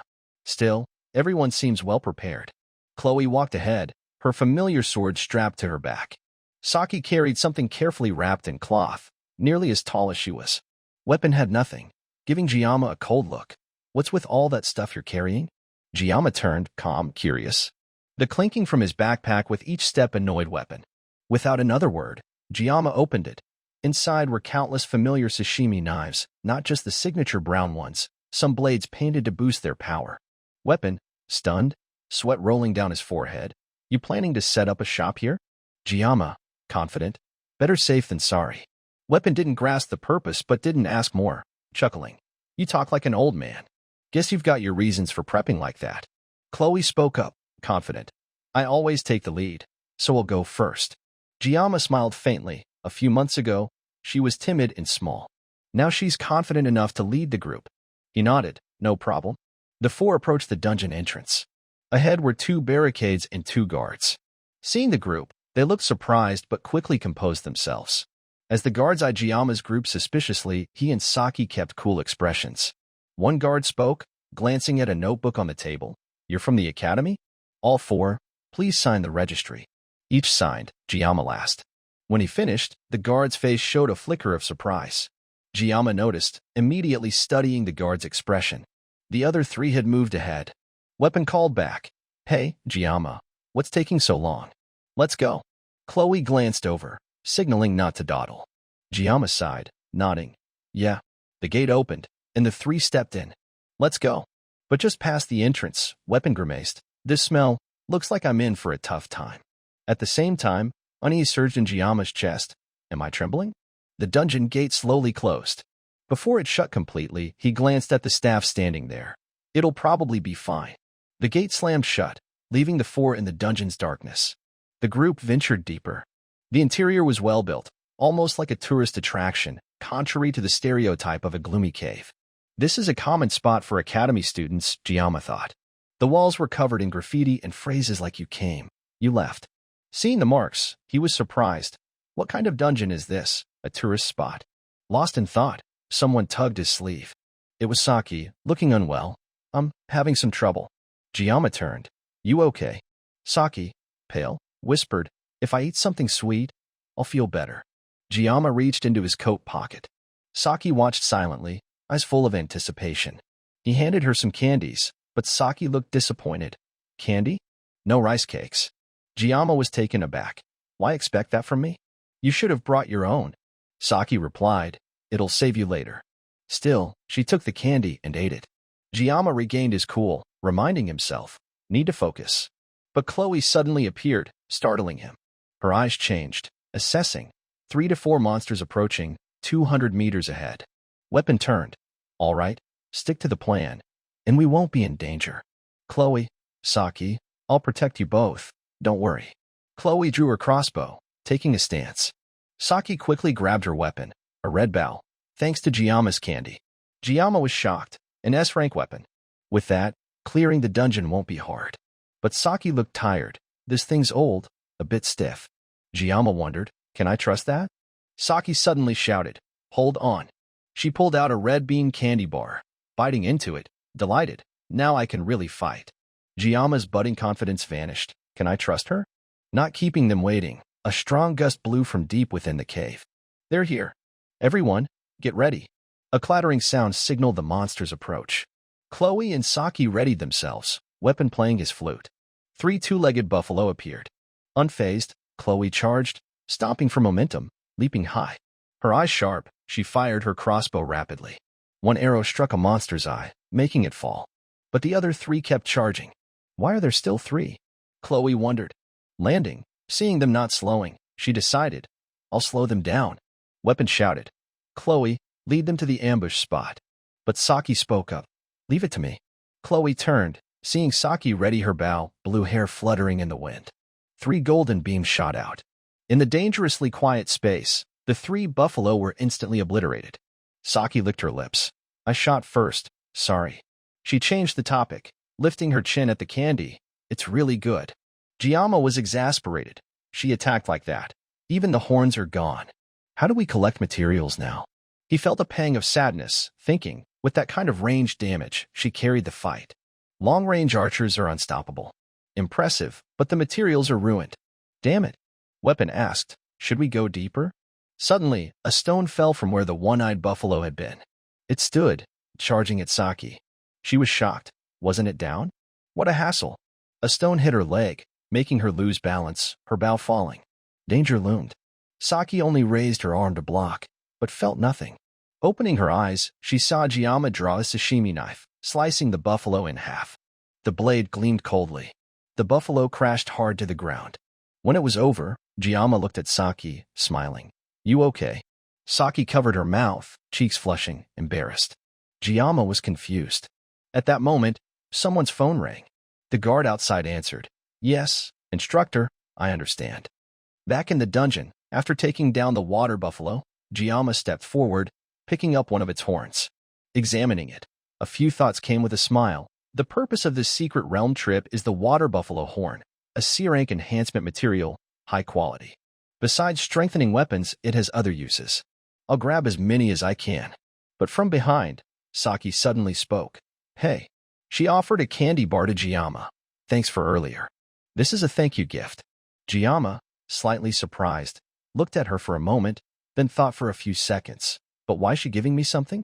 Whatever, if Chloe gets mad, it'll be trouble. Taking the candy from Saki, he turned to Chloe. Chloe.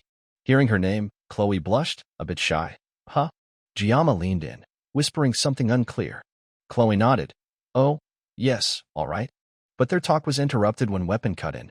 Hey, you two flirting, or what? Chloe's face turned bright red, while Giamma frowned, shattering her daydream. Why would you think that just seeing us like this? Weapon continued. All right. I just wondered. Giamma, still puzzled. Oh, it's fine. Chloe, disappointed, thought. It's normal. Keeping distance is the best way to handle Chloe. But she quickly moved on, focusing on something important. I have a few questions. Why are there so many monsters? The 4 focused, observing more closely before venturing deeper into the cave. Weapon turned to Saki. Whatever's in this dungeon, their behavior's abnormal. It shouldn't be this quiet. Saki, pensive, said, Yeah, I agree, something's off. Weapon's eyes widened. Off how? Recalling their entry, Saki popped a candy in her mouth, saying bluntly, I'm not sure. Just feels like they're fleeing something. For water buffaloes, this is highly unusual, not their normal behavior. Weapon nodded. You're right. Water buffaloes are docile, once used for plowing fields, the most human-friendly. Giamma, exasperated, thought, those aggressive beasts plowing fields? These people actually believe that. After chatting about water buffaloes, the group moved deeper. This dungeon was low difficulty, as water buffaloes didn't attack unless provoked, just as Giamma experienced in the game. They were called minus, magical beast hard to agitate. Now this world is reality. Is everything still like the game? Giamma thought. There are suspicious points, but it's probably fine. The route's set, and we can call for help if anything happens. The checkpoint staff are on standby. He turned to Weapon. Hey, what about your relationship with those two? Your network's impressive. Before Weapon could answer, Saki cut in. I was top of the written exam, he was second. Thanks to his scores, he brags everywhere. Weapon, flustered. Hey, why say it like that? Saki smirked triumphantly. Just telling the truth. She raised 3 fingers. Last placement test. I was third, you know. Giamma looked at Weapon. What about Chloe? I don't think you met her through exams. Weapon stammered. Well, we're pretty close. Giamma frowned. As a player, how didn't I know Weapon knows most game characters? His name was never mentioned. Weapon explained. My clan is a minor branch of Chloe's family, a subline of the prestigious River clan. We don't meet often, but we've crossed paths since childhood, distant relatives with shared blood. Weapon paused, turning to Giamma.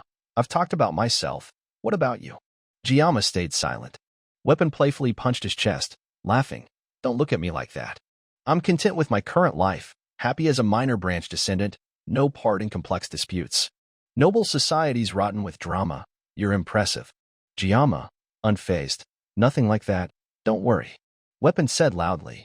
Who knows, maybe you'll become a 7-star hero? Chloe, excited. Yeah, totally possible. But Giamma noticed Saki acting odd. She stopped, her face cold and serious. I hate the 7-star heroes. Giamma and Chloe were surprised. Why? Saki shook her head, changing the topic. Let's go. We need to complete the mission. Don't we need 2 more water buffaloes? The group continued, but Giamma's eyes were drawn to a strange purple mark on the wall. A bad feeling surged. Weapon asked, What are you doing? Let's go. Giamma snapped out of it. Oh, all right. Elsewhere, near the dungeon's dangerous entrance, a mysterious figure communicated via device. It's me. As you said, you done. The voice replied, Yes, of course. They've gone deep into the water buffalo dungeon, engaging the monsters. The mysterious figure frowned. Do you need? Before finishing, the voice cut in. All right, I'm not that confident. What else did you do? The guard replied. As reported, I left a glowing stone on the water buffalo's path. The mysterious figure, 5th Legion commander, held a candy, muttering, You talk too much. If this fails, your responsibility's not small. The guard gripped the phone tightly, anxious. All right, I trust what I've done. If anything's off, I'll report immediately. The call ended. He stared at the dungeon entrance, pensive. Will they die in there? The gate glowed faintly, shrouded in ominous mist, unease rising. If the gate opens while something's being prepared inside, their survival odds are near 0. He approached, eyes narrowing. Need to check again. Inside the cave, Giamma's group ventured deeper. Chloe stopped, eyes alert. Her voice tense. I think magical beasts are coming. Giamma asked immediately. Good. How many? Chloe observed, swallowing hard. About 50. The 3 froze. What the? Thinking they misheard, a booming roar erupted, the dungeon shaking violently. The group stood stunned, looking toward the noise. A horde of water buffaloes charged like an invading army. The 4 were petrified. Weapon, trying to stay calm, shouted. What are those? Why so many? Aren't water buffaloes docile? The lead buffalo, eyes blazing red, roared fiercely, followed by countless others bellowing in unison. Weapon paled, stammering. What the hell? Aren't they supposed to be tame? Giamma couldn't explain it, but instead of panicking, he forced himself to focus. The chaotic swarm of beasts reminded him of his first teacher. Each knife has its purpose. A chicken knife doesn't handle beef. A sashimi knife only cuts raw fish. Got it. Memories flooded back. Giamma muttered. Sashimi, he once questioned. Isn't a sashimi knife for cutting? His teacher raised the knife, making him flinch. Sorry. But nothing happened, just a perfect slice. The teacher smiled. That's true too. Back in reality, Giamma thought, now I need to use a sashimi knife to handle beef. Without hesitation, he ordered. Chloe, distract the water buffalo herd. Attack head-on, move quickly to both sides to disrupt their formation. Don't fight, just draw attention. Chloe nodded seriously. Got it. Giamma looked at Weapon. saying briefly, "You know what to do, right?" Weapon, surprised but catching on, said, "Of course." Saki, confused, "What's this? Why are the water buffaloes like that?" 50 of them. Jiyama called. Saki. She flinched. "Stop the ones getting close." Saki froze, whispering to Weapon, "What's with him? How's he so calm?" Weapon chuckled. "Been in a squad with Jiyama long enough. You get used to killing monsters. Don't be shocked." Saki couldn't comprehend, thinking, buffalo herd? Sashimi knife? It's not that hard. Like the sword god blessing. If so, I just need to prepare. Jiyama drew a series of knives from his bag. I sharp. 8 knives ready. Sword god blessing activated. A frenzied buffalo charged. Jiyama held his stance, throwing a knife at the target. Weapon supported the team, while Saki stood stunned. Her eyes widened, shocked at the scene. The candy bar fell to the ground, her voice dazed. "What is this?" The chilly air mingled with the damp, rancid stench. Before Saki, Kong Jiyama stood alone atop a pile of water buffalo corpses. The foul odor assaulted her nose. The dungeon, once echoing with the roar of battle, now fell eerily silent. Saki rubbed her eyes, as if unable to believe the scene before her. She squinted, but nothing changed. A colossal mountain of flesh, stacked from the bodies of magical beasts. At its base, fresh red blood pooled, splatters staining the walls, congealing into a gruesome modern art piece. Saki's eyes widened, her pale blue pupils dilated to their limit. Atop the mound of corpses, Jiyama stood tall. Steam rose from his hands, the sharp blades reflecting a cold, crimson light, slick with fresh blood. His face was shrouded in shadow, only his eyes gleaming with an eerie intensity. The space was dominated by 2 colors, black and red, a horrifying yet strangely harmonious blend, crafting a bloody, apocalyptic scene. Saki stared, her mouth twitching, an indescribable emotion surging within. She struggled to stand, glancing around. What the hell is this? Time. It can't even be called time. In the blink of an eye, less than a minute, dozens of water buffaloes turned into cold chunks of meat. Even seeing it with her own eyes, she couldn't believe it. Each time Jiyama swung his arm, the blades spun like steel propellers, slicing through the air and effortlessly carving through the beasts' bodies. The group had completed their mission. Chloe darted forward, her eyes gleaming with familiar excitement. Multiple afterimages appeared, moving at terrifying speed to draw the water buffalo's attention.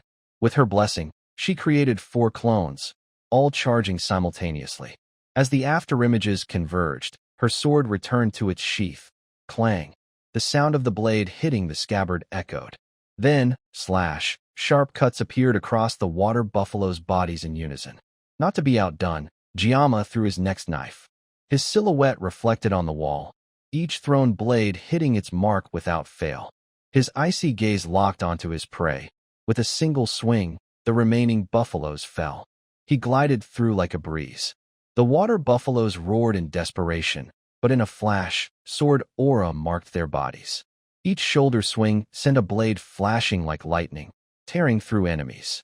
It seemed random, yet was utterly precise. Each beast felled with one strike, their massive bodies cleaved in half, revealing perfectly smooth cuts, as if meeting no resistance. The remaining ones wailed hopelessly, helplessly watching their kin fall. Boom! Rocks and debris scattered, but with superhuman speed and reflexes, Jiyama dodged effortlessly, his steps as light as a stroll through a blood-soaked battlefield. Outside, Weapon focused on playing his flute, using sound to support his team. Saki still couldn't grasp what was happening. She'd heard of Kong Jiyama's difference through virtual training sessions, through whispered rumors. But seeing it firsthand was another matter. Jiyama charged forward unhindered, even as the water buffaloes swarmed, overwhelming him with sheer numbers, rushing his position. The more there were, the tighter they encircled him. Saki, shocked, raised her bow, but didn't dare release. He's in danger. But her eyes widened in disbelief. Jiyama swung 2 sashimi knives horizontally, slash, slash, slash. All the surrounding buffaloes were repelled, cut into pieces. Before Saki's gaze, he stood silently, his eyes radiating absolute confidence. No longer a side character, but the protagonist. Saki, stunned, let her bow droop, muttering, What the hell just happened? Before her, the remaining water buffaloes lay in a chaotic heap of flesh. A murderous aura enveloped the scene, red blood spreading, painting a terrifying yet haunting bloody picture. Giamma quietly surveyed the battlefield, smiling. Somehow, he produced a bag, collecting enough water buffalo horns to meet the mission's requirements. Damn it, the author didn't even bother explaining how he got them. His voice was calm. This should be enough. Looking at the bulging bag of horns, Giamma thought. Took 40 seconds to wipe out 50. Shame there's no spatial bag. I could only carry a portion. He nodded, satisfied, smiling as if it were trivial. Chloe approached, eyes sparkling. Giamma, you were so cool today. Giamma recognized her earlier effort. Chloe's terrifying speed had drawn the herd, making it easier for everyone to handle. He smiled faintly. You worked hard too, Chloe. Without you, we couldn't have finished so fast. The praise made Chloe blush, delighted. Thanks. As they chatted, Giamma's gaze softened toward Chloe. Though he disliked showing emotions, he didn't hold back praise for those who helped achieve the goal. Weapon was used to this, but Saki wasn't. She stared at Giamma as if witnessing the impossible. Weapon glanced at her, shrugging. Told you, don't be shocked. Saki, irritated, snapped. Don't be shocked after seeing this? Idiot. Weapon laughed, sighing. Haha, I couldn't speak the first time either. Still hard to believe. That guy Giamma breaks common sense every time he shows up. Saki pursed her lips, her expression complex, voice trembling. Who the hell is Kong Giamma? Looking at the two ahead, Weapon shrugged. I don't know either. Giamma didn't just dominate today. He's been racking up feats at the academy and other dungeons. Saki couldn't hide her shock, her eyes fixed as if asking, what the hell is this? But she shook her head, trying not to dwell. Weapon turned to Giamma, sincere. Thanks, man. Saki followed his gaze, her mind still a mess, unable to process. After meeting their goal, the group headed out, chatting as they walked. Weapon was surprised. The dungeon's condition was just to kill 2 water buffaloes. You took down way more, almost single-handedly. That's insane. Giamma gave a faint smile. During the midterm, when I fought the mermaids, I didn't do much. Consider this making up for it. Weapon started. Hey. Back then it wasn't. He stopped, glancing at Saki, who didn't understand. Weapon corrected himself, stumbling. Yeah, fine. Thanks anyway. Saki frowned, a huge question mark forming. What's going on? Weapon dodged, lightening the mood. We almost died, let alone cleared the dungeon. His tone grew serious, suspicious. But why were the water buffaloes so aggressive today? Saki nodded. Didn't we see this before? Remember the Lion Kings? I thought they weren't as strong as expected. The group kept walking, but Chloe stopped, staring ahead, turning to Giamma. Hey, Giamma, where are we? Giamma froze. Saki looked around, realizing, It's like a pillar. Suddenly, Saki shouted. Oh no. The space shifted. From the void, eerie purple chains appeared, binding everyone. Question marks hovered over all 4, but Chloe stayed calm, her eyes glinting with calculation. Giamma observed, thinking, bound by chains? What's next? A figure suddenly appeared, the dungeon gate guard, staring at the scene, shocked. What the hell is this? He muttered, unable to believe the monsters were wiped out. Panic set in, then he remembered. Damn it, I'm screwed. Desperate thoughts surged. I still owe 20 billion from SH1. He gritted his teeth, recalling an earlier meeting. A woman claiming to be an academy instructor approached, saying, do one thing, and I'll clear your 2 billion debt. He clenched his fist, heart pounding, recalling orders from the 5th Legion commander. Tame the water buffaloes. Use magical stones to enrage them. When Kong Giamma enters the dungeon, release them all at once and open the deepest stone gate. He swallowed, looking at the purple crystal in his hand, wondering, what the hell did she mean? He reflected, recalling the conversation. The woman asked, that student's heading to his death? The commander smirked. I'm not betting on this gamble. He replied, then I'll find someone else. He quickly grabbed the crystal. No, wait. I'll help. She smirked. Humph, hurry up. I'll call with detailed instructions later. Answer unknown numbers. He hurried. Yes, I understand. She left, leaving him stunned. A thought flashed. 20 billion. With that, I can do anything. Back in reality, he recalled something crucial, stepping forward with resolve. Just a bunch of kids. The stone gates open. They're definitely dead. Back to Giamma's group, a voice rang out. That gate? Don't tell me it's here? Giamma thought. Everything went too smoothly. Yet we entered without issues. His eyes grew wary, realizing. This gate only opens with a Jigen magical stone. Those stone fragments from the boss were the reward. Didn't expect they'd open the gate. Seeing the red slash on the stone gate, Giamma knew a normal blade wouldn't leave that mark. It was his. He drew his knife, preparing, but movement around them put the group on edge. Chloe asked, "What's that?" Everyone noticed, a red, hulking monster wielding a giant axe. Weapon questioned, "Is that really a water buffalo?" Giamma felt unease. Damn it, it's awake? While the others panicked, Giamma thought coldly, the reward for clearing this place could be transferring a blessing from its owner to another target and activating it. Can't be used alone. Suddenly, an A-rank magical beast appeared, Minotauros, radiating clear menace. A powerful gust of wind slipped through the gate's cracks. The flickering light from an oil lamp cast shadows on the wall, revealing the silhouette of a nearby water buffalo. On the opposite side, another appeared. All four witnessed it. A massive buffalo stood towering between two others, one purple, one green, flanking it, radiating fury. They were left charge and right strike, the king's left and right advisors. Chloe, with her keen perception, immediately asked, Giamma, what are those? Why are there magical beasts like this on the stone gate? Giamma didn't answer right away, lost in thought. Those two as well. Recalling the earlier scene, he told himself, even if I slashed the gate to pieces and escaped, once that monster awakens, no one gets out unscathed. The pressure mounted, forcing him to focus intensely. This isn't like the midterm when I knew nothing about the mermaid. But I've faced this Minotauros in the game. In perfect condition, I could take all three alone.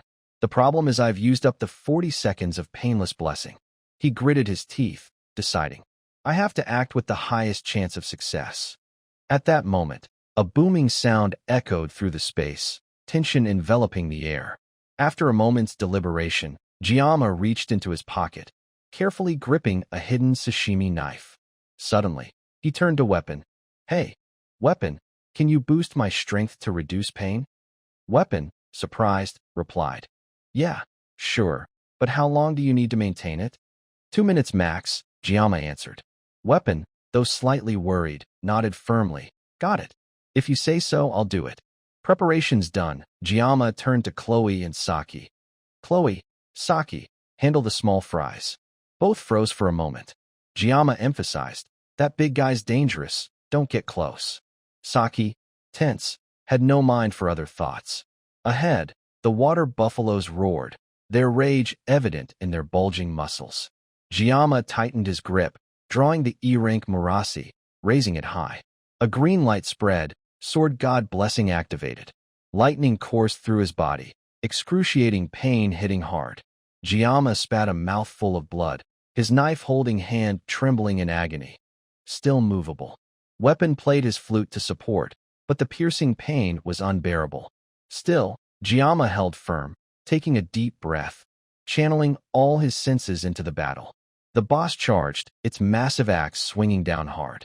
Giamma dodged to the side, his eyes locked on the beast. The pain tore at his nerves, but he used the momentum, spinning and slashing in a deadly arc, striking its weak point despite his body's urge to vomit blood. At that moment, a counterattack came from below. Boom boom, the ground shattered. Giamma retreated, but the beast gave no respite, kicking straight at him. Damn it! Thud! Blood sprayed across the ground. Giamma stumbled back, struggling to stand, thinking, it's like every sense suppressed by the blessing is finally unleashed. The beast's eyes flashed an unnatural red. Damn, it's changing its attack pattern. A downward chop shifted to a horizontal swing, too fast. Giamma ducked low, dodging by a hair. The axe embedded in the ground, cracking it open. He accelerated, circling behind, but the frenzied buffalo sensed him, spinning to counter with a swing. Boom! A devastating blow, its shockwave like a bomb, dust and smoke clouding the area. In the thick haze, the buffalo paused but immediately sensed something unexpected. Weapon kept playing his flute, sweating profusely, his body trembling. Meanwhile, Saki frantically dealt with another beast. She leaped forward, recalling Giama's words. Use your muscles, stance, and footwork, leveraging your combat instinct's potential to unbalance the enemy with minimal movement. Theory was one thing, reality was another. Saki exploited an opening, firing an arrow into the buffalo's eye. It roared in pain but didn't yield, gripping its blade and charging. Saki thought, like it's blind, seeing nothing. She drew her batot again. The attack seemed simple, but boom boom. The buffalo's head was blown off, its body collapsing lifelessly. It was dead. Saki glanced around, thinking, Sword Emperor's fit? Did I hear that right?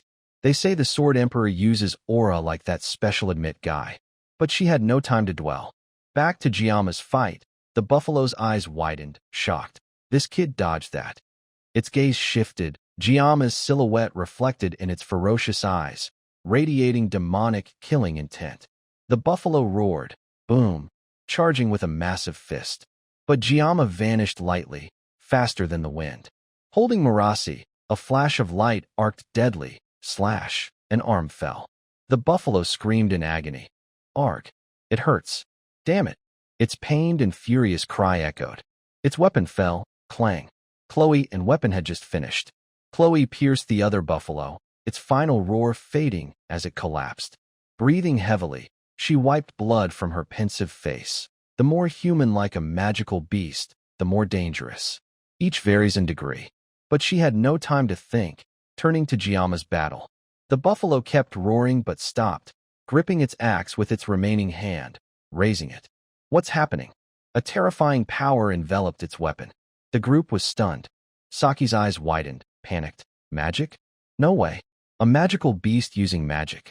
The beast's arm bulged with mutated green veins. Saki, stunned, gripped her bow, trembling. It's trading its life for mana? Just a beast, and it's this terrifying. An energy wave erupted, boom boom, forcing all three back. Saki gritted her teeth, thoughts racing. The man is too strong. I can't get close. Weapon kept playing his flute, worry evident, screaming in his mind. Giama, you have to do this. But Giama stood still, not dodging, looking up, blood trickling from his mouth. The beast raised its axe, preparing a devastating strike. Giama didn't move. This is it, we're done. In this situation, the erupting magical energy prevented Giama's teammates from getting close to assist. Now alone, Kong Giama had to fend for himself against the boss. Instead of retreating or showing fear, he smirked, his gaze sweeping over the beast with cold disdain. The pain reminded him he was still alive. Only one option, pour everything into this final battle. The boss let out a piercing roar, swinging its axe in a crimson arc of magical energy that sliced through the air. A shockwave spread, engulfing the area. Giama, undaunted, gripped his knife and charged. Boom. The moment their weapons clashed, a violent tremor erupted. Giama poured all his strength to barely hold his ground. This magic is too dense. If I dodge now, I'll be pushed back, putting the whole team in danger. A split-second lapse, and the boss spotted an opening, pressing its attack harder. Cornered, Giama stepped back. In this dire moment, a cold arrow suddenly shot from afar, piercing the boss's right eye. It roared in agony. Saki, panting, shouted, "What are you standing there for? Finish the damn thing." Thanks to her timely support, Giama noticed the water buffalo's strength waning. He closed his eyes. When they opened, his mind reached absolute focus. The pressure from his teammates' anxious gazes vanished, his mind clear. In that moment, the sound of air being torn apart echoed, heat surging. Giama recalled an old saying, "If you strike, everything will be cut." Those words now held absolute meaning. He focused entirely, his shoulders and arms moving instinctively. The sashimi knife, cloaked in sword aura, shot forward. The aura smashed into the crimson magical wave, piercing and splitting it like a fatal slash. Each clash with the blade shattered the magic into red fragments, the sound of impact reverberating through the cave. The heat from the clash made the air tremble. Chloe, watching from afar, recognized that power. She recalled Giamma's fight with the Sword Saint, where a similar green light appeared. A second later, Giamma's Sashimi blade pierced the water buffalo's weapon. He twisted the blade like a key, green energy spreading from the wound, engulfing the beast in pain. Giamma slashed relentlessly, as if he'd never been allowed to cut before. The Bull King roared helplessly. Unrelenting, he spun his blade again, the sword aura tearing through its organs. The sound of breaking bones and ripping flesh rang clear. The blade swung down, a decisive slash ending it all. A crisp, sharp sound echoed as it cleaved half the boss's body. The scene left the group stunned, unable to believe their eyes. Too damn epic. It surpassed all imagination. It took a moment for the boss's massive head to hit the ground. Giamma landed gracefully, exhausted, the rancid stench rising around him. Regaining his composure, seeing everyone safe, he sighed in relief, looking up to savor the glory of victory. I won. We did it. Giamma could hardly believe he pulled it off. Saki pressed a hand to her chest, heart pounding, taking a deep breath, relieved. A perfect strike.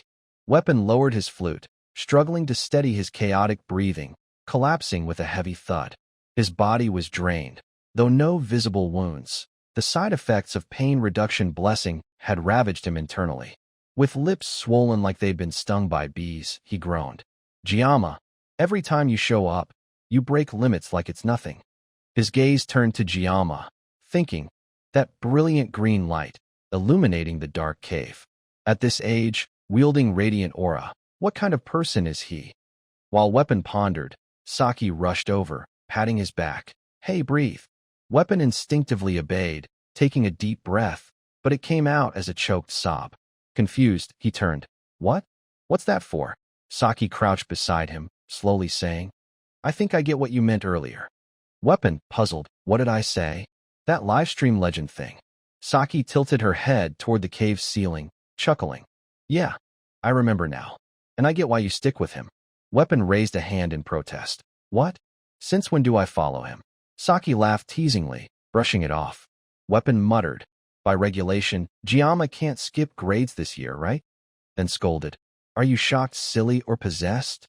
Saki smiled, as if doubting her own thoughts. Humph. What if it's the other way around? Do the rules forbid it? Weapon, skeptical. Well, not exactly. Saki said no more, quietly watching Giamma. I don't know why, but I suddenly want to stick with him too. It's intriguing. The boss was defeated by Giamma. Wounded, he thought. Even with Weapon's blessing boost, I need rest. This is still light, though. Worth noting, facing an enemy without pain reduction blessing. Chloe rushed over, hugging Giamma tightly, eyes worried. Giamma, you okay? Any injuries? She forgot he was hurt, his body trembling. He adjusted his breathing, stammering, Chloe, I think it's injured. Hold on. Chloe gently stepped back, eyes shy. Eek, sorry. Giamma, pale, thought. Just kill me, it hurts like hell. Ignoring his exhaustion, a status panel appeared. Congratulations, you've unlocked a new blessing. He gave a bitter smile. It was meant for Lion, the protagonist. It's a rare one, Spirit Tier. When combined with another blessing, it shines. Transfer blessing. Transfers an existing blessing to another creature or object, requiring direct contact to activate. Almost mandatory to control Banmong, the sword wielding both yin and yang. Giamma was quietly pleased. Guess there's some good in this. The stone gate creaked, slowly opening. Through the gap, a familiar figure appeared, the checkpoint staff.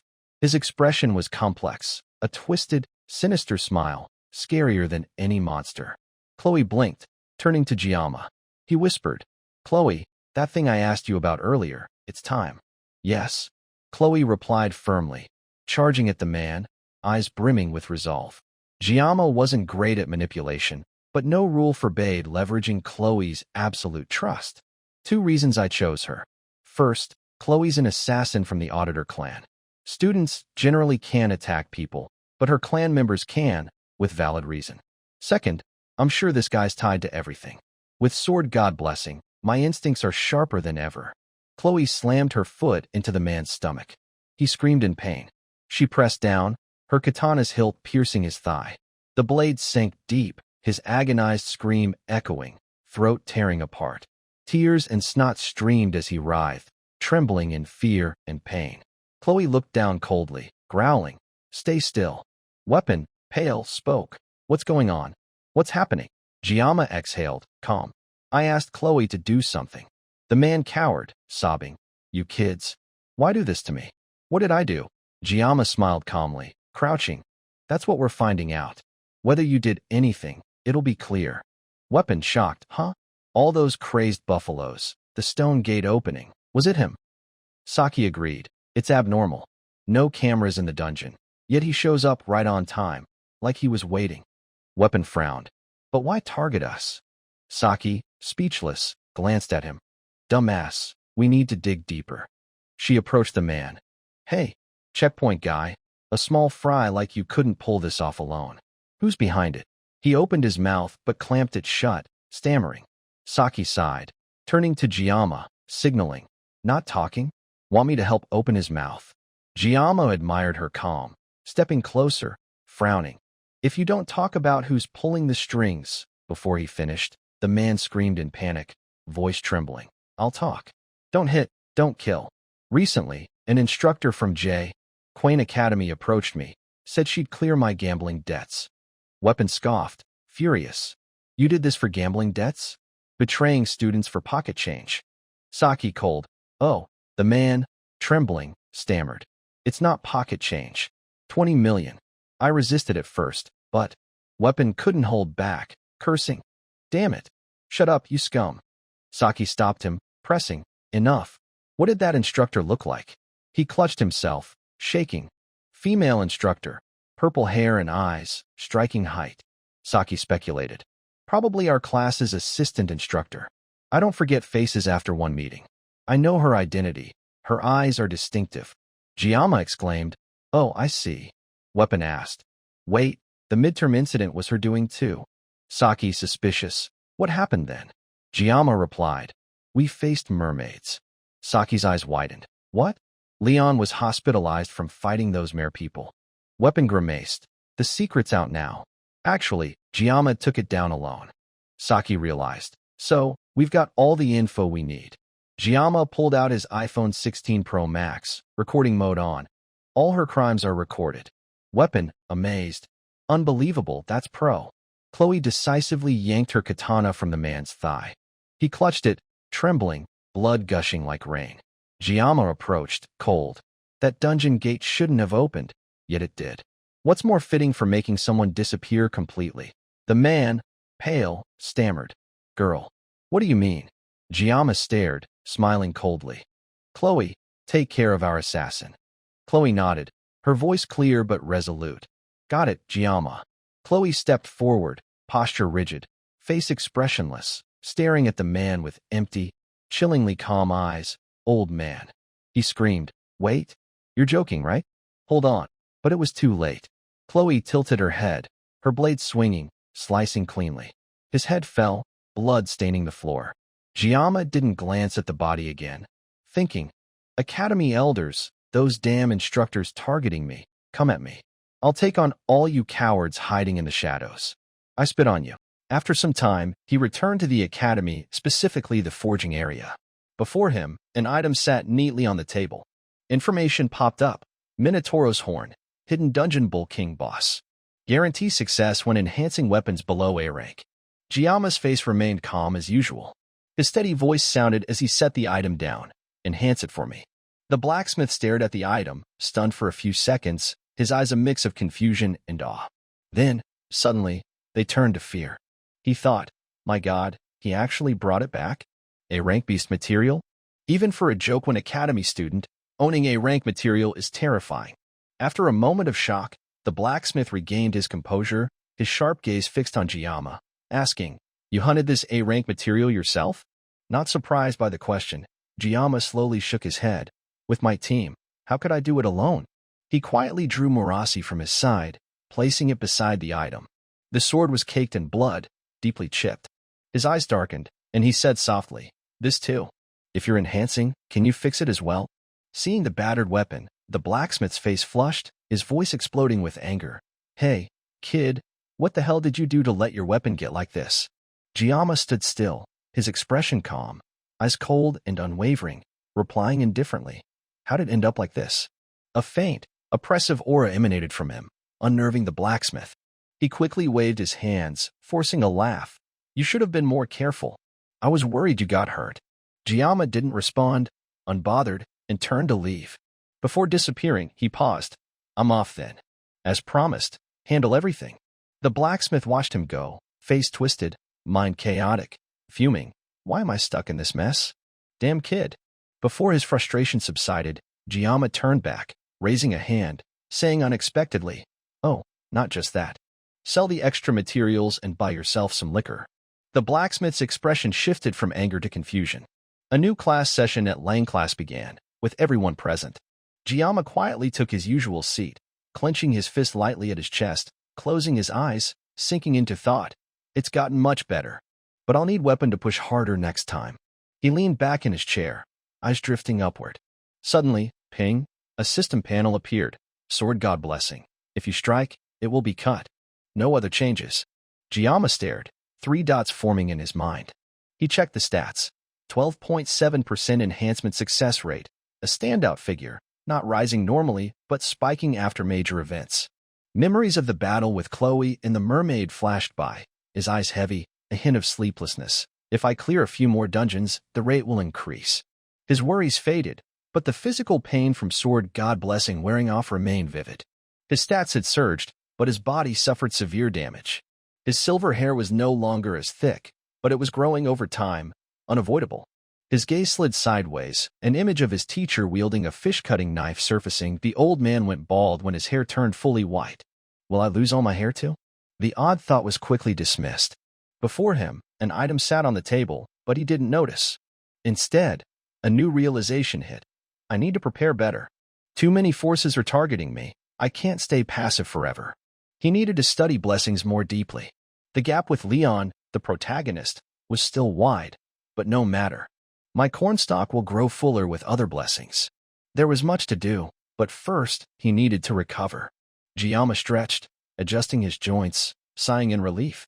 Only then did he notice the item on the table, a small note, heart-shaped and pink, reading, Dungeon Conquest Memento, a candy, wishing you a speedy recovery. Too sweet to eat. Seeing the simple gift, he recalled moments with Chloe and Weapon, the first time forming a team, clearing the dungeon. Being targeted for his life was now routine, but not entirely unfortunate. At least I have 2 teammates. Holding the gift, Jiyama thought, Chloe and Weapon don't impact the main storyline much. Not sure if Chloe sees me as a friend. A faint smile crossed his face, and he continued, Heard Chloe was hospitalized from exhaustion after the dungeon. I should visit her when I get time. But his attention was drawn to the door. 3 familiar figures, 2 people, and a mysterious dark shadow. Teacher Lee's voice broke the silence. Get back to your seats. The class was startled, but Jiyama only narrowed his eyes, thinking, when will the Sword Saint leave? A sound interrupted, ding, a phone notification. He checked, brow furrowing. 8:54, June 8th, new message. What are you doing? Who's this? Wrong number. Looking closer at the sender, his hand trembled, the phone shaking. What the hell? His eyes darted to the door, panic surging. A familiar girl stood there, holding her phone, its screen matching the message. Saki, she lightly licked her lips, her sharp eyes locking onto Jiyama. The classroom erupted, whispers echoing down the hall. What's this? Teacher Lai sighed, as if expecting it. With the Sword Saint and Saki, he stepped to the podium, voice booming. Starting today, student Saki Ryo will be reassigned to Lang class. Maintain order. In 30 minutes, regroup and head to the training ground. The class exploded. For real? Saki's joining our class. The bald instructor confirmed it. She requested the transfer herself. Saki calmly walked to her seat. Students whispering, Sakiko's really in our class? What kind of guy does Sakiko like? Jiyama stayed calm, but his mind was heavy, eyes tracking Saki's every step. Don't tell me she's sitting near me. A memory flashed. Miracle Generation, the 4 most outstanding students. Top scorer, 2nd, 3rd, and 4th. Brilliant intellect, unmatched strength, leading in theory and combat.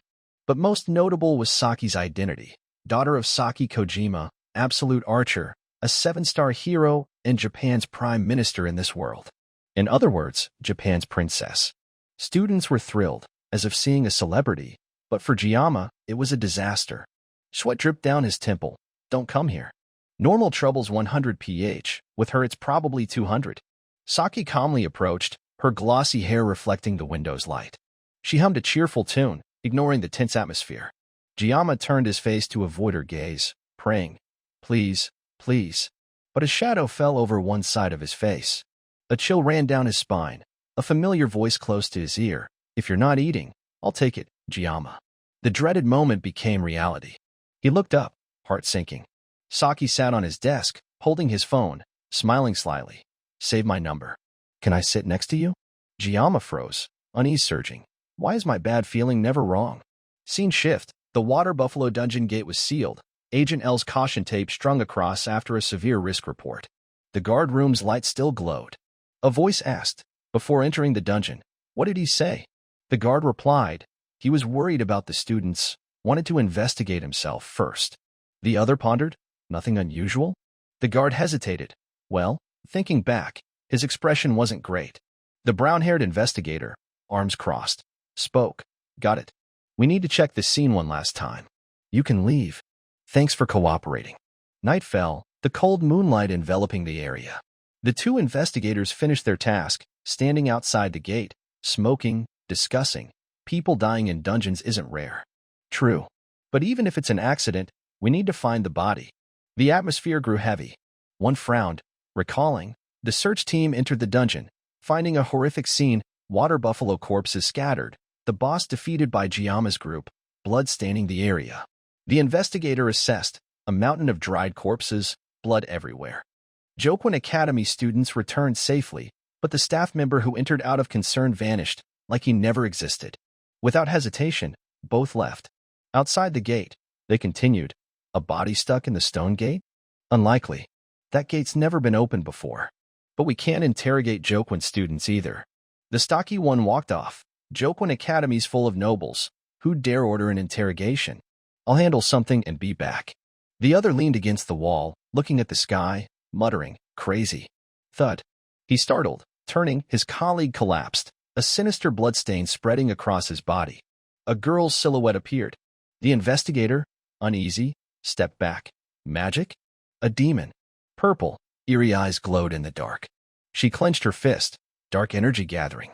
The 5th Legion commander of the Demon King spoke. "Hello." Her voice was soft but deadly. He froze, stunned. Human?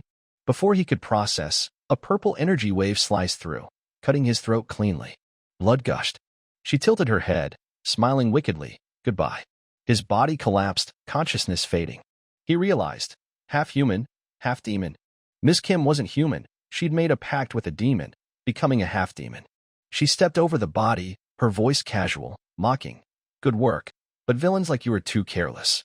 Saki sat down as if it were the most natural thing, casually taking out a yokon, unwrapping it, and savoring it. Her eyes lit up, the taste so delightful it drew every gaze. Giamma seemed to accept Saki's transfer to the class. After all, with the Sword Emperor as their instructor, Lang class was no longer ordinary. But her sitting right next to him was another issue entirely. Though treated as invisible, Saki was still one of Leon's women. To Giamma, she was an utterly troublesome character. He awkwardly stammered, "Hey." Before he could continue, Saki held up the yokon, cutting him off. "Why aren't you eating?" She tilted her head, her tone casual. "I've already shared it." After the dungeon incident, Saki seemed intrigued by Giamma, but he wanted to keep his distance. Their first meeting hadn't exactly been pleasant. Giamma said coldly, "Chloe sometimes sits there." Still, Saki remained unfazed, not budging. It wasn't a big deal, so he adjusted himself quickly. Saki began reasoning. If someone hasn't arrived before roll call, they're either late or not coming, right? Given the distance from the dorms, it's more likely they're not coming than late. No one reserves seats. First come, first served. Anything wrong with that? Giamma was speechless, thinking, well, she's not wrong. She left no room for argument. Finishing the yokon, Saki exclaimed softly, "Wow, that's fire." Giamma wanted to ask why she transferred to Lang class, but the instructor's stern voice rang out. "Training after roll call starts soon. 5 minutes to assemble." He glanced around, students hurriedly left to change. Some hesitated, wanting to talk to Saki, but reluctantly backed off. Saki didn't care. leisurely pulling out a cute sleep mask, looking drowsy. Giamma pressed. Saki, aren't you going to training?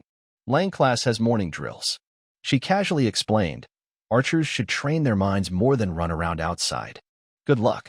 With that, she pulled the mask down, sinking into a deep sleep. Unbelievable, Giamma shook his head, heading to the school gate. Oh, one more thing. Saki suddenly lifted her mask, calling in a low voice, from now on, don't call me Saki. Call me Rio. Giamma, confused. Huh, she said calmly. Friends call each other by their first names, not surnames, right? He questioned. Weapon calls you Saki. Even your weapon's named Saki. She didn't elaborate. What's that got to do with it? Anyway, have fun at training. I'm sleeping. Saki buried her head on the desk, instantly asleep. Giamma stared for a moment, a faint smirk forming, then headed to the changing room. Outside the elite class, a small commotion stirred. Whispers arose. Humph, quite the buzz. Huh? Ruko stretched, turning to Aben. Hey, heard the news? Saki's moved to Lang class. The sleepyhead suddenly motivated. Aben rested her chin on her hand, staring at the blackboard, responding curtly. Oh, really? Ruko shrugged, glancing at her. Though she seemed clueless, Aben's eyes still glinted golden. Ruko squinted, chuckling mischievously. You feeling regret? Aben, puzzled. Huh? Regret what? You know. Transfers only happen when there's an opening. Lang class was short one this year. Saki somehow got the info and snagged it first. That sleepy girl's quick. Ruko's eyes glinted with meaning. Aben faltered, and Ruko, amused, sighed regretfully. Saki's something. But even if I like her, there's an order to things. Giamma was ours Aben's first. Caught off guard, Aben shot up. Nonsense. What are you babbling about? Ruko giggled. I've noticed, Aben. Mention Giamma, and you react instantly. Nothing going on, really? Aben sighed, waving her off. Let me be clear once. I've only talked to Giamma a few times, nothing special. Stop imagining things. Ruko looked into her eyes, smiling faintly. That's just for now, right? Who knows about the future? Aben froze, Ruko's tone deepening, oddly serious. Aben, others may not see it, but don't fool yourself. It's not a good look. Think carefully. Complex emotions, confusion, shock, unease, flickered across Aben's face. Unlike usual, Ruko wasn't joking but struck straight to the core, leaving a strange, stinging pain. Aben was always calm, or rather, had to be. She rarely showed emotion, maintaining a cool facade, her sole goal to earn her grandfather, the Sword Emperor's, approval. After the midterm demon attack, Aben planned to seek his advice discreetly. But against expectations, he stepped in himself, taking a temporary instructor role at Jokwon Academy. He said, starting tomorrow, I'll be a temporary instructor. Aben reacted. What? You're following me to school now? She grimaced. I'm already too noticed. The Sword Emperor cut her off. I'll be handling Lang class's first years. Aben, shocked. What are you saying? He said calmly. Forgotten already? You asked me about this during the midterm. Aben recalled she had mentioned it to him. The Sword Emperor sipped tea, unfazed. We probably won't cross paths much. Don't worry. The reason was surely Kong Giamma. Though hidden, her grandfather always showed special interest in him, as if seeing a rough gem with boundless potential. Aben felt a strange emotion stir. Giamma, an absurd genius, ignoring status, carving his path through the nobility with strength. An unbelievably talented special admit student from a humble background. At their first meeting, he was just a scrawny kid, unremarkable. Now, he was a strong young man with sharp eyes, surpassing Leon Varon, the hero candidate. Giamma walked an heroic path but didn't flaunt it, quietly pressing through thorns. If he were a bit arrogant, I could hate him. But Giamma doesn't care, ignoring even his critics, Aben thought, frustrated yet ashamed of her envy for not earning her grandfather's approval. Giamma's image clung to her mind. After her reverie, Aben's cheeks flushed. Ruko grinned slyly. Is that so? Aben jumped back, shouting, Ah, what's that about? Ruko, startled, laughed. What are you doing? Aben shook her head, embarrassed, trying to regain composure. No matter what I think, I don't have special feelings for Giamma. No intent or time for that stuff. Ruko winked mischievously. Oh, I'm relieved, Lady Aben. No need to compete with you, thank goodness. I can handle the red-haired girl and Saki, but you'd be tough. Aben froze, unsure how to respond. She realized she'd just escaped an awkward trap, hurrying back to her seat. But Ruko wasn't done, teasing. finally admitting it? Nonsense. Aben snapped angrily, head down, refusing to say more. Meanwhile, the professor lectured on the importance of academics. Today's topic was basic blessing analysis, dry, but the professor's witty style made it popular.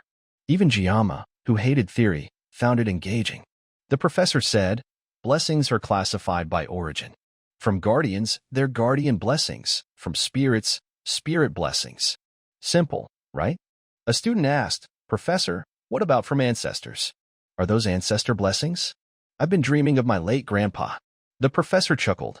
Student Jom, ancestors might help you lift weights, but they don't grant blessings. The class laughed, and the professor joined in but kept focus. Enough. Next, we'll explore blessing tiers. Amid the lively class, one person slept like the dead, Saki, Jiyama's deskmate. He thought, even the professor can't handle her? The professor glanced at her, ignoring it as if used to it, showing no annoyance. Does she have that much privilege? From a teacher's perspective, she was a troublesome student. Today was Saki's second day in Lang class. Jiyama wanted to know why she transferred, but hadn't had the chance. She just slept all day. Even shaking her shoulder to wake her, she'd blink and sleep again. Unbelievable. If she's going to sleep, why not in a corner instead of next to me? Despite her carefree, lazy nature, she always claimed this spot, as if it were hers. Good thing Chloe's still in the hospital, or there'd be a murder, Jiyama thought, but admitted, thanks to her, handling the dungeon aftermath was easier. Recalling the beheading of the checkpoint staff, Saki had managed everything, smoothing things over. In terms of ability, she was on a different level from weapon. Back to the lecture, the professor continued. Blessing tiers include heroic, spirit, guardian, and mortal. Most students here have mortal blessings, right? The class fell silent, some visibly upset. The professor smiled reassuringly. Don't be discouraged. Even mortal blessings, if used well, can match or surpass guardian blessings. Spirit blessings are already extremely rare. Jiyama thought, that's supposed to be comforting? Anyway, I got a rare blessing a few days ago. A curious student asked, Professor, what about heroic blessings? He replied slowly, heroic blessings or hero blessings are legendary. Historically, only great hero Bao Jokwon, this academy's founder, had one. And in modern times, one other person. He paused as the bell rang. Time's up. We'll continue next time. That's all. Jiyama started to stand but remembered something, raising his hand. Professor, I have a question. The professor, surprised, smiled. Go ahead, student Jiyama. He thought carefully, saying slowly, do you know this phrase, the blessing of the gods is always with people? Saki slightly raised an eyebrow, peeking at him. The professor pondered, replying, interesting question, but your phrase has a strange gap. Jiyama, surprised. What gap, sir? The professor closed his book, voice solemn, because gods no longer exist in this world. Still, your curiosity moves me. Any questions? Come to my research room. He left, leaving the room buzzing. Jiyama turned, seeing Saki gazing at him sleepily. Hoping to ask why she transferred, he got nothing. She just rested her head on her hand, sleeping again. Hee, a bit more sleep. Jiyama, helpless, muttered, should I nap too? Thinking it, he did, drifting off. Suddenly, a status message appeared in his subconscious. A blinding light is sent to you. The searing light made Jiyama squint. His eyelids parted instinctively, his blurry vision gradually sharpening. When he fully opened his eyes, the scene before him left him speechless. Jiyama is requesting to talk with you. Another scene struck him, an endless black sky, a galaxy flowing like a silver stream through space, like a sword slicing the universe. His body floated in a deep abyss, like a sci-fi film. A sense of powerlessness weighed on him, alive yet not existing, sending chills through his body. A glowing message appeared. Do you want to accept? Yes or no? Jiyama is requesting to talk with you. Do you accept? Before he could grasp what was happening, Jiyama's eyes lit up, a mix of awe and unease, like someone lost between reality and a mystical realm. The notification continued. Do you want to block it? Yes or no? Jiyama is interfering with data code, hacking into the world line. Reading this, Jiyama thought to himself, world line? Everything's riddled with mysteries. Suddenly, boom, boom, boom. A deafening explosion tore through the space, the shockwave rippling across the universe. The ground shook violently. Jiyama's body froze, as if an invisible force gripped every muscle. A numbing sensation spread from his toes upward, his throat constricted, unable to produce a sound. In the sky, stars swirled chaotically, vibrating endlessly, as if under invisible pressure. But in an instant, everything halted, aligning in perfect order, eerily precise. Giamma was stunned. How can it be so quiet? The power gap is too vast. A cold, emotionless voice echoed from the void. Your qualifications are too low. You are not yet eligible. The sound seeped into Giamma's consciousness, stirring his mind like a tsunami, causing a splitting headache, as if his head might explode. Do you wish to continue? Before him, in the night sky, the stars formed that very question. Giamma froze, his heart pounding. In that moment, he understood. This isn't a dream. It's a warning, the reason I ended up in this world, or a clue about sword god blessing. No explanation made more sense. The cosmic resonance grew fiercer. Giamma clenched his teeth, mustering his strength, roaring, I choose yes. Immediately, a status message appeared. Giamma is confirming your will. Giamma is using control force to access the world line. The world trembled, cracking sounds echoing rapidly, like a security system purging excess data. Information fragments were erased, vanishing like viruses swept from a server. The orb of information from before was no exception. Its light dimmed, then faded entirely, consumed by an abyssal darkness. But at that moment, a strange sound rang out, space shattered.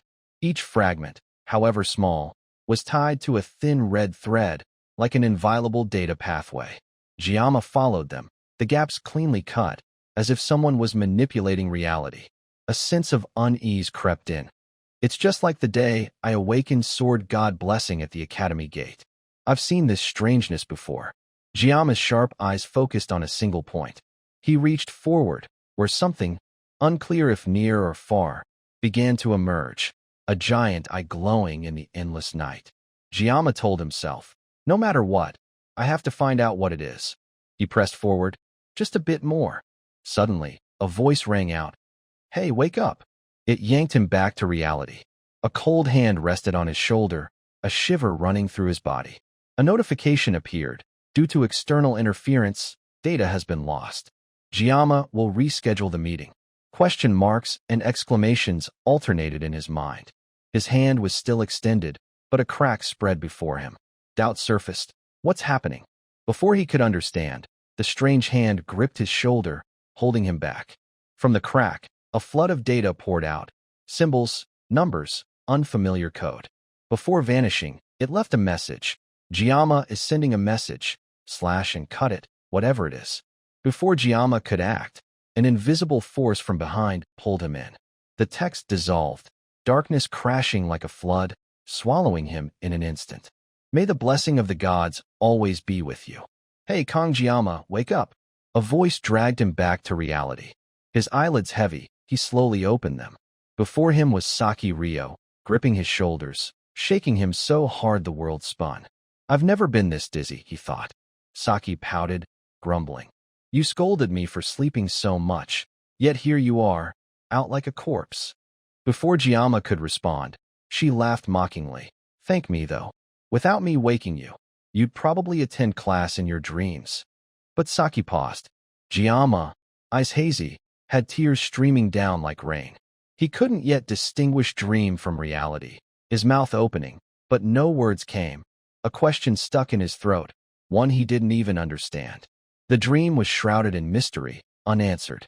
Tears fell, beyond his control. Scene shift. Moments later, Giamma quietly headed home, pausing to rest on a nearby stone bench, reflecting on Saki's words. You okay? Sad dream. But he couldn't recall it. I think I dreamed, but why can't I remember? Caught by a sleepaholic like Saki is embarrassing enough, and I was crying. Just then, his friends approached. He's already here. Giamma's eyes landed on Weapon, Saki, and Chloe. A lively discussion ensued. Weapon spoke. Let's go over it again. It seems the enemy targeting the dark demon is inside. And the midterm exam. Before he finished, Saki cut in, loudly. Oh, come on. We get it. How long are you going to summarize? That's why you're not top scorer. Think in your head, don't ramble. My ears are bleeding. You're responsible. Giamma was speechless. I asked Weapon to explain earlier, and he's getting roasted. Sure enough, Weapon retorted. Hey, you think you'll stay top scorer forever? Wait for next week's written exam. You'll see. Saki, uninterested, covered her ears, muttering. My ears are actually bleeding. I'm stopping it. Beep, beep, beep. Chloe, ignored in the back, caught Giamma's glance. He asked, feeling better? Chloe, flustered. Yeah, much better. But I'm worried about spreading my cold, so I'm standing farther. Giamma sighed in relief. That explains why you're way over there. He turned to Saki. You've probably heard, but things are messy. I've been thinking alone and got nowhere.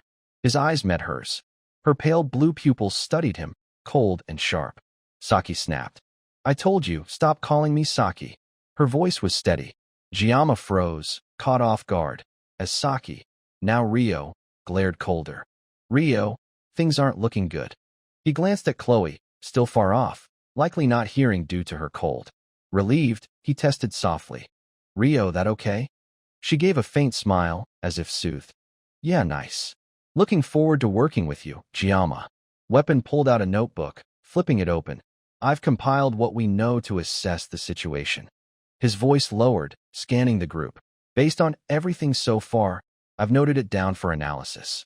1. Someone in the Elder Council is targeting Giamma. 2. The female instructor the checkpoint staff mentioned. Weapon paused, eyes sweeping the group, then continued. Light pink hair, cold eyes, fairly tall. His notes were neat, with elegant handwriting, key points underlined in bright highlighter. Chloe blurted, You sketch beautifully. Weapon glanced at her, nodding to continue. But knowing this isn't that important. If the Elder Council's behind the commission, it's not clear enough to convict. It'd get tossed out at the auditor's review, right? Chloe nodded, coughing lightly behind her mask. Exactly. Weapon was about to continue, but Rio cut in. By the way, I saw that female instructor. I hacked the academy's security system, checked everyone, from head instructors to assistants, 546 total. Found one match, but couldn't verify her identity. Giamma, shocked. You can do stuff like that? Rio said casually. Tech 5.0 era. What's strange about a few tricks? Even if the academy's security is top tier, I struck at dawn when it's weakest. Already tired, now I'm exhausted. Don't think I sleep all day for no reason. Giamma thought, horrified. Daytime sleeping, nighttime grinding is real. A demon. Even my number, which I never gave, she found. Weapon interrupted. So, we've got nothing solid yet. Infiltrating the elders or interrogating won't work. If it's Giamma, maybe, but it'd cause more harm than good. Rio and Chloe agreed. Weapon continued. So we thought of starting a club. Giamma, confused, a club? Rio chimed in. Yeah, clubs at Jokwin Academy get free movement and funding for activities. Whether for real combat or not, teamwork's valued, so clubs get perks. They're like organizations under Jokwin. Weapon quickly covered her mouth. Just say clubs get academy protection. Rio, annoyed, sighed. Fine. With enemies inside and out, a club's a double shield. The club system's a magic boost. In academy games, it gives a private space, customizable, for bonding with characters. Giamma thought, the housing system, otaku wallet drainer. I was too busy to care back then. Didn't expect it to be this useful in reality. He spoke. Any conditions to form a club? Weapon replied. At least 5 people, a plan, and submit to the supervisor. Giamma calculated. 5? We're one short. He asked, You're all joining? Weapon gave a wry smile. Don't make me sad, man. Of course. We wouldn't bring it up if we weren't in. We know you've got no friends besides us, hee. Chloe spoke, obviously. If it helps Giamma, I'm always in. Rio smiled. You helped me in the dungeon. Plus, this group needs at least one brain. Giamma thought. The bigger the world, the more relationships are based on calculation and gain. Yet these people I barely know trust me, willing to join, despite this world's strict hierarchy. He said, Thanks, everyone. Weapon continued. To keep the momentum, let's name the club. Names flashed. Chloe suggested. Assassin's Memory, Crushing Corrupt Forces. What do you think? Silence hung heavy. Weapon forced a laugh. That name's a bit off. Rio, excited. Just call it Snooze Village Patrol Team. Who cares about the name? Weapon snapped. Rio, hush. The discussion heated up, each with their own idea, no one yielding. Giamma, silent, then said calmly, "How about travel club? Conquering dungeons and wandering. Sound good." The group chorused, "I'm in." "Solid choice." Settled then, Giamma said, "Next week's the written exam. Prepare for it." But he faltered. "Travel club is really okay?" Weapon was still eagerly chatting with Rio. "Oh, right. We need a faculty advisor, or we can't form it. That's the real issue. Advisors must be professor level or above." Chloe spoke. "How about the magic department professor? Teacher Damien's friendly, well-liked. But he's busy, probably unavailable. Still, no one's more suitable." Rio pondered. Of over 500 staff, only about 30 are professors. For first-year blocks, maybe 10. They encourage clubs, but the system's full of contradictions. "What about you, Giamma? Thought of anyone?" He replied, "Just needs to be professor level or above, right?" "Yeah, but in the academy, there's hardly anyone above professor." Giamma raised his phone. "Not true." A chilling silence fell. Rio reacted first, eyes wide, body rigid. Weapon breathed heavily, swallowing hard, as if witnessing the impossible. Chloe, despite her light cough, froze, lips trembling wordlessly. A cold shiver ran down everyone's spines. The photo on the screen was clear, undeniable. Is this for real? What the hell? Scene shift. A cold administrative building, the atmosphere heavy with oppression. From the reception desk, a dry voice echoed, "It's unfortunate, but to form a club, the president must personally submit the application." Giamma stepped forward, his eyes briefly bewildered but resolute, declaring, "That's me." As soon as the words left his mouth, the staff member behind the counter looked up, her gaze sharp as a blade, the familiar look of those who judged students by their elite backgrounds. She frowned, her tone skeptical. "You?" But then her eyes landed on the special green badge on Giamma's chest. Her lips curled into a sneer, muttering as if to herself, "A special admit student, huh?" The atmosphere grew stifling, as if an invisible blade hung in the air. Giamma thought to himself, anger rising. "Damn it, this is an educator?" Terrifying. Suppressing his emotions, he spoke firmly. Then, per procedure, "Please accept my application." Hearing this, the staff member stood abruptly, her gaze dripping with contempt. "A special admit student isn't qualified. To form a club, you need a faculty advisor. I don't see an advisor's name on this form." Giamma frowned, his voice lowering. "What do you mean?" She continued, her tone cuttingly sarcastic. "Don't get it? Look at your green badge. Honestly, do you think any professor in this academy would advise a club for a special admit like you?" With that, she sat back down, ignoring him as if he didn't exist, her cold gaze freezing the room. Giamma stood there, his heart pounding, a mix of helplessness and rage surging within. "Yeah, I know my background," he thought, his mind flooded with ellipses. Past memories flashed, days as a chef, 20 years in the food service industry, facing countless arrogant types. "I know how to handle those obsessed with their superiority complex," he told himself, but the anger simmered. His face tense, he stayed silent, his trembling hand brushing his pocket, as if reaching for his sashimi knife, an old habit to calm himself. To cut or not to cut, that's the question, he thought, but chose another path. Giamma pulled out his phone, dialed, and said calmly, "Hello."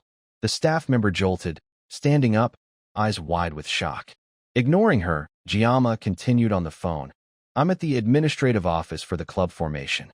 The staff member's jaw dropped, muttering, "My God, look at this kid." But the call wasn't over. Giamma, composed, "You're coming now? No problem. See you later."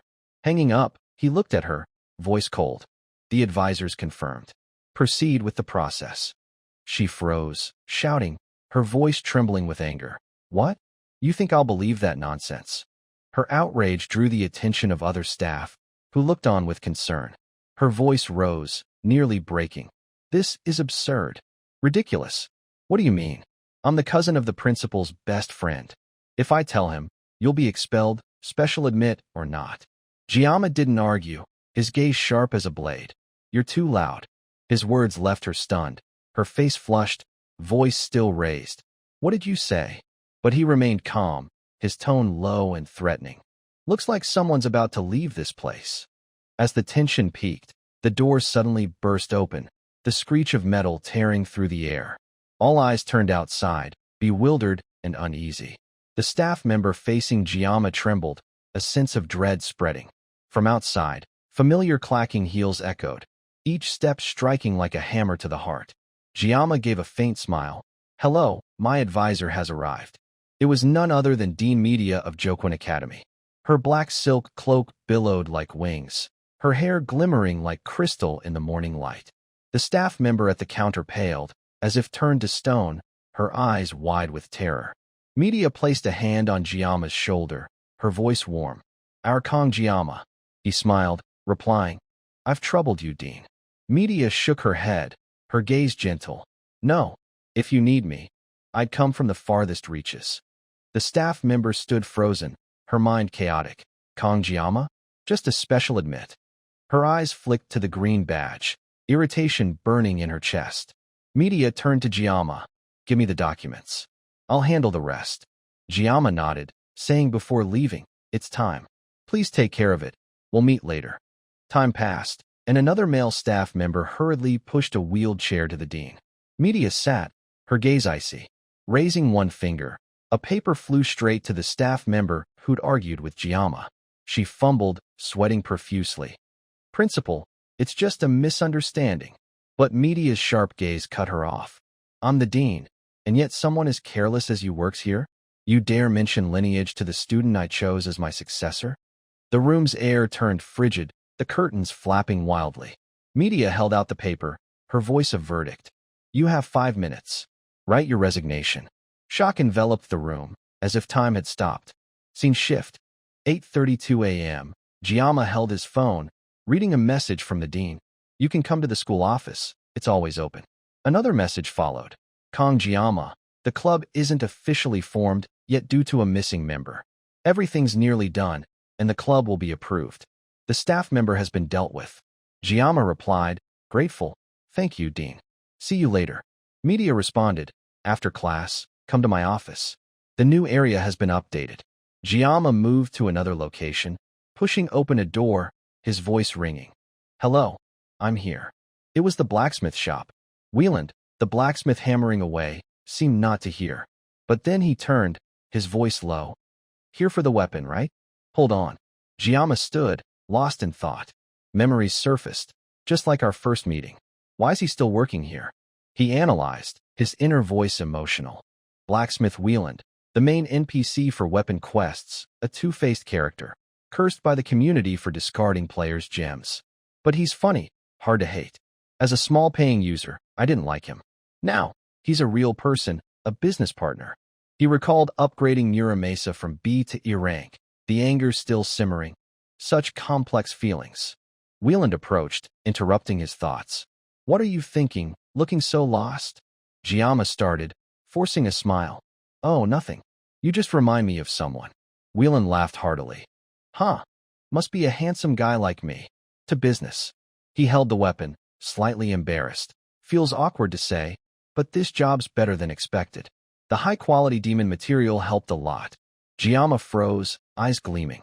The Muramasa was fully remade, a new version. He exclaimed, voice trembling with excitement. "This is insane."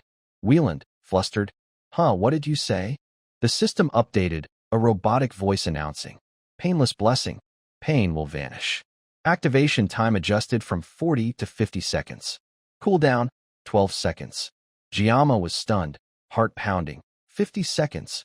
He cheered, unable to hide his joy. "Forgot. I always check a swordsman's defense stats, but this is great news." With the next dungeon, 40 seconds wasn't enough. These extra 10 seconds are a ray of hope. He held the new weapon, checking its details, eyes focused. Muramasa, raindrop, sashimi type. Description: a sword that holds bone, reborn as a carbon steel cleaver, infused with a craftsman's secret. Small size, performance depends on the user. Stats: blade length 35 centimeters, width 6 centimeters, destructive power, C rank. Range, E rank. Durability, C rank, up from E. Growth potential, E rank. Score, D rank, up from E. Giamma remarked, voice mixed with surprise and satisfaction. Impressive stats, but with C-rank materials, I didn't expect much. Durability up 2 ranks is great.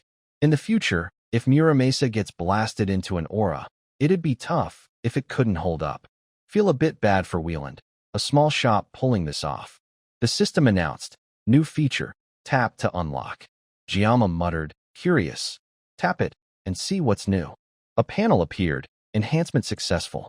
Weapons growth potential unlocks 3 special abilities, activated only via magic stones, randomly.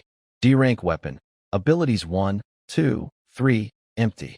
Giamma froze, worry rising. Demon stones? Again. Scene shift, a glass shattered, the sharp sound cutting through the space. A familiar face emerged, Elder Claudy, his expression somber, leaning against the wall, eyes heavy with grief. He grabbed a bottle, guzzling it, then smashed it on the ground, the sound echoing like his broken heart. He growled, damn it, what do I do now? Staring at a photo, he sank into painful memories. Bimimhark's father, Wang Ho, one of the 7 holy heroes, celebrated worldwide. 40 years ago, he was ordered to fight the 6th Legion commander, Bamon. The public hailed him as a noble symbol. But Claudy gritted his teeth, his voice trembling with rage. I witnessed the assassination plot to seize the Bimimhark family after my father's death. I turned the plot to my advantage, killed kin, established order. At 30, I became a senior member of Jokwon Academy. He continued, voice low, as if whispering to the darkness. But the darkness in me since childhood turned into inhumane thoughts. To lead foolish humanity, to maintain the chosen nation's regime, I needed a public enemy, the demon tribe. That legitimized my power. But then he sighed, voice heavy. Leon von Reinhardt, the hero chosen by heaven, with miraculous power to subdue the demon king, terrifies me. The power gap between humans and demons is vast, but Baylor Jokwon's precedent, sealing the Leaken demon, horrifies me. That cannot happen. Claudy contacted someone, voice cold. Help me deal with that warrior candidate brat. A voice replied, yes, Elder Claudy Bimimhark. He ordered, eyes glinting with cruelty. Call the Undertakers. Recalling an assistant instructor, the 5th Legion commander, Claudy gritted his teeth, voice trembling with fury. Her cold, fiery eyes are etched into my bones, as if exposing my nobility and baseness.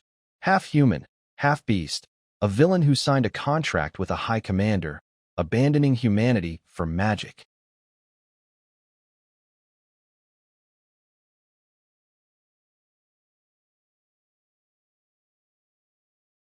Scene shift, the classroom began, filled with an air of focus. While everyone diligently took notes, Giamma sat there, his gaze dreamy, lost in thought. Propping his chin, he stared at the sketch before him, a detailed drawing of a short knife, the remade Muramasa. He muttered, voice heavy with lethargy, magic stones, why demon stones? His thoughts drifted back to when he first received Muramasa, his heart once racing with anticipation.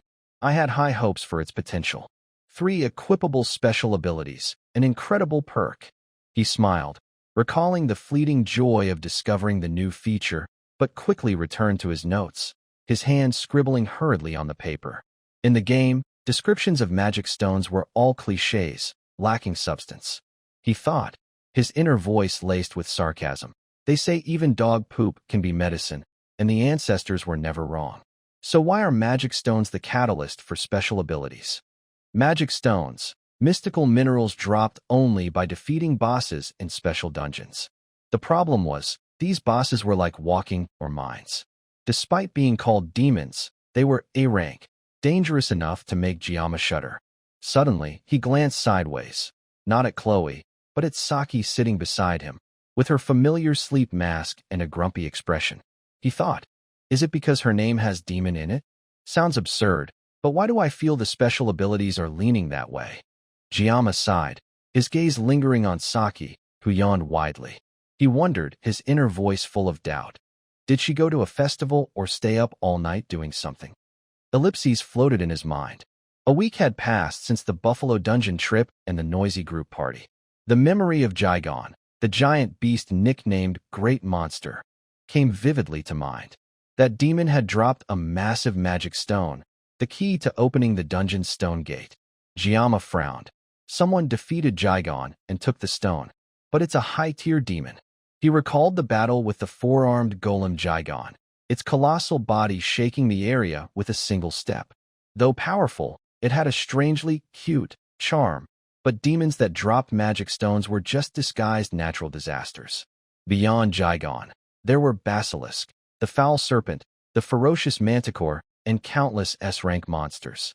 The player community called them the Wailing Wall for their terrifying difficulty, astounding even Giamma, a low-spending player. He looked at the ceiling, heart heavy. Is it worth risking my life for weapon special abilities? Leon's mission was to subdue these demons, but Giamma wasn't sure. Just then, Chloe appeared after days away, entering the class with a radiant smile. She approached, voice cheerful. Giamma, got a friend next to you? He turned, smiling lightly. Chloe, good morning. But both suddenly narrowed their eyes, noticing Saki occupying Chloe's spot. The air grew awkward. Giamma, helpless, changed the subject. The treatment conditions helped you recover, right? Chloe raised a finger, smiling brightly. Yep. That time was awful, just surrounded by green light. Giamma nodded, but his eyes flickered with sadness. Sorry, I didn't mean to. He looked down, memories of the battle without painless blessing flooding back, weighing on his heart. These days, I crave power more than ever, he thought, his inner voice resolute. The idea of peace and safety has been cast aside. My goal remains, but this world is rejecting me. Unexpected variables and hidden dangers lurked everywhere, as if fate was testing him. Weapon suddenly appeared behind, chatting lively with Chloe, pulling Giamma from his thoughts. He sighed. Academy life isn't easy. My personality's getting gloomier. A month had passed since enrollment, and the Second World War, set to erupt in 3 years, was slowly revealing its terrifying nature. To face it, enhancing strength and equipping special abilities for his weapon was no longer optional, it was mandatory. The group suddenly noticed Saki, dozing off beside Giamma. Weapon laughed loudly. She's out cold. Giamma shook his head, ellipses floating in his mind. Chloe giggled. You're always so brooding, Giamma. He sighed. Thinking about special abilities. If I find a powerful one, it'll be a huge advantage, not just a random choice. Suddenly, Weapon leaned close to Saki, surprising Chloe. Giamma remained lost in thought. I can't guarantee the outcome of the war in 3 years. Leon Van Reinhardt is the protagonist, but I don't fully trust him. Abruptly, Saki woke, landing a punch on Weapon's chin. Chloe burst into delighted laughter, while Giamma stared, bewildered. Weapon, clutching his cheek, teary. Giamma, she hit me. Giamma frowned.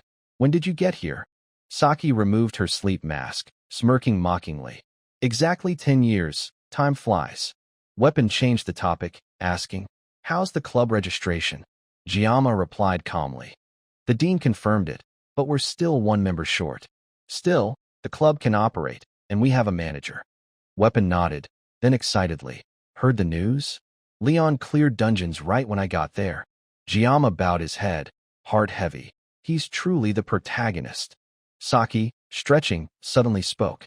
Yesterday, I did an A-rank dungeon and a small party. We also cleared a C-rank dungeon. Weapon, surprised. You know more details than me. Are you going back to Leon's group? Still care about him.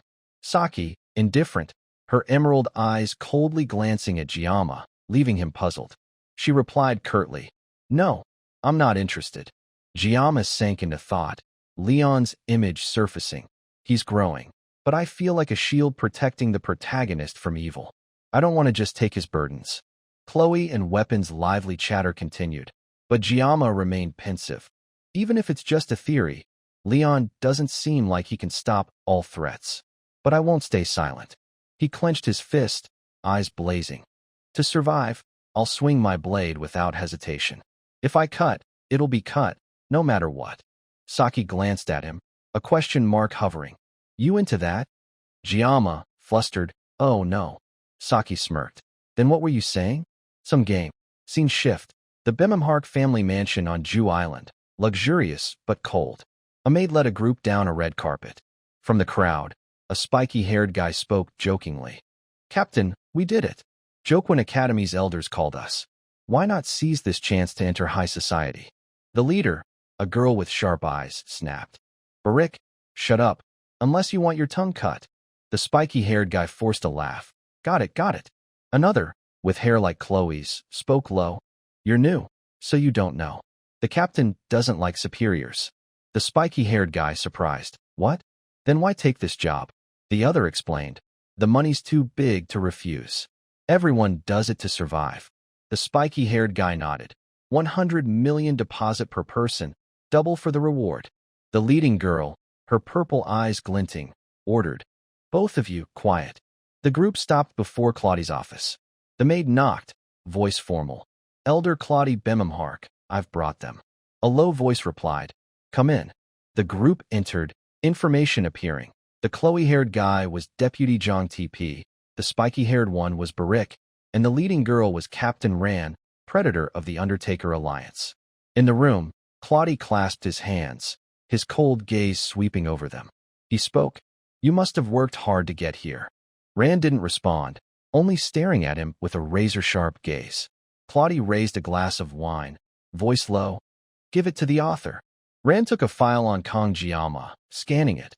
Kong Jiama, height 1.8 m, Jokwin Academy student, Lang class, weapon, kitchen knife, traits, cautious, minimal social interaction, exceptional class skills. Barik peeked over her shoulder, scoffing. What's this? Looks like a hairless kid. A parasite. Rand shot him a deadly glare. Claudie continued. Next week's survival training on a deserted island. You'll take care of him. Starting fee, 100 million each, plus separate rewards. Rand frowned. What about the aftermath? Claudie set down his glass, voice icy. Dispose of it. The island's surrounded by sea. He'll be fish or shark food. Scene shift. Exam day, Jiama sat in a corner, munching a sandwich, muttering. The hero revolution began in France 694 years ago. He propped his chin, studying in class, his inner voice ringing. Jokwin's academic style leans practical. I did well in the midterm, but I don't need to be too serious. Yet the pressure from the ranking board in the hallway stressed him. They say it motivates students to care about scores, but it's cruel to people like me. He chewed, thinking. Saki and Weapon took first and second last exam. This is about pride. I can't lose easily. Suddenly, his phone buzzed. A message at 7:58 from Ryoso. Written exam today. Eaten breakfast yet? Jiama replied. Yeah, a sandwich. Ryoso responded, full of energy. You need sugar before a test, or your brain lag. I eat oats daily, boosts metabolism, anti-aging, cleans blood, prevents cancer. Thoughts? Jiama chuckled, thinking, morning, and she's sending a thesis.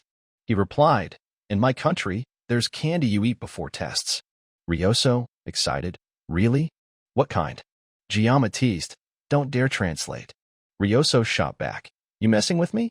Funnier than I thought. Jiama smiled, regaining focus, all for the exam. Can't lose foolishly. Scene shift. After the test, Jiama sat in a corner, weary. Am I an idiot? Saki and Weapon argued nearby. Weapon asked, what was the first question? Saki replied, the phrase God is dead refers to whom? Chloe turned to Jiama, smiling. Did you do well? Jiama, dazed, then said, I got all 3 questions. Chloe beamed. Really? How'd you do it? Jiama thought. I solved them playing the game before, but why do I feel like an idiot now? Chloe smiled brightly, while Weapon clutched his head in despair. Jiama suddenly asked, Chloe, any word from Nox? He hasn't responded in a while. Chloe, flustered, scratched her cheek. Oh, he called at 7 p.m. yesterday, but I went to bed early. Didn't pick up. Jiama frowned, thinking, you're a night owl. Did you dodge it? He continued musing. The auditor family's number is secret. If Nox doesn't show up, only Chloe gets updates. They're siblings, but something feels off. Hope they sort it out. Suddenly, Weapon yelled, why? I stayed up nights studying. Saki raised a hand. Calm. Accept it. It's just an intelligence gap. Weapon kept ranting, making Saki frown. Ugh, too loud. Jiama looked at them, ellipses turning to question marks. Saki suddenly sat beside him, beaming. What are you two talking about? Dating. Jiama, flustered. Not what you think. Chloe blushed, heart sparkling in her eyes, thinking, dating with Giamma? To defuse, Giamma said, I've said it tons, it's not like that. Saki leaned closer, teasing. Then why do you always ignore my texts? Giamma panicked. Always? Just once. Suddenly, Chloe's voice cut through, laced with menace. Giamma, you two are texting? He turned, seeing Chloe stand, her dangerous gaze locking onto Saki. The air grew tense, like a taut string, both girls staring, ready to erupt. Scene shift. The classroom air was taut as a bowstring as Chloe and Saki glared at each other, sparks flying from their eyes. Giamma stood between them, a bad feeling surging. What's going on? They usually sit together without a word, and now this blows up over some texts. Seeing both erupt suddenly, Weapon, bewildered, muttered, What's this? Saki, flashing a sly smile, turned to Giamma, teasing, Huh? What's with Chloe? Is something wrong with her? Giamma frowned, irritated, back off a bit. But Saki kept her grin, eyes glinting. What's that, Kong Giamma? You know why she's mad, don't you? Chloe, standing opposite, her gaze icy, voice trembling with anger.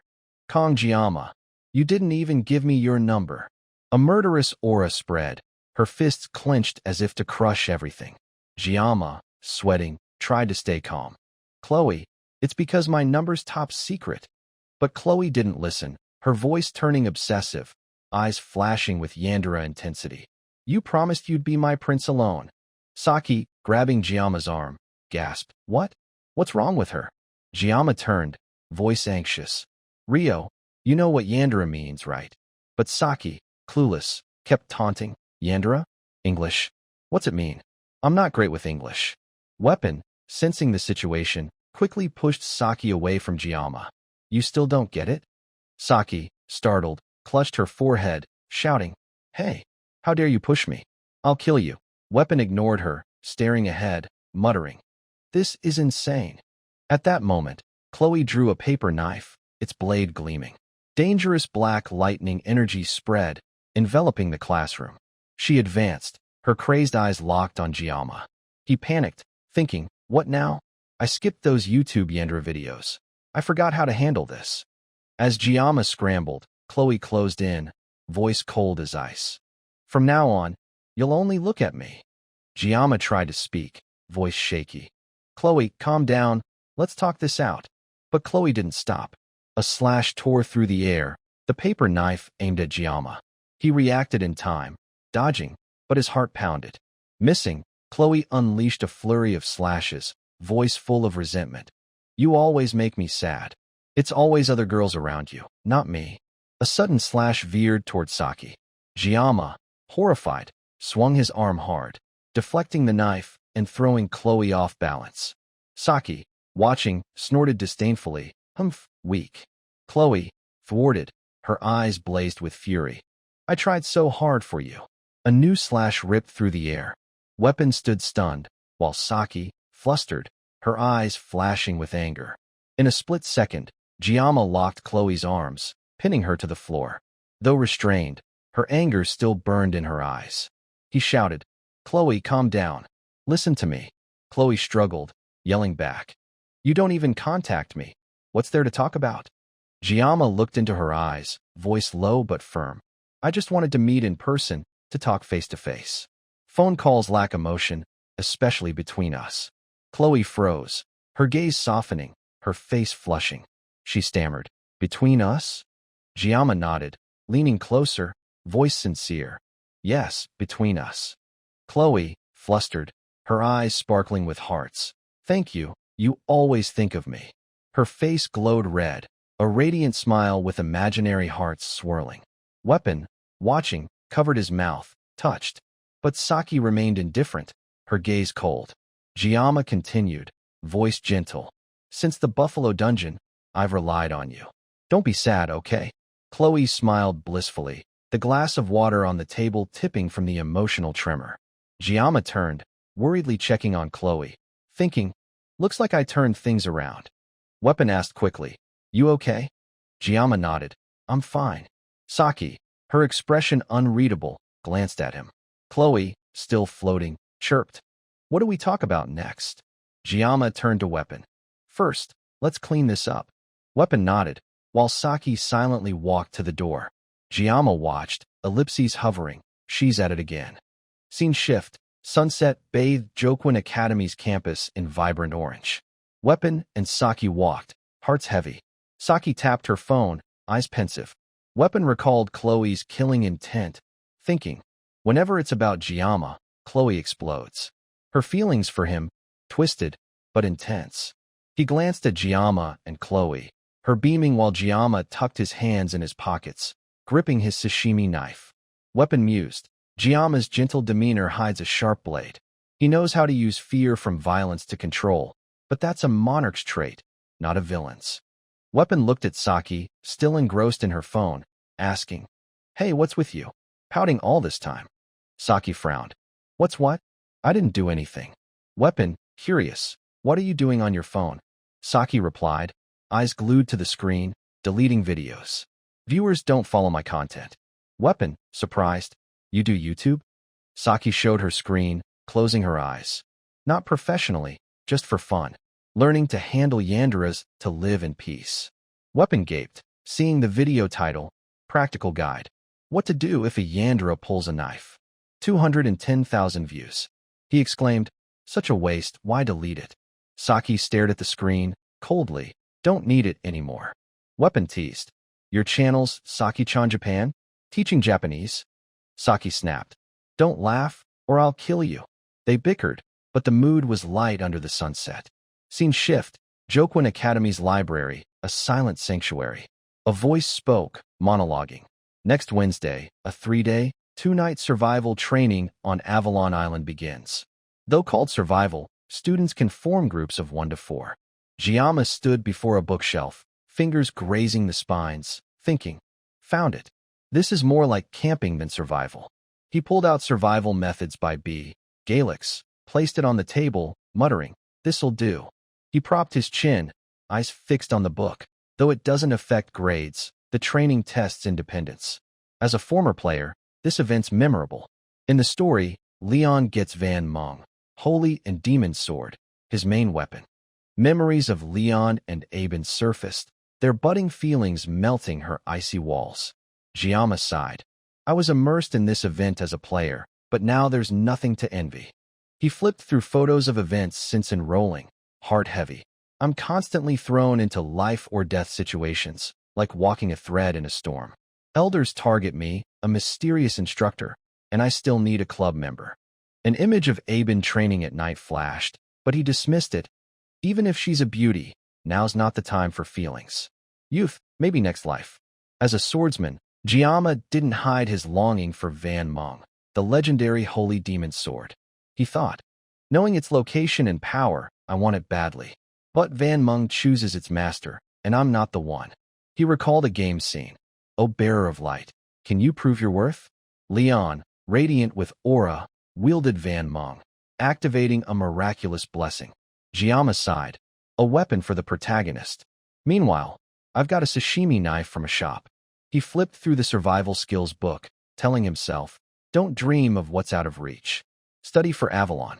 The island has no monsters, hopefully, no incidents like the dungeon." He recalled the Sword Saint and Dean Media overseeing, with a high-ranking temporary instructor and the Sword Emperor. Giamma nodded. "One of the strongest heroes leading first year's camping? Even if it deviates from the plot, I can safely complete the goal." He picked up Avalon History, opened it, eyes locked. Avalon, western deserted island, ever-changing terrain, with the goddess lake at its center, called Paradise. No longer inhabited. He muttered, "All old info. Where's what I need?"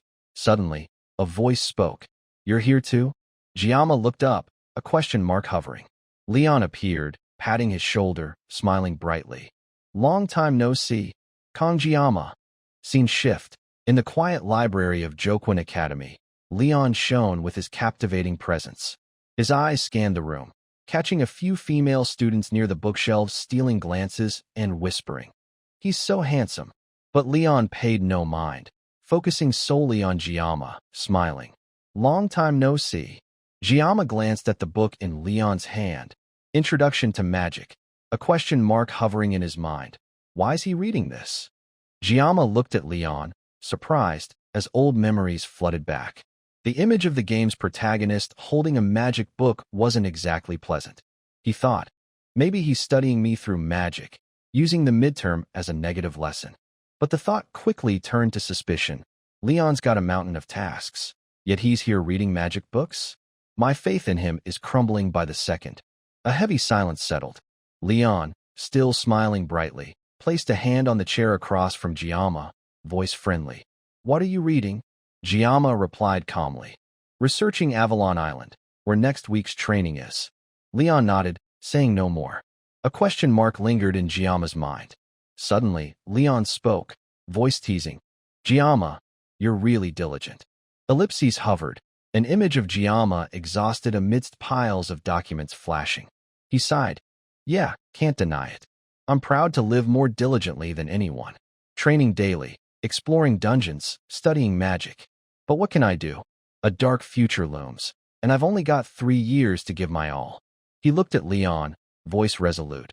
I have to secure my own future. Leon smiled, replying cryptically. You're different from me, and I'm different from you. The words stirred a memory. The first time they met, Leon had asked, Giamma, where are you from? His voice back then was warm, like meeting an old friend from home. But now, Giamma noticed a difference. Leon's radiant face carried a hint of melancholy, his eyes tinged with strange unease. He's not the game's Leon, Giamma thought. Still cheerful, but there's something deeper. He muttered, something different? I remember his words from our first meeting, full of meaning. Leon walked past, leaving a reminder. Keep studying, the library's closing soon. Giamma nodded. Oh, thanks. You too. Watching Leon's back fade, Giamma sank into thought. Leon's really different. Ominous shadows stretch long in the sunset, contrasting with everyone's admiring gazes. Light and darkness seemed to weigh on his shoulders. He shook his head, confused. Is that the burden of a warrior carrying humanity's fate? I need to find something before leaving. Time flew, and the survival training day arrived. Scene shift. The training ground buzzed with activity. Rachel appeared after a long absence, beaming. Hey, long time no see.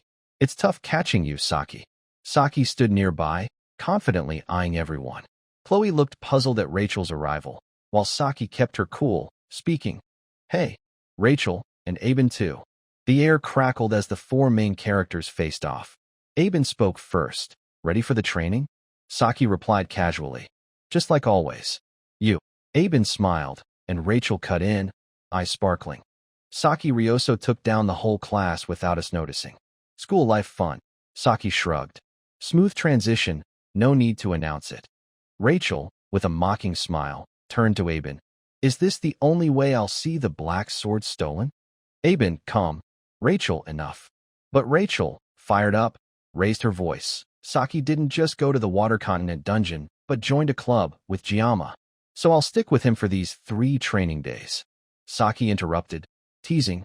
Oh, Giamma doesn't want to train alone. Chloe added. Yeah, Kong Giamma said he wants to act solo. Rachel, oddly excited, raised her voice. So for these 3 days and 2 nights, no one's planning to join Giamma? Saki frowned. What are you getting at? Aben asked. Rachel, what's on your mind? Rachel, eyes gleaming with hearts, grinned widely.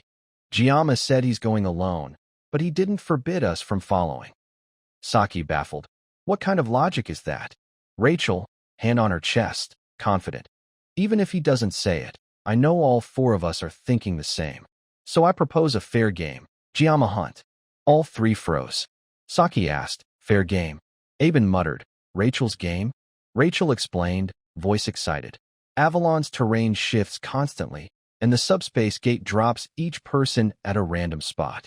Forming familiar groups is impossible, so whoever finds Giamma first wins. The other 3 lose. Saki was stunned. Aben blushed. Rachel continued, face flushed. When you find him, you can do anything. Hug, kiss, no one stops you. Deal. Chloe, confident, shouted. Deal? This time I'll win. Saki smirked. Fun. Should I send pics as proof? Rachel teased Chloe. Hey kid, let's see how grown-up you are. Aben, blushing, thought. Find Giamma first, eliminate him. Rachel turned to Aben. You okay, m'lady? Aben, cold. Sorry, I'm not free for this nonsense. She walked off, leaving the three behind. Rachel shrugged. Fine, just us three. Saki showed ellipses, Chloe beamed. Scene shift. Giamma, yawning on the training ground, grumbled. So tired, stayed at the library late last night. He placed a hand near his pocket, confident. Everything's noted in my phone. A notification appeared. The dean requires bringing at least one temporary weapon. Sashimi knife, 24 packs, and a secret weapon. He pulled out his phone, seeing a flood of messages from media. Packed first aid yet? Clothes? At least 3 sets of underwear, black pants to hide dirt. Giamma chuckled. She's like my mom. But he reconsidered. The dean's old. Should I call her grandma? He dismissed the thought. Eyes on an instructor, muttering. Probably leaving soon. He recalled the gatekeeper's words about the secret realm. A female assistant instructor with purple hair, purple eyes, short hair, and mused. Is she watching me?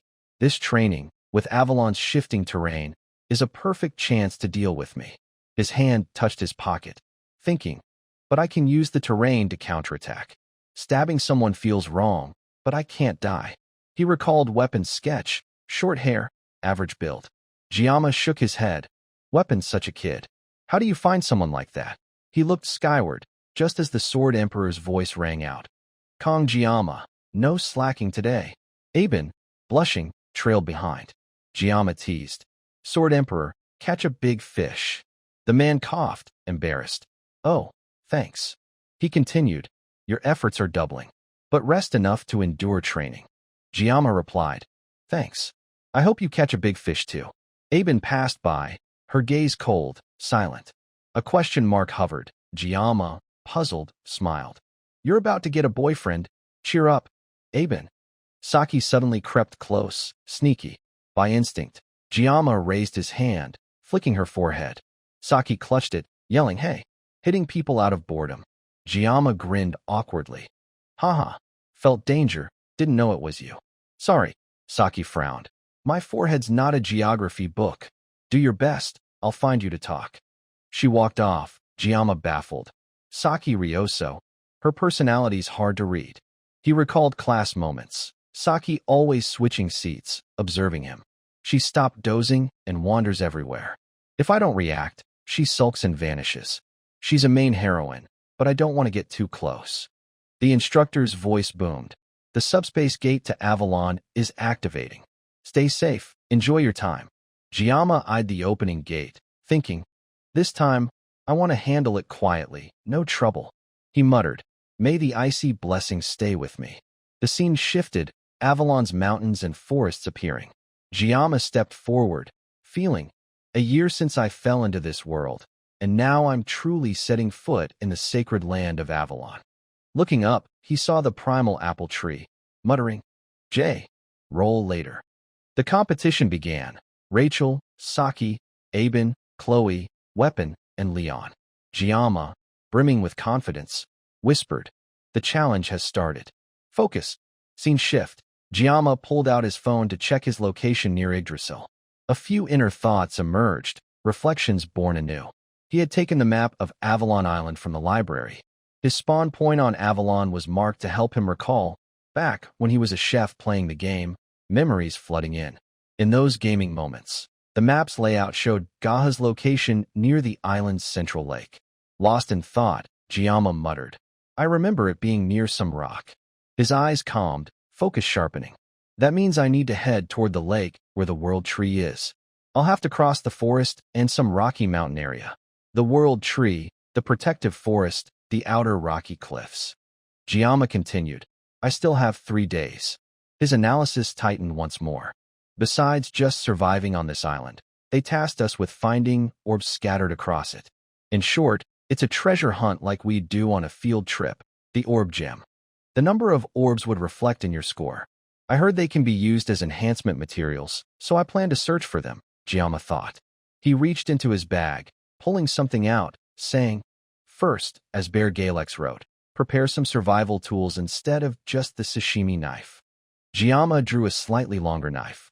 Its details appeared alongside the secret weapon, a machete, a tool for chopping firewood and harvesting timber, bought at a mountaineering shop. This machete was the item he'd purchased to show his determination for this training. He held it up, inspecting it further. I need to get used to not relying on painless blessing for 50 seconds. So I'll conserve it. A green glint flashed in his eyes. Giamma performed a basic downward slash, then swung it sideways. He began evaluating it. Great grip, but it feels a bit awkward. His gaze suddenly shifted to the side. I'll only use it in emergencies. The sashimi knife and that moment of surprise led Giamma to spot a cute rabbit peeking at him from a bush. A sudden smile bloomed on his lips. Oh, I'll practice with this machete and hunt some food. But his expression quickly shifted as something blocked the light on one side of his face. My God, the head's a rabbit, but the body isn't. The creature, larger than Giamma, slowly emerged, staring at him unblinkingly. A giant question mark flashed in his mind. Yet, instead of fear, Giamma flashed a bright smile. He spoke to it. I actually found a rabbit. This really is a land of rabbits. Just what I wanted. With that, Giamma shifted his weight and lunged forward. Show the sword's protection. No need for the blessing. With his combat skills, Giamma drew the knife behind his back. A murderous glint in his eyes, he charged forward. The rabbit abruptly turned aside, staring sharply. In its eyes, Aben's silhouette suddenly appeared. The scene shifted to her, question marks and bewilderment spreading across Aben's face. She sat down, reaching toward the rabbit, smiling with a question. Geez, food or pet? This rabbit was ordinary, not the attacking one Giamma encountered. Aben's arm extended toward it, her thoughts surfacing. So cute, I can't hold back. She spoke next. Why are you alone here? Where's your mom? But then, unexpectedly, the rabbit bit her finger. Ouch! It turned and hopped away swiftly. Aben stood, slightly annoyed. Leaving like that. What goes around comes around. Aben immediately reached behind her back, drawing her sword toward the rabbit's path, shouting, Stop right there, this is tough. A smile lingered on her lips, her words continuing. On the contrary, this is a good result. It's a chance to test myself after special training. A rabbit. Just then, a surprise emerged. Aben saw the rabbit accelerate, humming musical notes from its mouth. A mischievous expression appeared on its face. Turning back to her, its odd behavior and her pursuit made her think. Aben grew anxious, realizing, is it getting faster? No way. It's hiding its true ability. From its body, a green energy surged, altering its natural state. No matter how fast it is, my sword. In an instant, Aben closed in on the rabbit with Nibelung, smiling. Got it. The rabbit didn't keep moving. It leaped in an erratic direction. Focused, Aben thought. I'm the Sword Emperor's granddaughter. That jump was within its calculations. Her expression turned bewildered, sensing something off. The speed and that leap. She couldn't adjust her direction in time. A lake or stream loomed where she was headed, confusion evident as she raised a hand, thinking fast. Suddenly, the terrain appeared, and splash.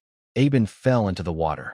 The Sword Emperor's granddaughter, Aben von Nibelung, her golden eyes gleaming. What was that? She clearly saw the rabbit on the water's surface, and then Giamma's silhouette appeared. Giamma's body sank, transitioning elsewhere. Black birds flew in a precise direction, startled by the shockwave from Giamma's clash with the attacking rabbit. Giamma kept slashing, the rabbit kept dodging. After a while, Giamma panted heavily, saying, I trained so hard, but without the blessing, I'm useless. I can't believe this. Confident in his past life strength, he looked skyward, panting. His body slumped slightly. Haha. Oh God. The rabbit, moving its front paws, stopped and stared at Giamma. Seeing its cute expression, Giamma plopped onto the ground. Panting, he said, instead of wasting energy pointlessly, I'll sit here like an idiot and chat. Let's see. As Giamma sat, breathing heavily, the rabbit bared its distinctive teeth, its cute face turning mischievous and annoying. Giamma dropped the long knife with a clank, the sound of a swordsman. All right. Giamma drew his sashimi knife as his combat weapon, a cold edge on his face, the sword god blessing. The scene shifted elsewhere, sunlight illuminating the area. Rachel, holding a spear, leaped high, shouting, Go! Immense pressure radiated, her eyes heart-shaped, a confident smile. Rachel darted somewhere. From the air, she landed abruptly, staring ahead, speaking. Humph, fumbling around. I feel like I'm going in circles.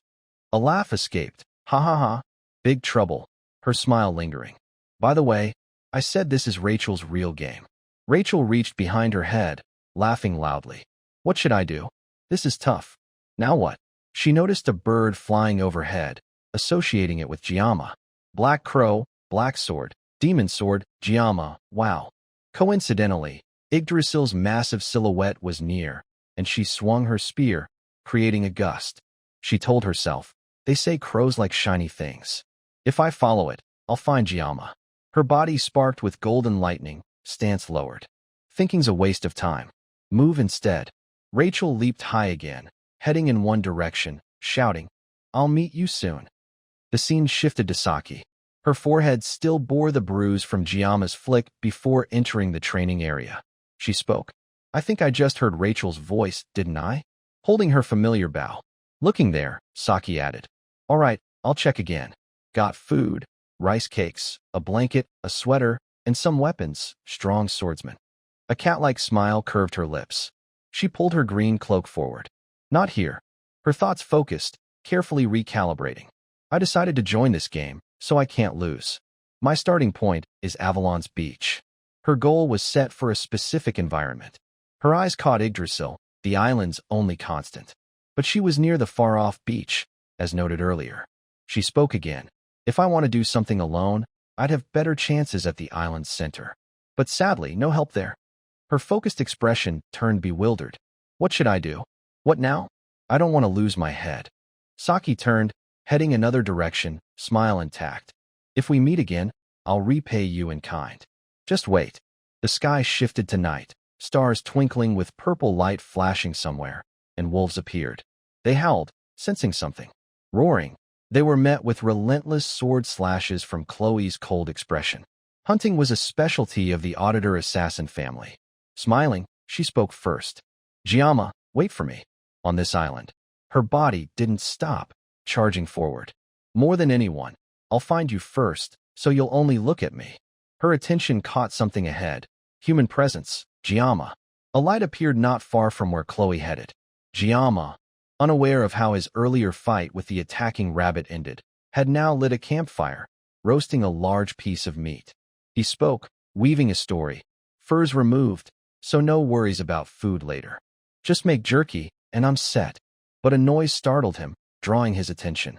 Ellipses and deep thought emerged. This isn't a beast sign. Could be a force targeting me. I can't let my guard down or stay still. Giamma reached into his bag, pulling out his sashimi knife, moving toward the sound. His thoughts persisted. It's coming, no sign of stopping. I've got food. My sashimi's in perfect condition. His eyes flashed with surprise. Here it comes. He raised the knife, entering a stance, when Chloe suddenly appeared, lunging with both hands. But, surprisingly, it was Rachel. She was startled to see Chloe. Oh, you naughty girl. Chloe, disappointed, said. Rachel. Both, irritated, shouted in unison. Why are you here? Giamma's knife was raised. A bigger surprise, the first to find him appeared. Aben. Recognizing her, Giamma halted his attack. Aben knelt on the ground, her face flushed red. Giamma, bewildered, stammered. Aben, like that. He looked puzzled. So, the meat's still roasting on the fire? Scene shift. By the flickering campfire, Giamma quietly stoked a vibrant blaze, its dancing light casting shadows on the sharp knife strapped to his back, where the fur of the defeated monster still carried the scent of battle. Hazy thoughts drifted through Aben's mind, like thin wisps of smoke against the night sky. The fur, soft and warm, seemed to whisper comfort, but her face was etched with melancholy. Before her, a pile of dried meat sat, yet none of it sparked the slightest interest in her. Glancing at the sizzling meat over the fire, Aben frowned slightly. Rabbit meat? Memories flashed, pulling her back to the awkward moment of chasing a rabbit through the forest, only to fail miserably and end up in an embarrassing situation. Now, sitting here with Giamma, she felt her inferiority in the face of his skill. Her body trembled, partly from the biting cold of the deep forest, partly from the flush creeping up her cheeks. So embarrassing, she thought, the chill gnawing at her. At that moment, Aben jolted, as if snapped out of a dream. Without a word, Giamma gently draped the massive, cleaned rabbit pelt over her trembling shoulders. His voice was low and warm. Use this to cover yourself. Aben froze, her eyes sparkling with surprise. She turned toward the fire, the pelt's warmth spreading, but her face flushed with shyness. Under the night sky glittering with countless stars, the crackling fire blended with the stirring thoughts in her heart. I'm going crazy. She scolded herself, her mind in turmoil. I should have left. This beast hide smells awful. Idiot. But she had to admit, the pelt was strangely warm. Giamma's care, though small, made her heart flutter. She mumbled a shy thank you, silently grateful for his kindness. But then, a sharp pain shattered the peaceful moment. It hurts, she cried, her eyes darting to her ankle, where the skin was red and swollen. Wait, is this from earlier? She asked, panic rising. But before she could collect herself, her cheeks burned again, her heart pounding. Hey, what are you doing? Her slender legs were now in Giamma's hands. He held them gently, his strong hands careful. Her already flushed face blazed like the fire. Giamma said, his voice calm but concerned. If you leave your ankle like this, it's dangerous. It could get infected. Aben reluctantly acquiesced, though her heart raced. Giamma carefully bandaged the wound, using his own cravat and some wood to stabilize her ankle. His meticulous, thoughtful actions left her dazed. When he looked up, he said a few more words, but Aben could only mumble, thank you. The air fell silent, save for the crackling fire and the savory aroma of roasting meat. Giamma returned to tending the large cut of meat over the flames, while Aben quickly turned away, hiding her still red cheeks. After a moment, Giamma broke the silence with a question, why do you keep wandering alone? Aben looked up, her eyes bewildered, as if pulled from a dream. She paused, her cheeks flushing again as Rachel's game flashed in her mind. Whoever finds Giamma first wins and can do anything. She covered her face, hiding her embarrassment, and explained, there are things I want to do, and I feel more comfortable alone. Giamma gave a small smile, adjusting the fire, and said, oh, really? I get it. You're like me. Those simple, sincere words turned the cold lady Aben into a shy girl. She looked at him, her mind swirling. I'm about to fall into a trap. I need to retreat. Acting quickly, she stealthily pulled out her phone, opened the camera, and snapped a photo with both of them in the frame. Undeniable proof. Her shy smile, under the firelight, was oddly charming. Giamma, behind her, was oblivious, as the phone screen showed. 1935. In Rachel and Saki's group chat, the game notification pinged. First to find Giamma. Aben's photo sent shockwaves. Saki texted instantly. What? You're actually first? What's this? Rachel, unable to contain herself, screamed through text. What the hell? Both opened their phones, eyes blazing. Didn't she say she wasn't playing? Rachel growled. That sneaky black cat. So hot. Meanwhile, Chloe, outside the group, stared blankly, clueless. Aben thought sending the photo would make her happy, but her heart sank with an inexplicable sadness. Then, Giamma suddenly offered a piece of roasted meat, his voice warm. Here, eat this. She quickly hid her phone, her face lighting up, eyes glinting with hunger. She exclaimed softly, but silence soon returned. Aben nibbled the meat, lost in thought, stealing glances at Giamma nearby. So embarrassing, so awkward. To break the tension, she blurted, how do you get so strong? Giamma looked up, puzzled. Memories flashed, a facing knock, asking for leniency, only to invite endless trouble. You could say, like living in hell, he sighed, then answered. Thanks to a great teacher. A master. Aben's curiosity sparked, her eyes bright. Giamma nodded. A master who taught me how to wield a sword. His words sent Aben into a reverie. 17 years, she dedicated her youth to swordsmanship under her grandfather. Confident, she surpassed anyone. I've never seen a swordsman like this, she thought. Returning to the present, she pressed. What did you learn? How? Giamma stared at the fire, his voice somber. I realized long ago, being strong doesn't mean always winning. Aben froze, a question mark in her eyes. He continued, his gaze deep. The one who never gives up until the very end is the true victor. The one who endures, persists, and survives is truly strong. Aben, stunned, covered her mouth, her heart pounding. You? No, more like an old man. He chuckled, making her burst into laughter, echoing through the night. Sorry, your words are so cheesy. I can't handle it, she laughed, while Giamma, baffled, said, Hey. Aben teased. You talk like my grandpa? 10 points for old soul vibes, but you're really 17. Then, she recalled, her voice brightening. It reminds me of our bench talk. This is our first real chat since then, right? Giamma offered another skewer. Eat more. Aben nodded, cheeks flushed. Oh, sure. The next morning, a strange sound woke Aben. She jolted, realizing she'd fallen asleep by the now extinguished fire. Giamma was gone, leaving only a few pieces of roasted meat. Her face shifted, her heart heavy. He left without a word, she thought, trying to stay calm. But the memory of Giamma bandaging her ankle, his cravat, and what's still there, overwhelmed her. Tears rolled down her cheeks, and she panicked. Why am I crying? She wiped her tears, her mind swirling. Being cared for feels so special. But no matter what, I'll push through, with a smile alone. Thinking of the swords mounted high, she told herself, no matter how great the challenge, I'll overcome it. Sunlight filtered through the trees, and she looked ahead, heart heavy. Giamma, why do you do this to me? She'd envied those who were kind without reason, but now, her heart was a mess. Aben gripped her black sword, standing. 2 days left, she told herself, slipping on her shoes, clutching Giamma's cravat. Crying won't change anything. A confident smile returned, and she donned the fur cloak, stepping forward. Gotta return this, right? Let's go. Scene shift. In a mysterious forest, Giamma was alone again, venturing deep with his sharp knife at the ready. His expression turned serious, as if sensing something ahead. Last night, the forest's biting cold had cut like a blade, but now, the morning sun scorched, reminding Giamma of Aben. A fleeting thought. She's probably awake by now. She's really beautiful. He smiled, but his steps remained steady. Yet, a thought halted him. For some reason, Aben doesn't seem to like me much.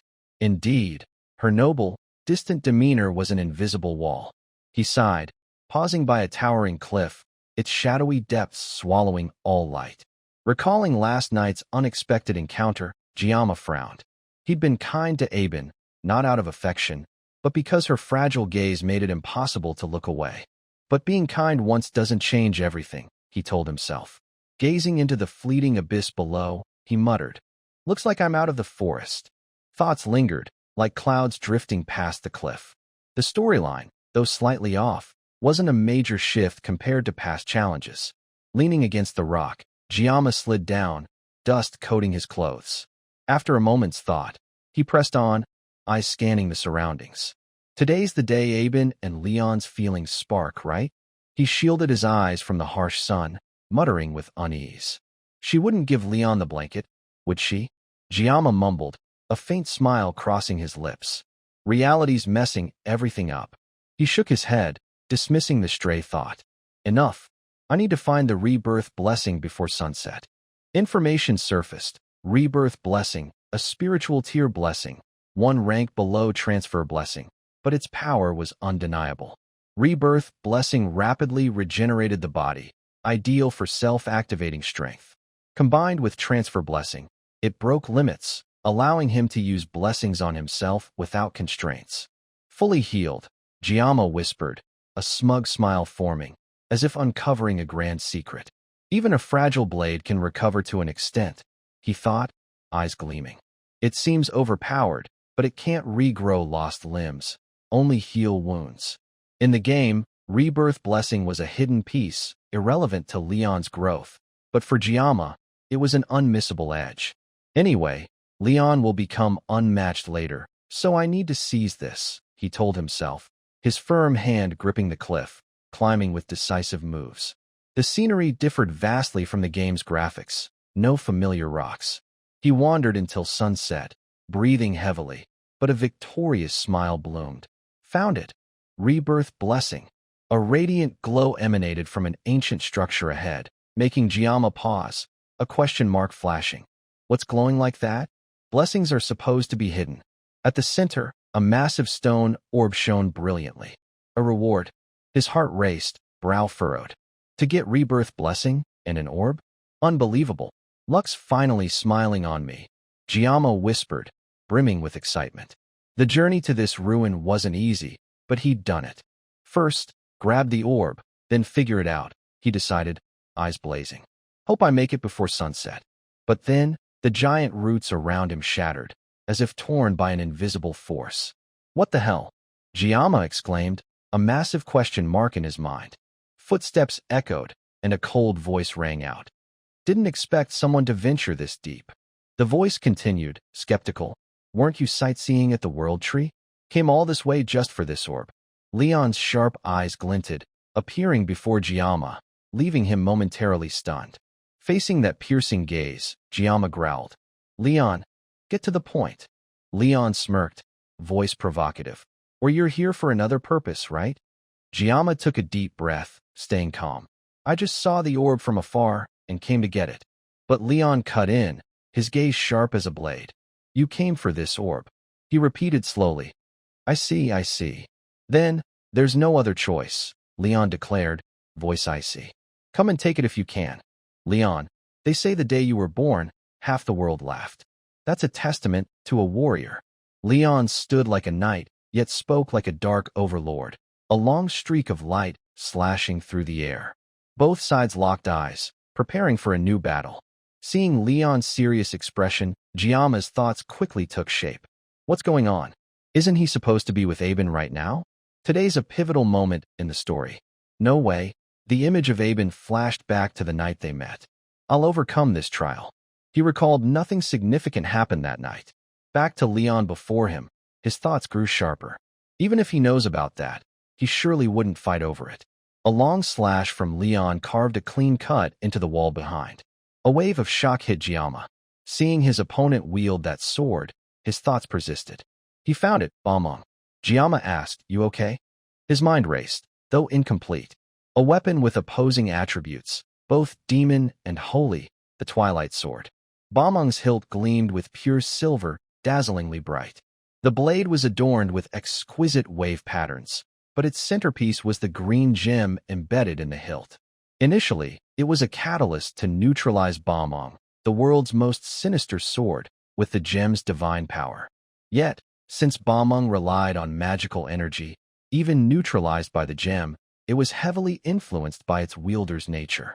Worry crept onto Giamma's face. In the game, depending on the player's choices, Balmong could become a magic or holy sword. No way, Leon. Then Leon spoke. All right, I think this is a perfect match. Giamma's thoughts couldn't stop. He still hasn't closed off his mind. This is crazy. He responded. You serious? Across from him, Leon's face was cold, his reply equally chilling. I'm not good at lying. Leon stepped forward. Giamma's mind flashed with ellipses. Seems he's trying to claim his place and use me as a stepping stone to grow. Sweat began to drip. Leon's actions seemed understandable, but it was just a guess. One thing was certain, the orb justified it. Seeing Giamma's silence, Leon broke the quiet. Sorry, I don't have much time. Let's get started. He charged forward with blazing speed. The air was sliced apart. The scene shifted to Saki, who began complaining about something. Weapon, walking beside her, jumped and shouted. Whoa, why are you yelling and making a fuss? Saki, with a disgusted look, retorted. Ugh, the person I'm looking for isn't here, yet I run into you. Weapon, seeing Saki's displeasure, lost his patience. Hey, you think I wanted to meet you? Saki cut in. So who's leading the way? Follow me and speak up. A rage mark appeared on Weapon. But weren't you the one looking for me? You're searching for Giamma, right? Saki didn't deny it. Yeah. Their steps halted, and Weapon asked, Huh? You're not saying you're thinking about Giamma, are you? Saki paused, then countered, Why would you think that? As they continued, Weapon launched into a speech. No, it's true. A month ago, you were just a kid hanging around the archery range, but now you're acting like this. Isn't it because of Giamma? You said hacking and stuff like that was annoying, so it's weird you're doing things unasked. Suddenly, Saki stopped, causing Weapon to crash into her. His nose reddened, and he complained. Hey, why'd you stop like that? But his expression turned bewildered as Saki, with a cold face, said, "Hey, weapon." There's a strange silence between them. Saki slowly turned, her movements odd, asking with a slightly flushed, shy face, "Do I look that obvious?" A huge question mark appeared, but weapon, disbelieving his ears, interrupted, "You're possessed by Giamma, aren't you? Or maybe hypnotized." A massive rage mark flared on Saki, followed by a punch straight to Weapon's handsome face. "Shut up." Caught off guard, he couldn't dodge. Ouch. But something shifted. Saki's eyes darted around, saying, "What? What's that sound?" Weapon, dazed from the punch, dismissed it. Was that an earthquake? Saki disagreed. "No, it's different. It's a focused gaze, the echo of a sword somewhere." A blade snapped in two. Giamma's machete, cleaved by Leon, fell behind him. Giamma's face showed clear shock, his eyes fixed ahead. "This is insane." After striking, Leon paused, his cold demeanor intact, asking, "Why didn't you fight back? Even knowing I'd strike, your eyes lack coldness, no respect." Giamma felt an odd sensation. His thoughts raced. "Honestly, I couldn't react. I thought he was about to throw a punch. I can't blindly dive into a situation I don't understand." I hesitated, thinking I could unleash the blessing and get cut. Across from him, Leon called out, "Why'd you do that?" Giamma's thoughts persisted. "If I act recklessly, I'll lose my self-respect." Leon, the protagonist of Miracle Protection M, exuded coldness. "Pick up your weapon. It'll happen someday anyway." With no other choice, Giamma drew his sashimi knife, bearer of the miraculous blessing. Facing Leon's advance, Giamma wavered. "It's absurd to handle this without other protections. Cast aside your arrogance." The blade left its sheath. They clashed. Miraculous blessing, sword god. A massive explosion sent shockwaves through the area. They closed in, each wielding their weapon. Giamma was pushed back. Leon pressed forward, following Giamma's retreat, gripping his sword tightly, slashing upward from the ground. A purple aura formed, and Giamma dodged to the side, parrying the basic strike with his knife. His sashimi blade was cleaved in two, his shock evident. Leon's counterattack followed an arcing path, similar to the first. Giamma rolled to avoid it. Leon's hands gripped Balmung tightly, his eyes locked on the target, a new strike forming. Giamma leaped away instantly. The attack missed, trailing him. He widened the distance, reaching into his bag of sashimi knives. Two were thrown at Leon. Focused, Leon slashed twice, deflecting them. After parrying, he charged, closing in on Giamma unexpectedly. Leon's strike was ready, while Giamma, stunned, couldn't prepare. Light flashed from Balmung, and Giamma stood frozen, watching the impending attack. Beams of light flickered across the pillars, swiftly cutting them in two with an invisible force. Dodging the assault, Giamma ducked, but his bag wasn't so lucky. Most of its knives were sliced apart with the pillars. Giamma coiled like a spring as the sun faded. He grabbed a knife and fled the area at top speed. While moving, he reassessed. He's on another level compared to the midterm. The protagonist's power limits. He's trained to level up. A red glow interrupted his thoughts, forcing him to look back.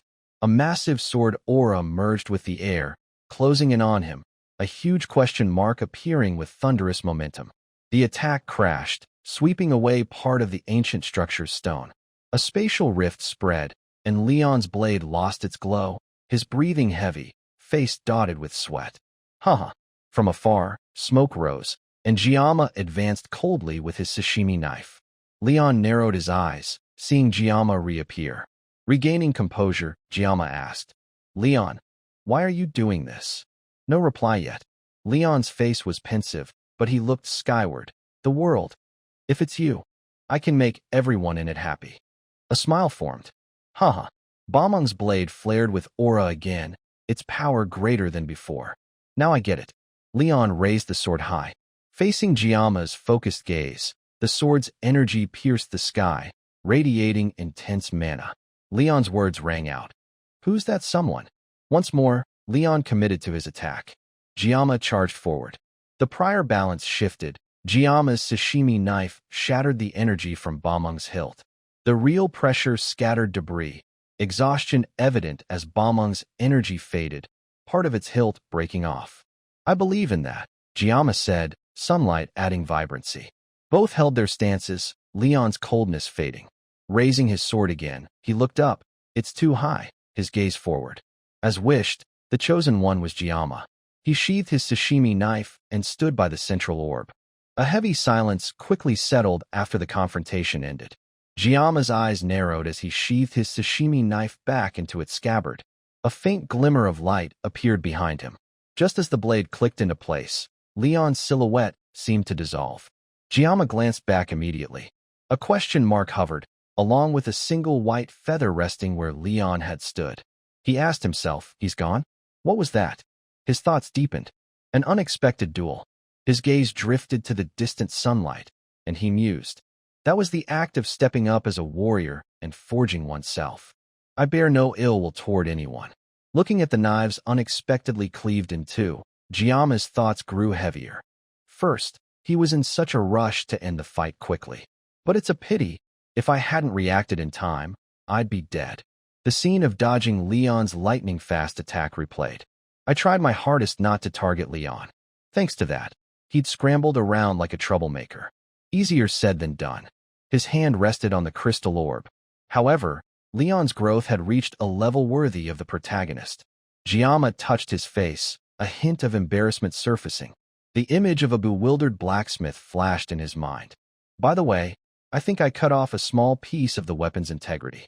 The weapon's dual edges were its enhancements. I'll need to repair it if I gather enough materials later. No issue with its final form, right? Dismissing someone's stray thought, he added, all right, I didn't cut Leon here.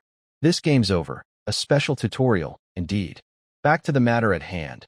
Giamma's hand remained on the crystal orb, lazily adding, okay, that's enough. Suddenly, the orb flared with light, bursting outward. A smile spread across his lips. Found it. It's here. Light glowed from his hand, and a massive information panel appeared above his head. Congratulations, you've obtained a new blessing. The rebirth blessing can rapidly regenerate and repair damaged cells. However, severed body parts cannot be restored. He questioned, has it been applied yet? Without hesitation, Giamma grabbed a piece of metal and stabbed his hand to test it. Blood began to flow. As he pulled out the blade, the long wound on his hand formed a protective array. Green plus signs flashed repeatedly, and soon only a small scar remained. The bleeding stopped. Raising his arm to inspect it, joy flickered across Giamma's face. Whoa, this efficiency is legit. But sadness quickly replaced it. Yes, I'm thrilled to get what I wanted. It's the result of hard work. The sky shifted to night. Smoke rose from a campfire somewhere. Giamma sat alone by the fire, lost in thought. The melancholy from afternoon to evening lingered. But what could it be? Seriously, Aben, is that why? Recalling Leon's cold demeanor and his weapon aimed at him, Giamma reflected further. A phrase echoed in his mind. It'll happen someday anyway. The situation was so urgent I couldn't ask anything. What does this mean? The blessing is always with you. He muttered to himself, words only he heard. Leon's identity, a person from another world. What is it? Even before that, being thrown into this world is already full of questions. Now, I can only do what I must. He adjusted the firewood in the flames. I had a fiery temper in my past life. A deeper realization followed. Though I suppress it a lot now, I don't turn a blind eye to injustice. I've had plenty of arguments with regular customers, a personality that doesn't shy away. Is this a sense of justice? The game shaped his thoughts. The plan is to avoid interfering with the storyline as much as possible. Before that, I need to prioritize my safety. If you become this player, that's your fate. Despite actions to gain favor without disrupting things, Giamma had nearly fought Leon today. Past worries resurfaced, along with the dungeon gatekeeper. Moreover, he now faced assassination risks. If my life is truly threatened, the image of himself fighting beyond his limits appeared. That's when I'll fight back with everything. That's human, not a demon. Silence enveloped his thoughts. Giamma looked skyward, murmuring, am I okay? I need to handle things in moderation. Suddenly, Saki appeared, standing nearby, saying, there's a lot to say. Be yourself. An exclamation mark flashed, followed by question marks as he looked around, bewildered. But Saki wasn't there. It was merely a reflective illusion voicing his heart. Instinct prompted him to add, "Was that a hallucination? So weird. If Ryoso was really here, she'd definitely say something like that to remind me." Ellipses lingered. I wonder what the others are doing. Elsewhere, Saki and Weapon sat by a campfire together. A fleeting message pinged. "If you fall, you die." Saki stared at her phone, a tinge of sadness in her heart. In another place, Chloe was teased by Rachel, who slung an arm around her, singing. Chloe could only clench her fists, her eyes blank with frustration. Aben, elsewhere, had stripped and was soaking in a cave's clear pool. Her weapons lay to one side. She smiled. "Hey, everyone, daytime's a bit ticklish." Smoke rose higher, distant light flickered, and the atmosphere here grew quiet. Giamma had fallen asleep sitting by the now extinguished fire. But then, nearby, footsteps softly tread on grass. 5 assassins emerged. Perik, the blonde one, signaled, and 2 gripped their weapons tightly. Team leader Rei Shun, behind them, closed her eyes, sensing a flash of light as 2 weapons shot forward. The attack surged toward Giamma. Sensing danger, his eyes snapped open, catching the first weapon grazing his arm. He dodged, but the second skimmed his leg. His gaze focused in one direction. The weapons halted, embedding into nearby trees. Someone's voice rang out. "Wow. Captain, is that kid really a student?" Perik's taunting tongue added, "Awesome. Why don't we recruit him on the spot?"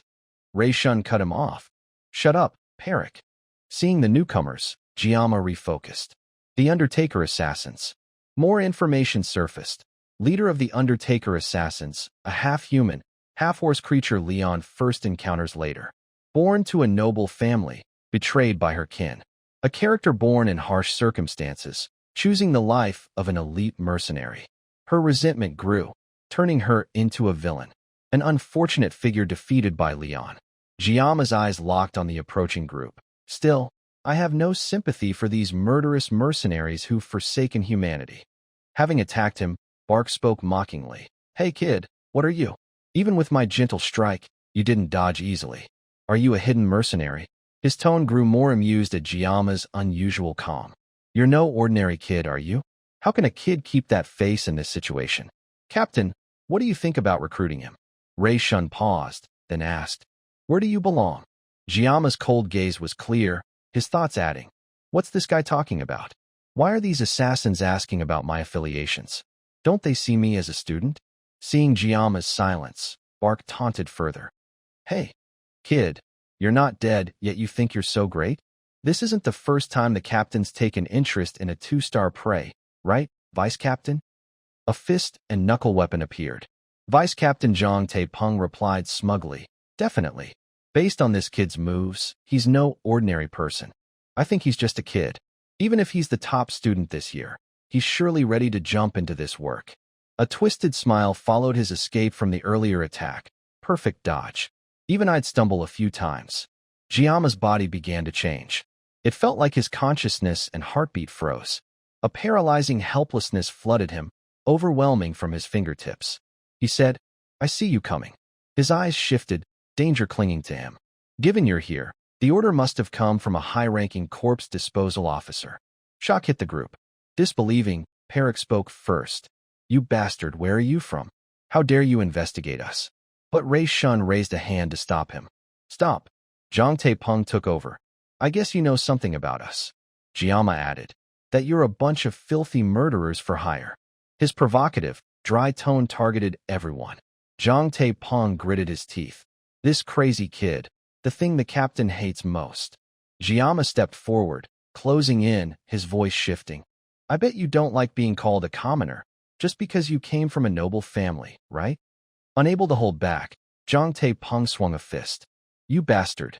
Giamma activated the sword God Blessing, smoothly stepping past his foe. Silence gripped the scene, but a red line appeared across Zhang Taepeng's neck. He said, dodging like a rat. But then he sensed something wrong with his body. Uh-huh. His body lost balance, his head falling gently. The razor-sharp sashimi knife left no blood. Seeing this, the group panicked. "What's this?" "Vice Captain, you damn bastard." Giamma stood still. His thoughts took over. "I killed someone." His gaze turned back.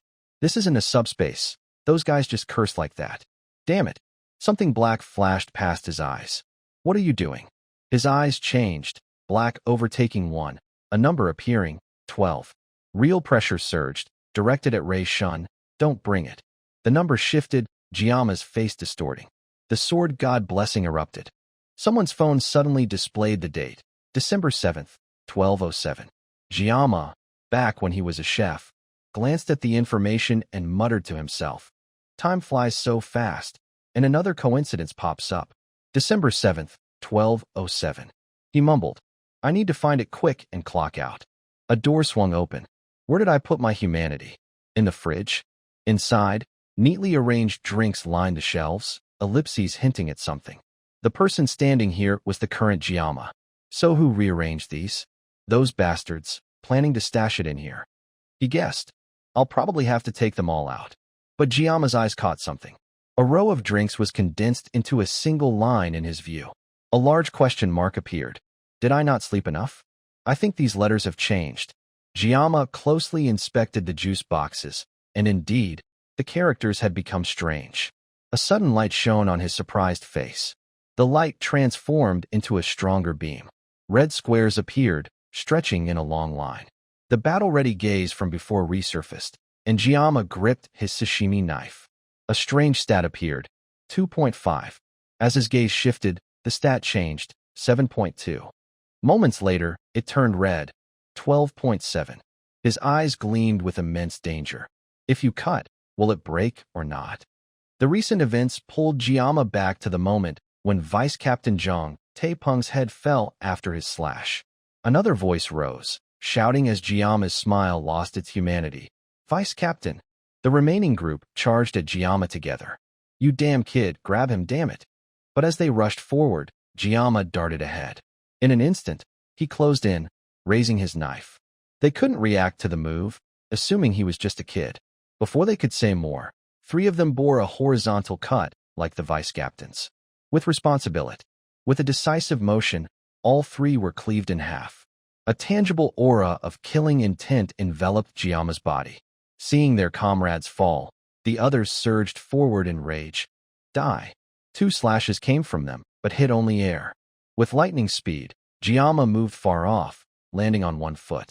2 basic slashes made him turn, delivering clean cuts to the 2. Blood sprayed, staining the area red.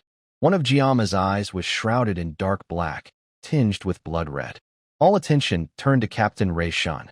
Hey, you idiot bastards, snap out of it. Your opponent's just a kid. Panic flashed on Ray Shun's face, sweat beading. Screams of agony echoed through the area.